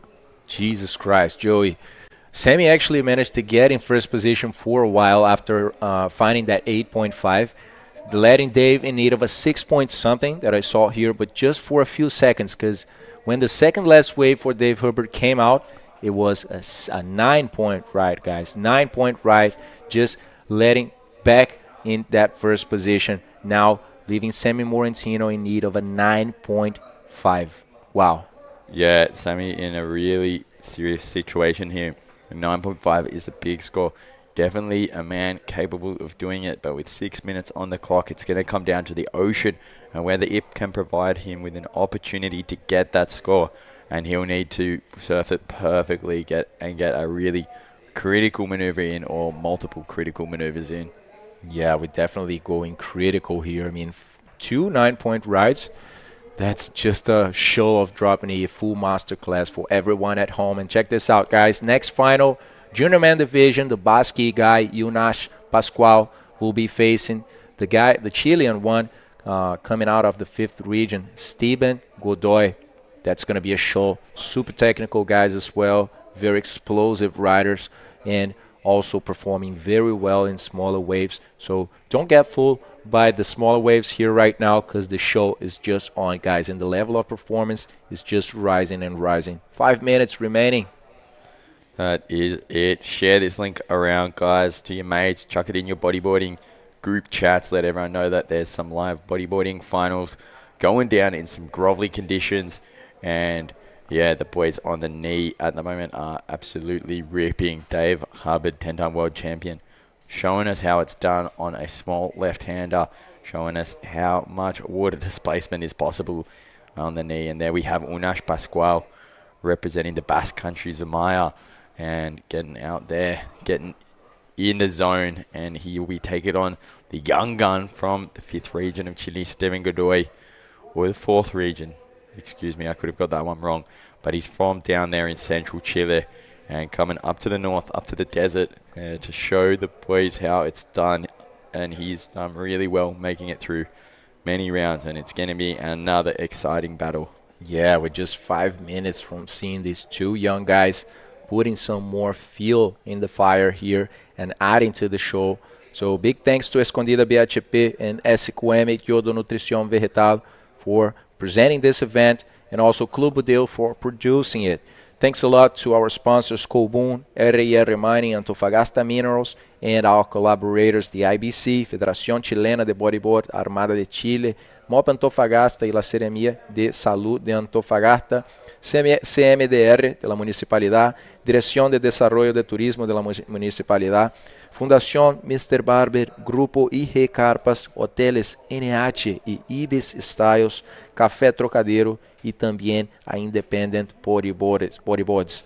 Gracias también a nuestros parceros de media, El Mercurio de Antofagasta, CNC Medios, FM7, 100% puro surf de Surf Beats Radio, Antofa Despierta y Termómetro.cl.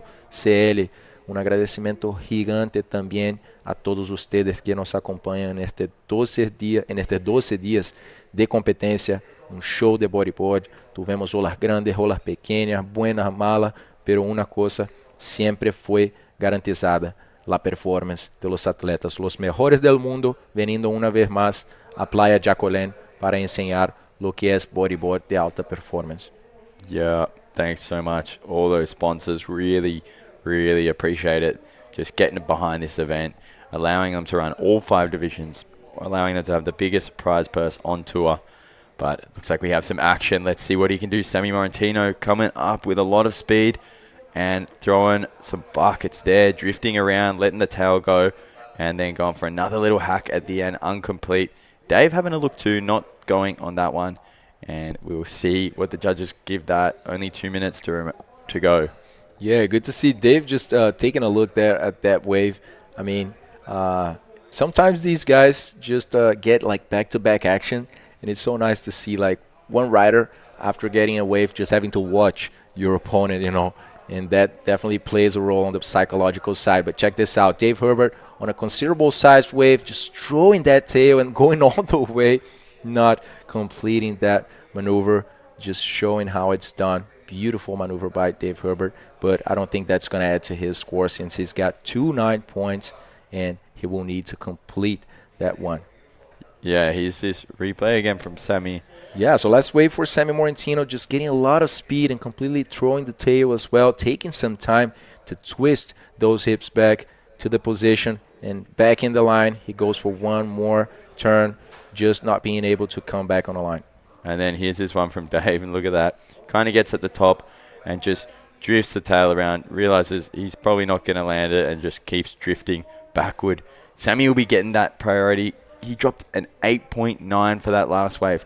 Now he's looking for a 9.1 to take the lead. So he did better his own personal score a bit. And look at this. What are we seeing here, mate? 18 points versus 17.40. This is some finals bodyboarding. Jesus, this, imagine getting at 8.9 that is not enough for you to pass. I mean, these are some high scores we are seeing here. Sammy taking a look at this one. I believe he's just accepting that this situation is going to be decided in the next heat, Joey, because Dave let him needing a 9.10. So Sammy just getting out of the water to reset and go for one more battle that we will be seeing after the junior men division and after the podium match as well that we will be seeing between Fabian Tazar and Amaury Laverne. We will have some more DK action coming out not only from these two guys, but also from the two reunionists that lost on the semifinal, deciding between those third and fourth position. Guys, this is over. In this second final, it was Dave Herbert just taking the win. We're going to be deciding it later today, and we're going to call a quick commercial break as well to come back with Unash Pascual and Steven Godoy.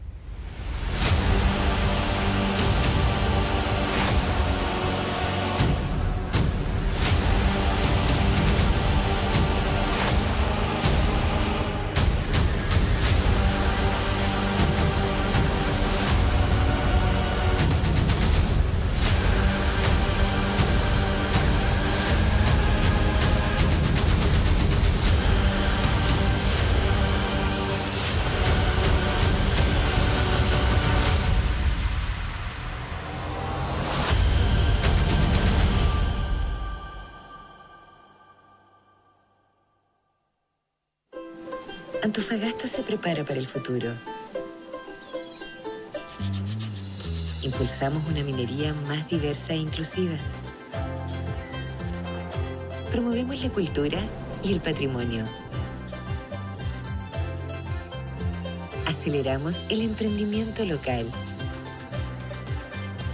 Inspiramos y acercamos más niños a la ciencia. Y nos capacitamos para los trabajos del mañana.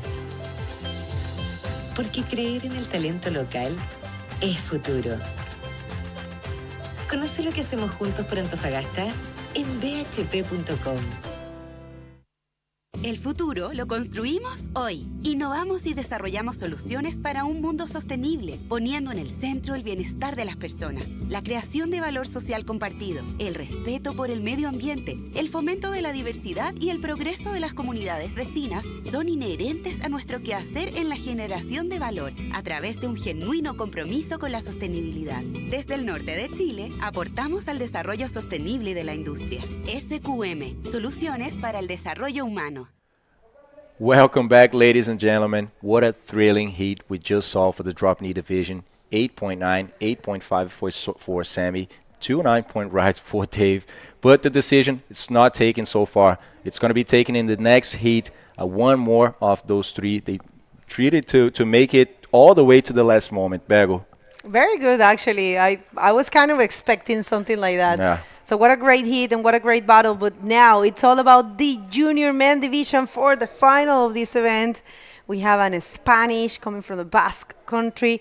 That's Unash Pascual facing not local, a Chilean. Coming from Los Vilos, Steven Godoy from Chile. So another Chilean here to face a very good rider from the Basque country. So if you allow me, I'm going to throw a lot of Spanish, and you can hold it for the English. For sure, for sure. Bueno, disculpa, yo voy a tratar de ser más español. Viene el primero, Steven Godoy, el chico maravilla de Los Vilos. Va por un rolo tratando de asegurar y está bien, tiene que ir marcando las notas. Y Unash Pascual desde el País Vasco, desde Sumaya, que tiene un montón de apoyo también desde España. He visto sus redes sociales, la gente está pero contentísima con su performance, apoyándolo un montón, y lo mismo que a Steven Godoy, así que va a ser una bonita batalla entre estos dos grandes. Aquí viene la primera ola para un Ash, que creo que va a ser un rolo bien ejecutado, pero se quedaba un poco fuera de área de, digamos, fuera de la parte limpia de la ola, ¿no? Yeah, so just the two first waves from these guys. Unas Pascual not being able to complete that roll, just gained a 1.5 for his first wave. But on the other side, Steven Godoy came out a bit stronger than that, gaining a 4.5 to begin with in this heat. These are 30-minute. This is a 30-minute heat. Is the biggest final. Of course, we want to see these guys having more time to find those opportunities. We saw just a crazy heat going on right now, guys, for the drop knee division. But let's see this one from Steven. Just passing that first section, getting enough speed to hit a roll on the second one. Not the most projected one, just hitting that foamy part of the wave, but managing to put something in the leaderboard in the 4 first minutes of this heat. Bien inteligente Steven, la verdad, de tratar de buscar alguna puntuación para poder ir marcando algo. Es que hay que hacerlo, ya se sabe que las olas están un poco complicadas porque hay viento y hay pocas olas, que créanme que es lo mejor que podemos hacer. Un Nash usando... no tenía prioridad, fíjate, y Steven lo dejó. Buen rolo para un Nash, y atención, pudo haber sido ahí un error de Steven, otro más. Un Nash que no tenía prioridad, supo tomar esa ola y Steven se la dejó. Bueno, está todo comenzando, son 30 minutos.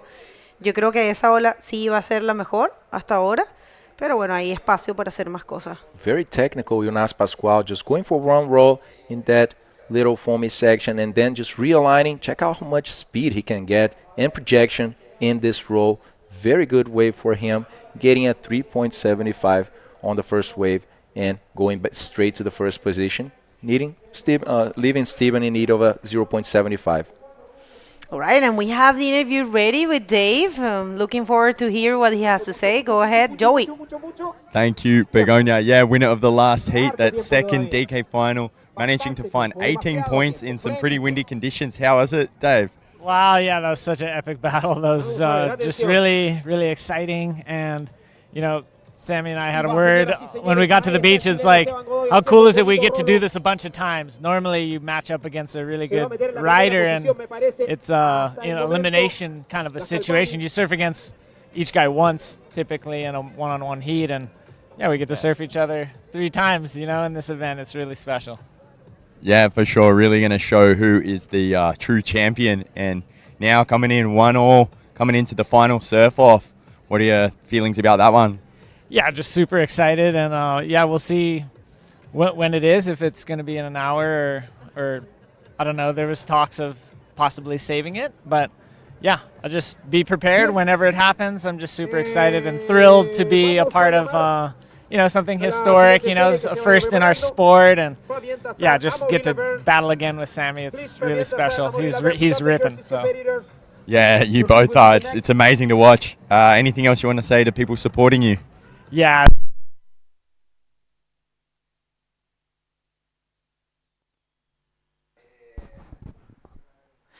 All right, yeah, we are having a bit of problems for...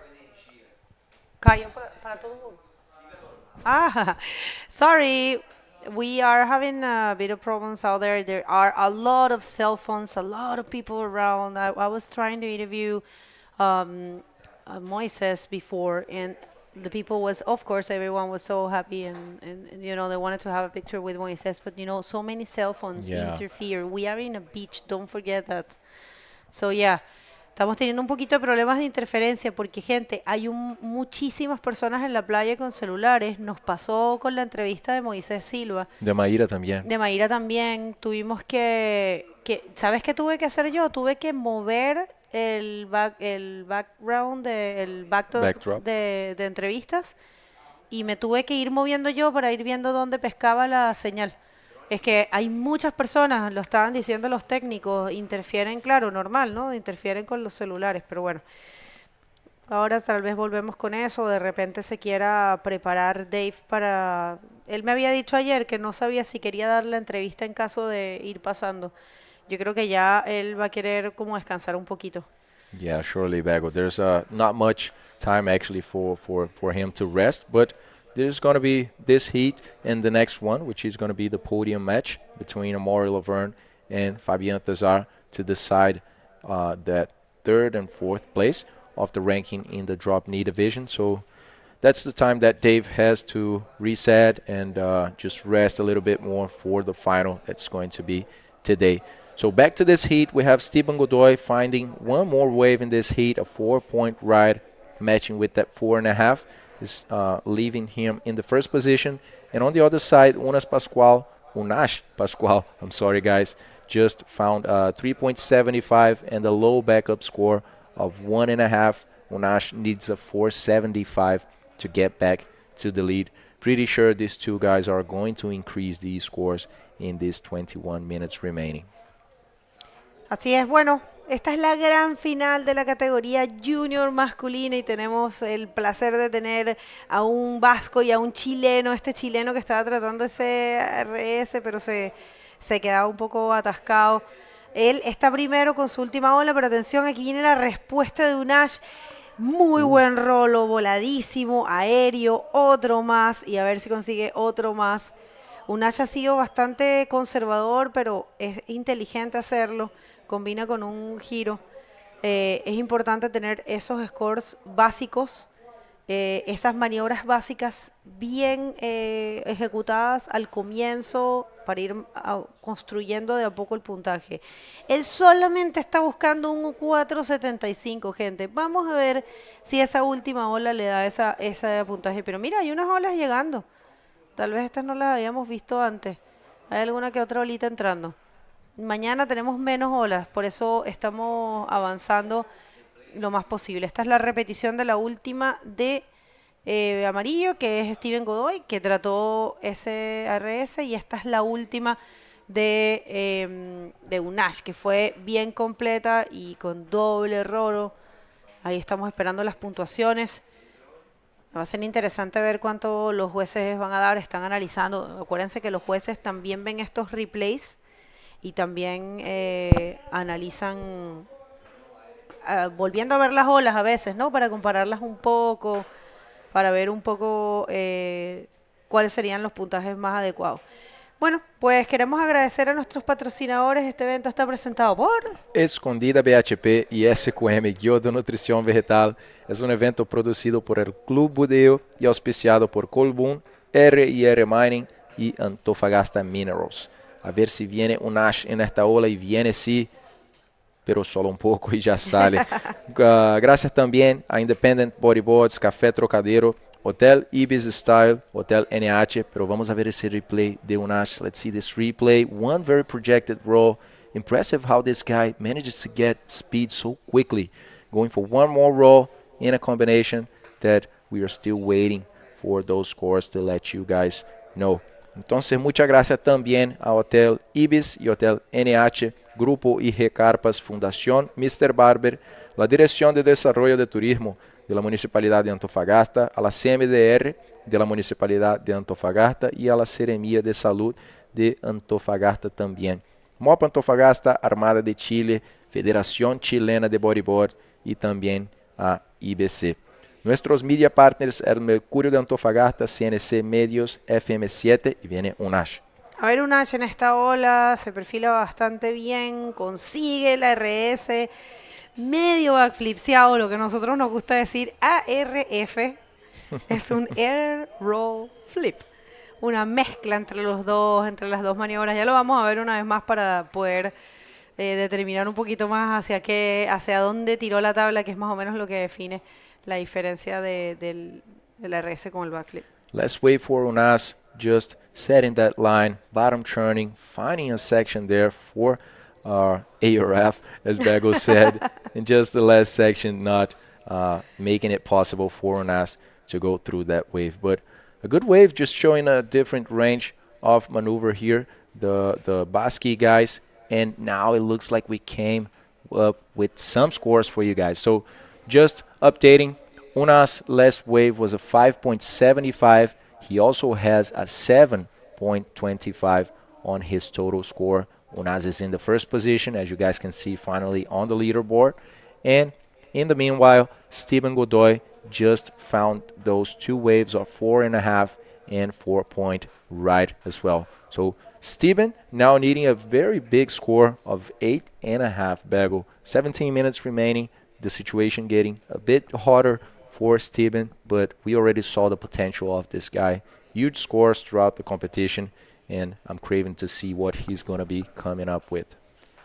Bueno, yo le quiero mandar un saludo gigante a toda la gente de Sumaya porque yo vi algo muy bonito en las historias de unos chicos pequeñitos, creo que de su escuela, que le mandaban aupa unas y eran muy lindos, eran así un grupo de niños chicos, se van ahí está la Armada Chilena, parte de la Armada Chilena de la quinta región, un montón de chicos que vinieron, los juniors se destacaron de la zona central de Chile, una zona que ya hemos estado diciendo bastante y nunca nos cansamos de decirlo del buen trabajo que tiene. Aquí usando su prioridad, Steven Godoy va por esta ola, no la va a desperdiciar, se le cierra, qué pena. 5.75 la última ola de Unash y espérate, la ola, no, pues Unash tiene un 7.25 que fue...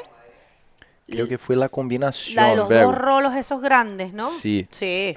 Vamos a traer ya ese replay sí. mientras el director está ali trabajando, ya que esses chicos no paran de correr olas, los Pro Juniors, siempre así, llenos de energía. No, pero sí, viendo los scores, la 7.25 debe haber sido la de los dos rolos. Y una más, y la 5.75 debió haber, fue la de la RF, como le decimos. Sí, sí. Es lo lógico. Y ahora Steven está buscando un 8.50 para tomar esa posibilidad de ser campeón del Antofagasta Bodyboard Festival. Pero mira qué buen trabajo Steven Godoy en estos dos eventos chilenos, con muy buenos resultados. Solo acaba de cumplir 15 años ese niño. Un niño, Bego, un niño, pero que está surfeando como un hombre. Ahí viene Unas Pascual. There comes the Basque guy, leader of this heat, finally getting some speed, looking for a section, but the wave just loses a lot of energy, and Unas just handles that priority back to the Chilean guy that actually waited quite a while for that wave. It was a set wave, but it just became very foamy with no ramp at all for Steven to execute a better maneuver, as he needs a big score right now, 8.5. It's not going to be any wave that is going to provide him that, despite the fact that we just get impressed every time with these Pro Juniors. You know, these guys look like they weigh nothing at all. Like Unas, for example, the guy just creates speeds out of nowhere, you know, so quickly, so, you know, easily he's just flowing over the wave. So, yeah, definitely an impressive performance by the Pro Juniors in an important part of the sport, as it shows a lot of progression as well. Así es, estamos diciendo, bueno, vamos a volver a esa idea después de esta ola. Steven, no está consiguiendo las olas de Steven. Tal vez debería sentarse un poquito a esperar. Ahora si es que Unash toma esta ola, pues él va a quedar con la prioridad. A ver, Unash va en esta, solo pone ese rolo, como no se va a ir limpia la ola, le voy a hacer algo, pero no lo logra concretar. Sí, muy bien igual el performance de estos dos chicos. Sí, un poco difícil es la ola. Definitivamente se metió el viento y está pequeño, pero el día de mañana créannos que va a estar mucho peor y queremos simplemente tratar de ofrecer lo mejor para estos riders. Así que si están sintonizando, esta es el día final del Antofagasta Bodyboard Festival. Después de 10 días, Lucas, lo hemos dado todo. Sí, todo de verdad. Un placer gigante estar aquí una vez más. Y ahí viene Steven. 4.5, that's what he got on this wave right in the first minutes of the heat. And a 7.25, that's the combination we were talking about. First, very well projected roll. A second clean one as well. And 2 maneuvers granting the best score of the heat to Unas so far, because there's still a bit less than 13 minutes. And let's see this one. Sí, estas son las mejores. Bueno, vimos ahora hace un ratito las mejores olas de Unash. Esta es la segunda mejor ola de Unash. Es un 5.75. Fue su score de respaldo. y la anterior, la de los dos rolos, que salió súper proyectado como aéreos en realidad, fue la de 7.25. Me estaba acordando cómo lo bien que surfió también un Ash en el frontón. Y siempre ha tenido un rolo como muy limpio, muy aéreo, muy bien ejecutado. Sí, me acuerdo mucho de eso. Y bueno, en Sintra también quedó posición. segundo, que fue espectacular, la verdad. Unas es un chico que con buenas olas, obviamente surfea muy bien, así se logra proyectarse, pero con pequeñas olas impresiona mucho. Se ve como logra, sabe, volar mesmo em pequenas olas, parece muy leve y logra hacer maniobras bonitas, maniobras con estilo que se proyectan muy bien y que seguramente agradan a los jueces, como podemos ver, un 7.25 haciendo una combinación. En este tipo de condición no es nada fácil, son olas que a veces acaban muy rápido y Unas encontró esta sesión. Tenemos que decir también que el factor suerte yo creo que cuenta mucho, ¿sabe, Bego? En este tipo de condición, ya que Steven tiene el potencial seguramente, pero no logró encontrar buenas olas. Aquí viene justamente Steven, sí, como que se le está complicando para poder caer las maniobras. Steven, que viene de la cuarta, de los Vilos, y que tenía mucho apoyo, tiene apoyo de todo el grupo de la gente de la quinta, porque hay mucha gente aquí de la quinta presente, y a eso es a lo que me refería cuando decía la gente de la quinta, la que está en la playa, y también por supuesto hay gente de su club. Yeah, guys, so next we will be seeing the podium final. That's going to be a decision for the third and fourth of the drop knee ranking in the end of the World Tour. So only this event will be deciding the drop knee world champion. That's going to be in one more heat. But next we're going to be having the two Reunion A, Fabian Tazar and Amaury Laverne, disputing this third and fourth spot on the DK world ranking. 10 minutes right now left in this heat. Unas Pascual is coming out on top with a 7.25, a combination of very good rolls for the Basque guy, and a 5.75 with an ARS, very good one. And Stephen Godoy on the other side, just getting a 4.5 and a 4-point ride, still needing a big score at 8.5. That's right, completamente de acuerdo. Me parece muy tierno como dices Basque. ¿Tú sabes por qué ustedes saben por qué él dice Basque? Porque en Brasil le ponen a la última, cuando una palabra termina en E, la dicen como I. Entonces él lee Basque. Muy tierno. El Basque guy. Leave my accent. Me encanta. Bueno, pero para que sepan por qué él pronuncia de esa forma, es normal. Es como skate, dicen skatey. Yeah. Skatey. We have our own way. No, it's cool. It's cool. Es diferente y es parte de la diferencia de los idiomas, ¿no? Es normal. Bueno, 8 minutos con 56 es está en la primera posición con una sumatoria de 13 y Steven Godoy, el vileño, está necesitando 8,50. No es tal vez el Steven Godoy que hemos visto en los últimos campeonatos, pero le queda tiempo, puede prender los motores en cualquier momento y de verdad que puede lograr el 8.50. Sí, él ha demostrado mucho dominio en este evento. Vamos a ver si esta ola es la que le va a dar ese puntaje. No. Yeah, not much in that wave for Steven. He is struggling to find a good wave that provides a ramp for him. He's actually been finding just waves that become very foamy, and don't provide a proper ramp for Steven to show his potential, the same one that he has been showing throughout the whole competition. Also in the event in Iquique, this guy was very good standout.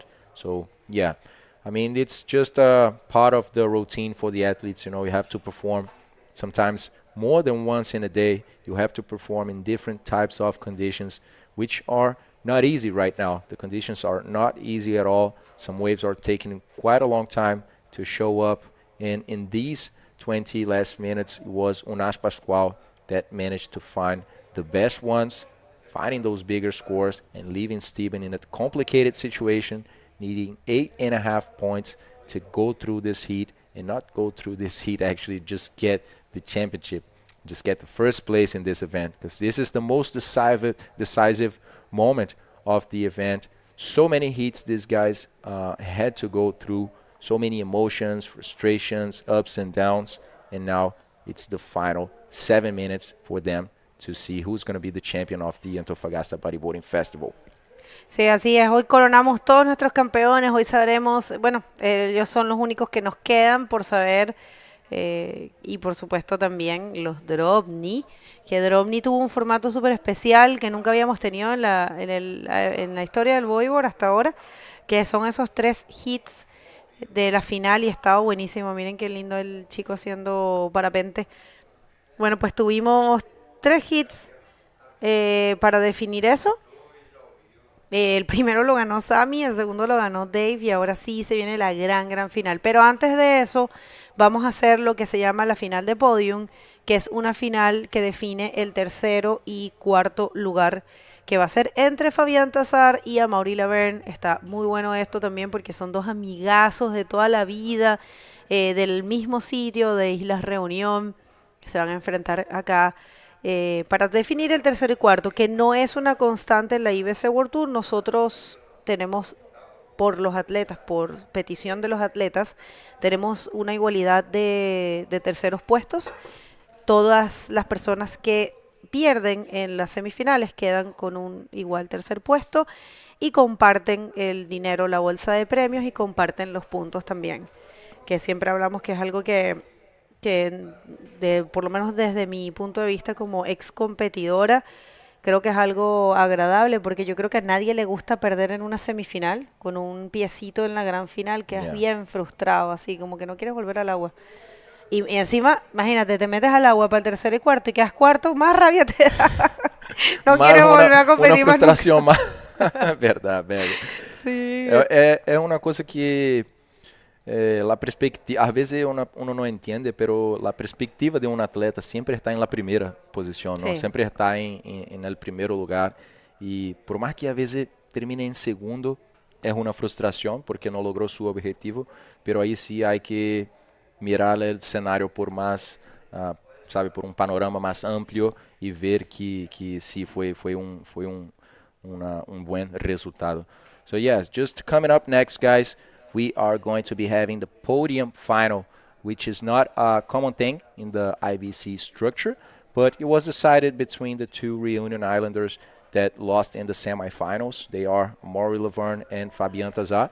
And as we are deciding this title in just one event, both of them decided to go in one more heat and see who's going to be in third and who's going to be in fourth, since we usually have an equal third position in the ranking for whoever loses in the semifinal. So a new thing here decided by the athletes, just so you guys know, and that's going to be next in about 4 to 5 minutes.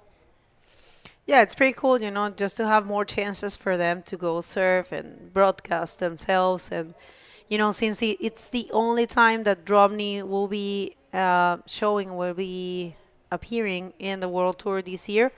So it's pretty cool that they have as many chances as possible. We love Drobny. We are aiming to have more events next year. Una más para Unash. No se perfilaba esa. Estábamos conversando que sí, que la estructura esa que se le dio, la pidieron los competidores, y también es un poco para darle más visibilidad al Drobny, ya que este es el único evento que va a tener la categoría Drobny este año.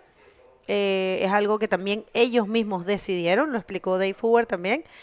Obviamente 10 veces campeón mundial, estaba involucrado en el proceso de votación, y ellos decidieron que querían dejar solo este evento porque Maldivas estaba todavía sin confirmar y era un poco peligroso, que no se sabía si se confirmaba o no.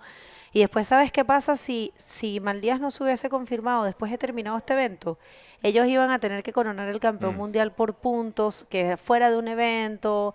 Esto es lo peor de todo. Una vez a Neymar le pasó eso. Sí, la tuvieron que coronar así, como mandarle el trofeo a su casa, como, ¿sabes? Súper así, not fun. No hay un show, no. Así por lo menos, por más que sea una exposición corta, ¿no? una performance que van a hacer aquí en un evento solo, por lo menos hay un show, hay una conmemoración, E parece que agora viene Steven Godoy. There he goes. Steven Godoy looking for a 8.5, just having a hard time here in this heat with very tough conditions, not being able to keep up with Unas Pascual. With only 2 minutes and 10 seconds remaining, the situation that it is drawing is Unas Pascual, that actually finished last year in 5th on the ranking in this division, just getting, I believe, the first victory for Unas in the World Tour in the Junior Man division. Sí, Unas ha estado construyendo su camino, que ya quedó en el año pasado en Sintra segundo, estaba con muy cerca de ser campeón. Si ganase aquí, sería su mejor resultado, tendría su primer lugar, disculpen la redundancia, pero su primera victoria dentro del Tour Mundial, ¿no? Y bueno, Steven, él está comenzando su carrera y definitivamente ha sido la revelación de la categoría junior masculina, Steven Godoy, que acaba de cumplir en este evento 15 y que ha venido, bueno, nos dejó impresionadísimos en Iquique también. Steven Godoy surfió espectacular y a mí una cosa que me ha gustado mucho de él es que es igual de bueno para derecha que izquierda. Y eso es algo muy raro de encontrar a esa edad sobre todo, así que buen trabajo igual de los entrenadores y de las personas que están detrás también de la trayectoria de Steven. Y parece que estaba tomando esa ola, va un giro de 360, a ver si logra conectar, pero no, quedan 57 segundos, Lucas, y es difícil que sin prioridad él pueda conseguir ese puntaje. Parece que las cosas están definidas para el vasco, que está sellando el trato con ese ARS. Yo creo que Unas ya con esa última ola probablemente, no sé si consiga algo más que el 5.75, y mira, Steven no se rinde, va para arriba, va a buscar algo más. There he goes, getting a lot of speed, Bego, actually hitting it not as good of a section, but managed to complete this maneuver with a good run before hitting the leap, a good drive, drawing a beautiful line. I believe he's going to be increasing, and he did, Bego. He just put a 7.25 right now in the leaderboard, the same score as he had before. And Steven Godoy needing 10-point rides with the 10 seconds remaining. So, bueno, gente, ahora sí que sí, se acabó. Es Unas Pascual desde el País Vasco, desde Sumaya. Sorionak, Unas. Ahora eres el gran campeón, tienes tu mejor resultado hasta ahora de tu carrera. Campeón del Antofagasta Bodyboard Festival, un evento al que él no sabía si iba a ir.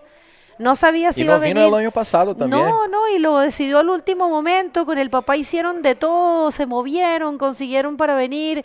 Llegaron así muy ajustados, digamos, y mire qué bien. Felicitaciones al País Vasco, felicitaciones a Sumaya, felicitaciones a España.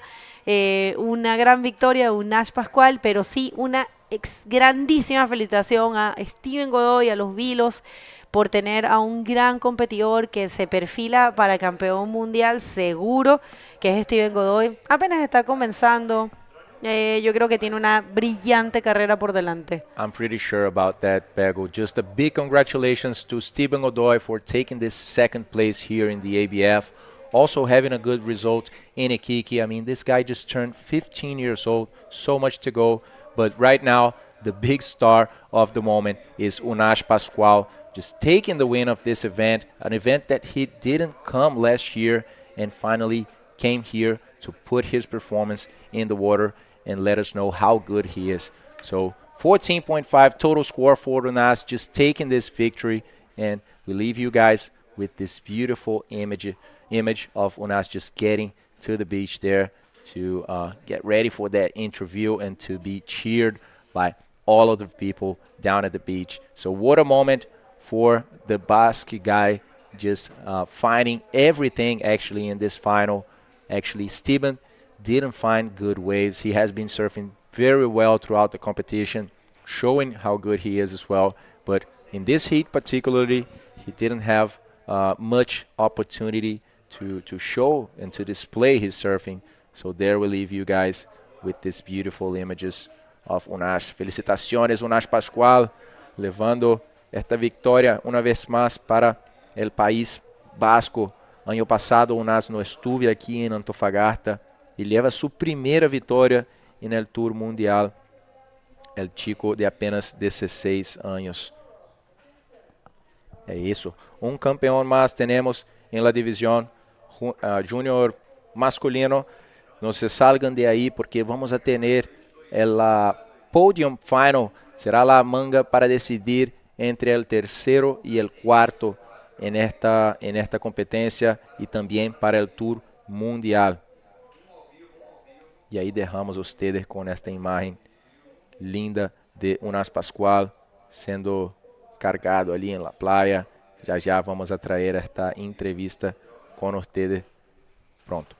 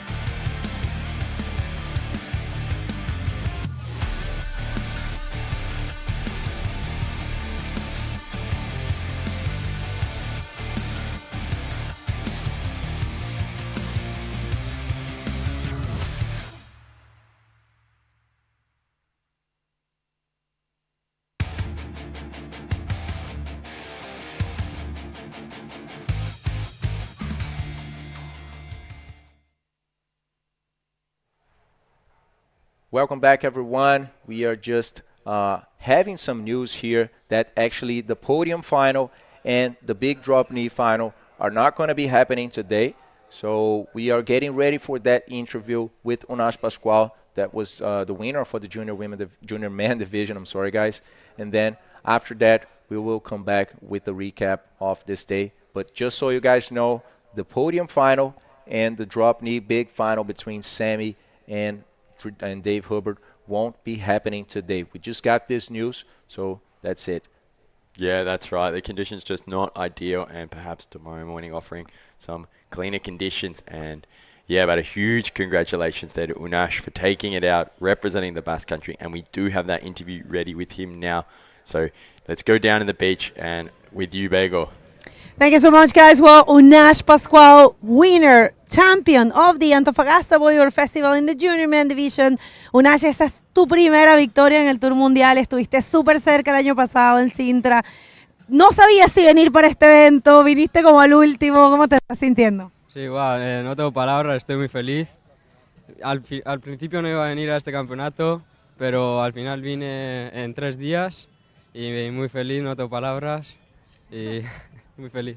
Well, he said he was not sure to come in 3 days. He had to decide everything, and he, is super happy to actually to come here and get the title.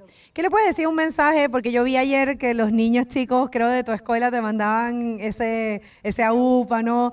Esa como motivación. ¿Qué le puedes decir a toda la gente, digamos, de España o chicos jóvenes que son junior para motivarlos para que sigan sus sueños? Sí, yo creo que al principio tienen que empezar a competir poco a poco por casa y luego ya cuando vayan consiguiendo buenos resultados ir moviéndose más. Y ahí en mi playa hay bastantes niños y yo les motivo para venir a estos campeonatos, competir y, cómo no, pasarlo bien. We're asking what message he can give to all the kids. There's a bunch of kids from his school that were sending them messages, and I saw it in his Instagram. And he said the recommendation is to start competing in the local events and try to get as many, good results as possible and start from home. And then just try the World Tour and try the other events. He's trying to motivate and trying to inspire all those kids. You want to say something? ¿Quieres hablar un poco de euskera para todo el mundo? Sí, bai, bueno, eskerran anitu naman berri zen sponsor guzti jai, geho familia aita jamai, eta hango lagundan aita, bai Jon Lopezei, nire entrenadori ai, eskerri asko danoi, vamos. Super cool, Ancon. Congratulations, Sorionak. And we hope to see you in the World Tour. Are you coming to Maldives? A Maldivas no sé, pero al frontón seguro. Bueno, nada, esperamos verte. Bueno, chicos, muchas gracias por todo. Mañana vamos a terminar este evento, ya fue anunciado. We're finishing tomorrow for the podium final and the drop knee final. So we're counting on you. So from our end here at the beach, we'll see you tomorrow for the last heats of this event. Thank you, everyone, for tuning in. Back to you guys. Thank you, Bego. And yeah, here's just a little recap of Unax Pascual winning this for the Basque country. Look at that, nice projected roll, and gets a combination here right in front of his competitor, Steven Godoy. And he is so happy right now, and I'm sure everyone up in the Basque country as well are cheering for Unax, representing.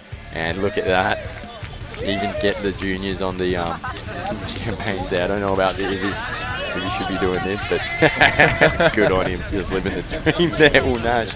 Armidi just providing that champion, get out of here, Armidi. And I believe that was the second best wave for Unax. That was it, the second 7.25 for the Basque guy, just sealing the deal in this heat and closing this day off with his first victory ever in the World Tour.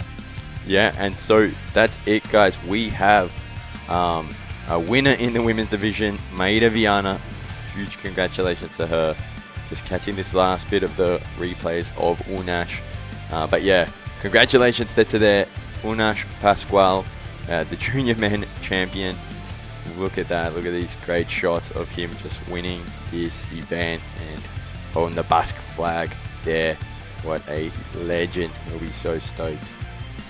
Yeah, amazing victory by Unax. I mean, just getting your first victory, how stoked he is.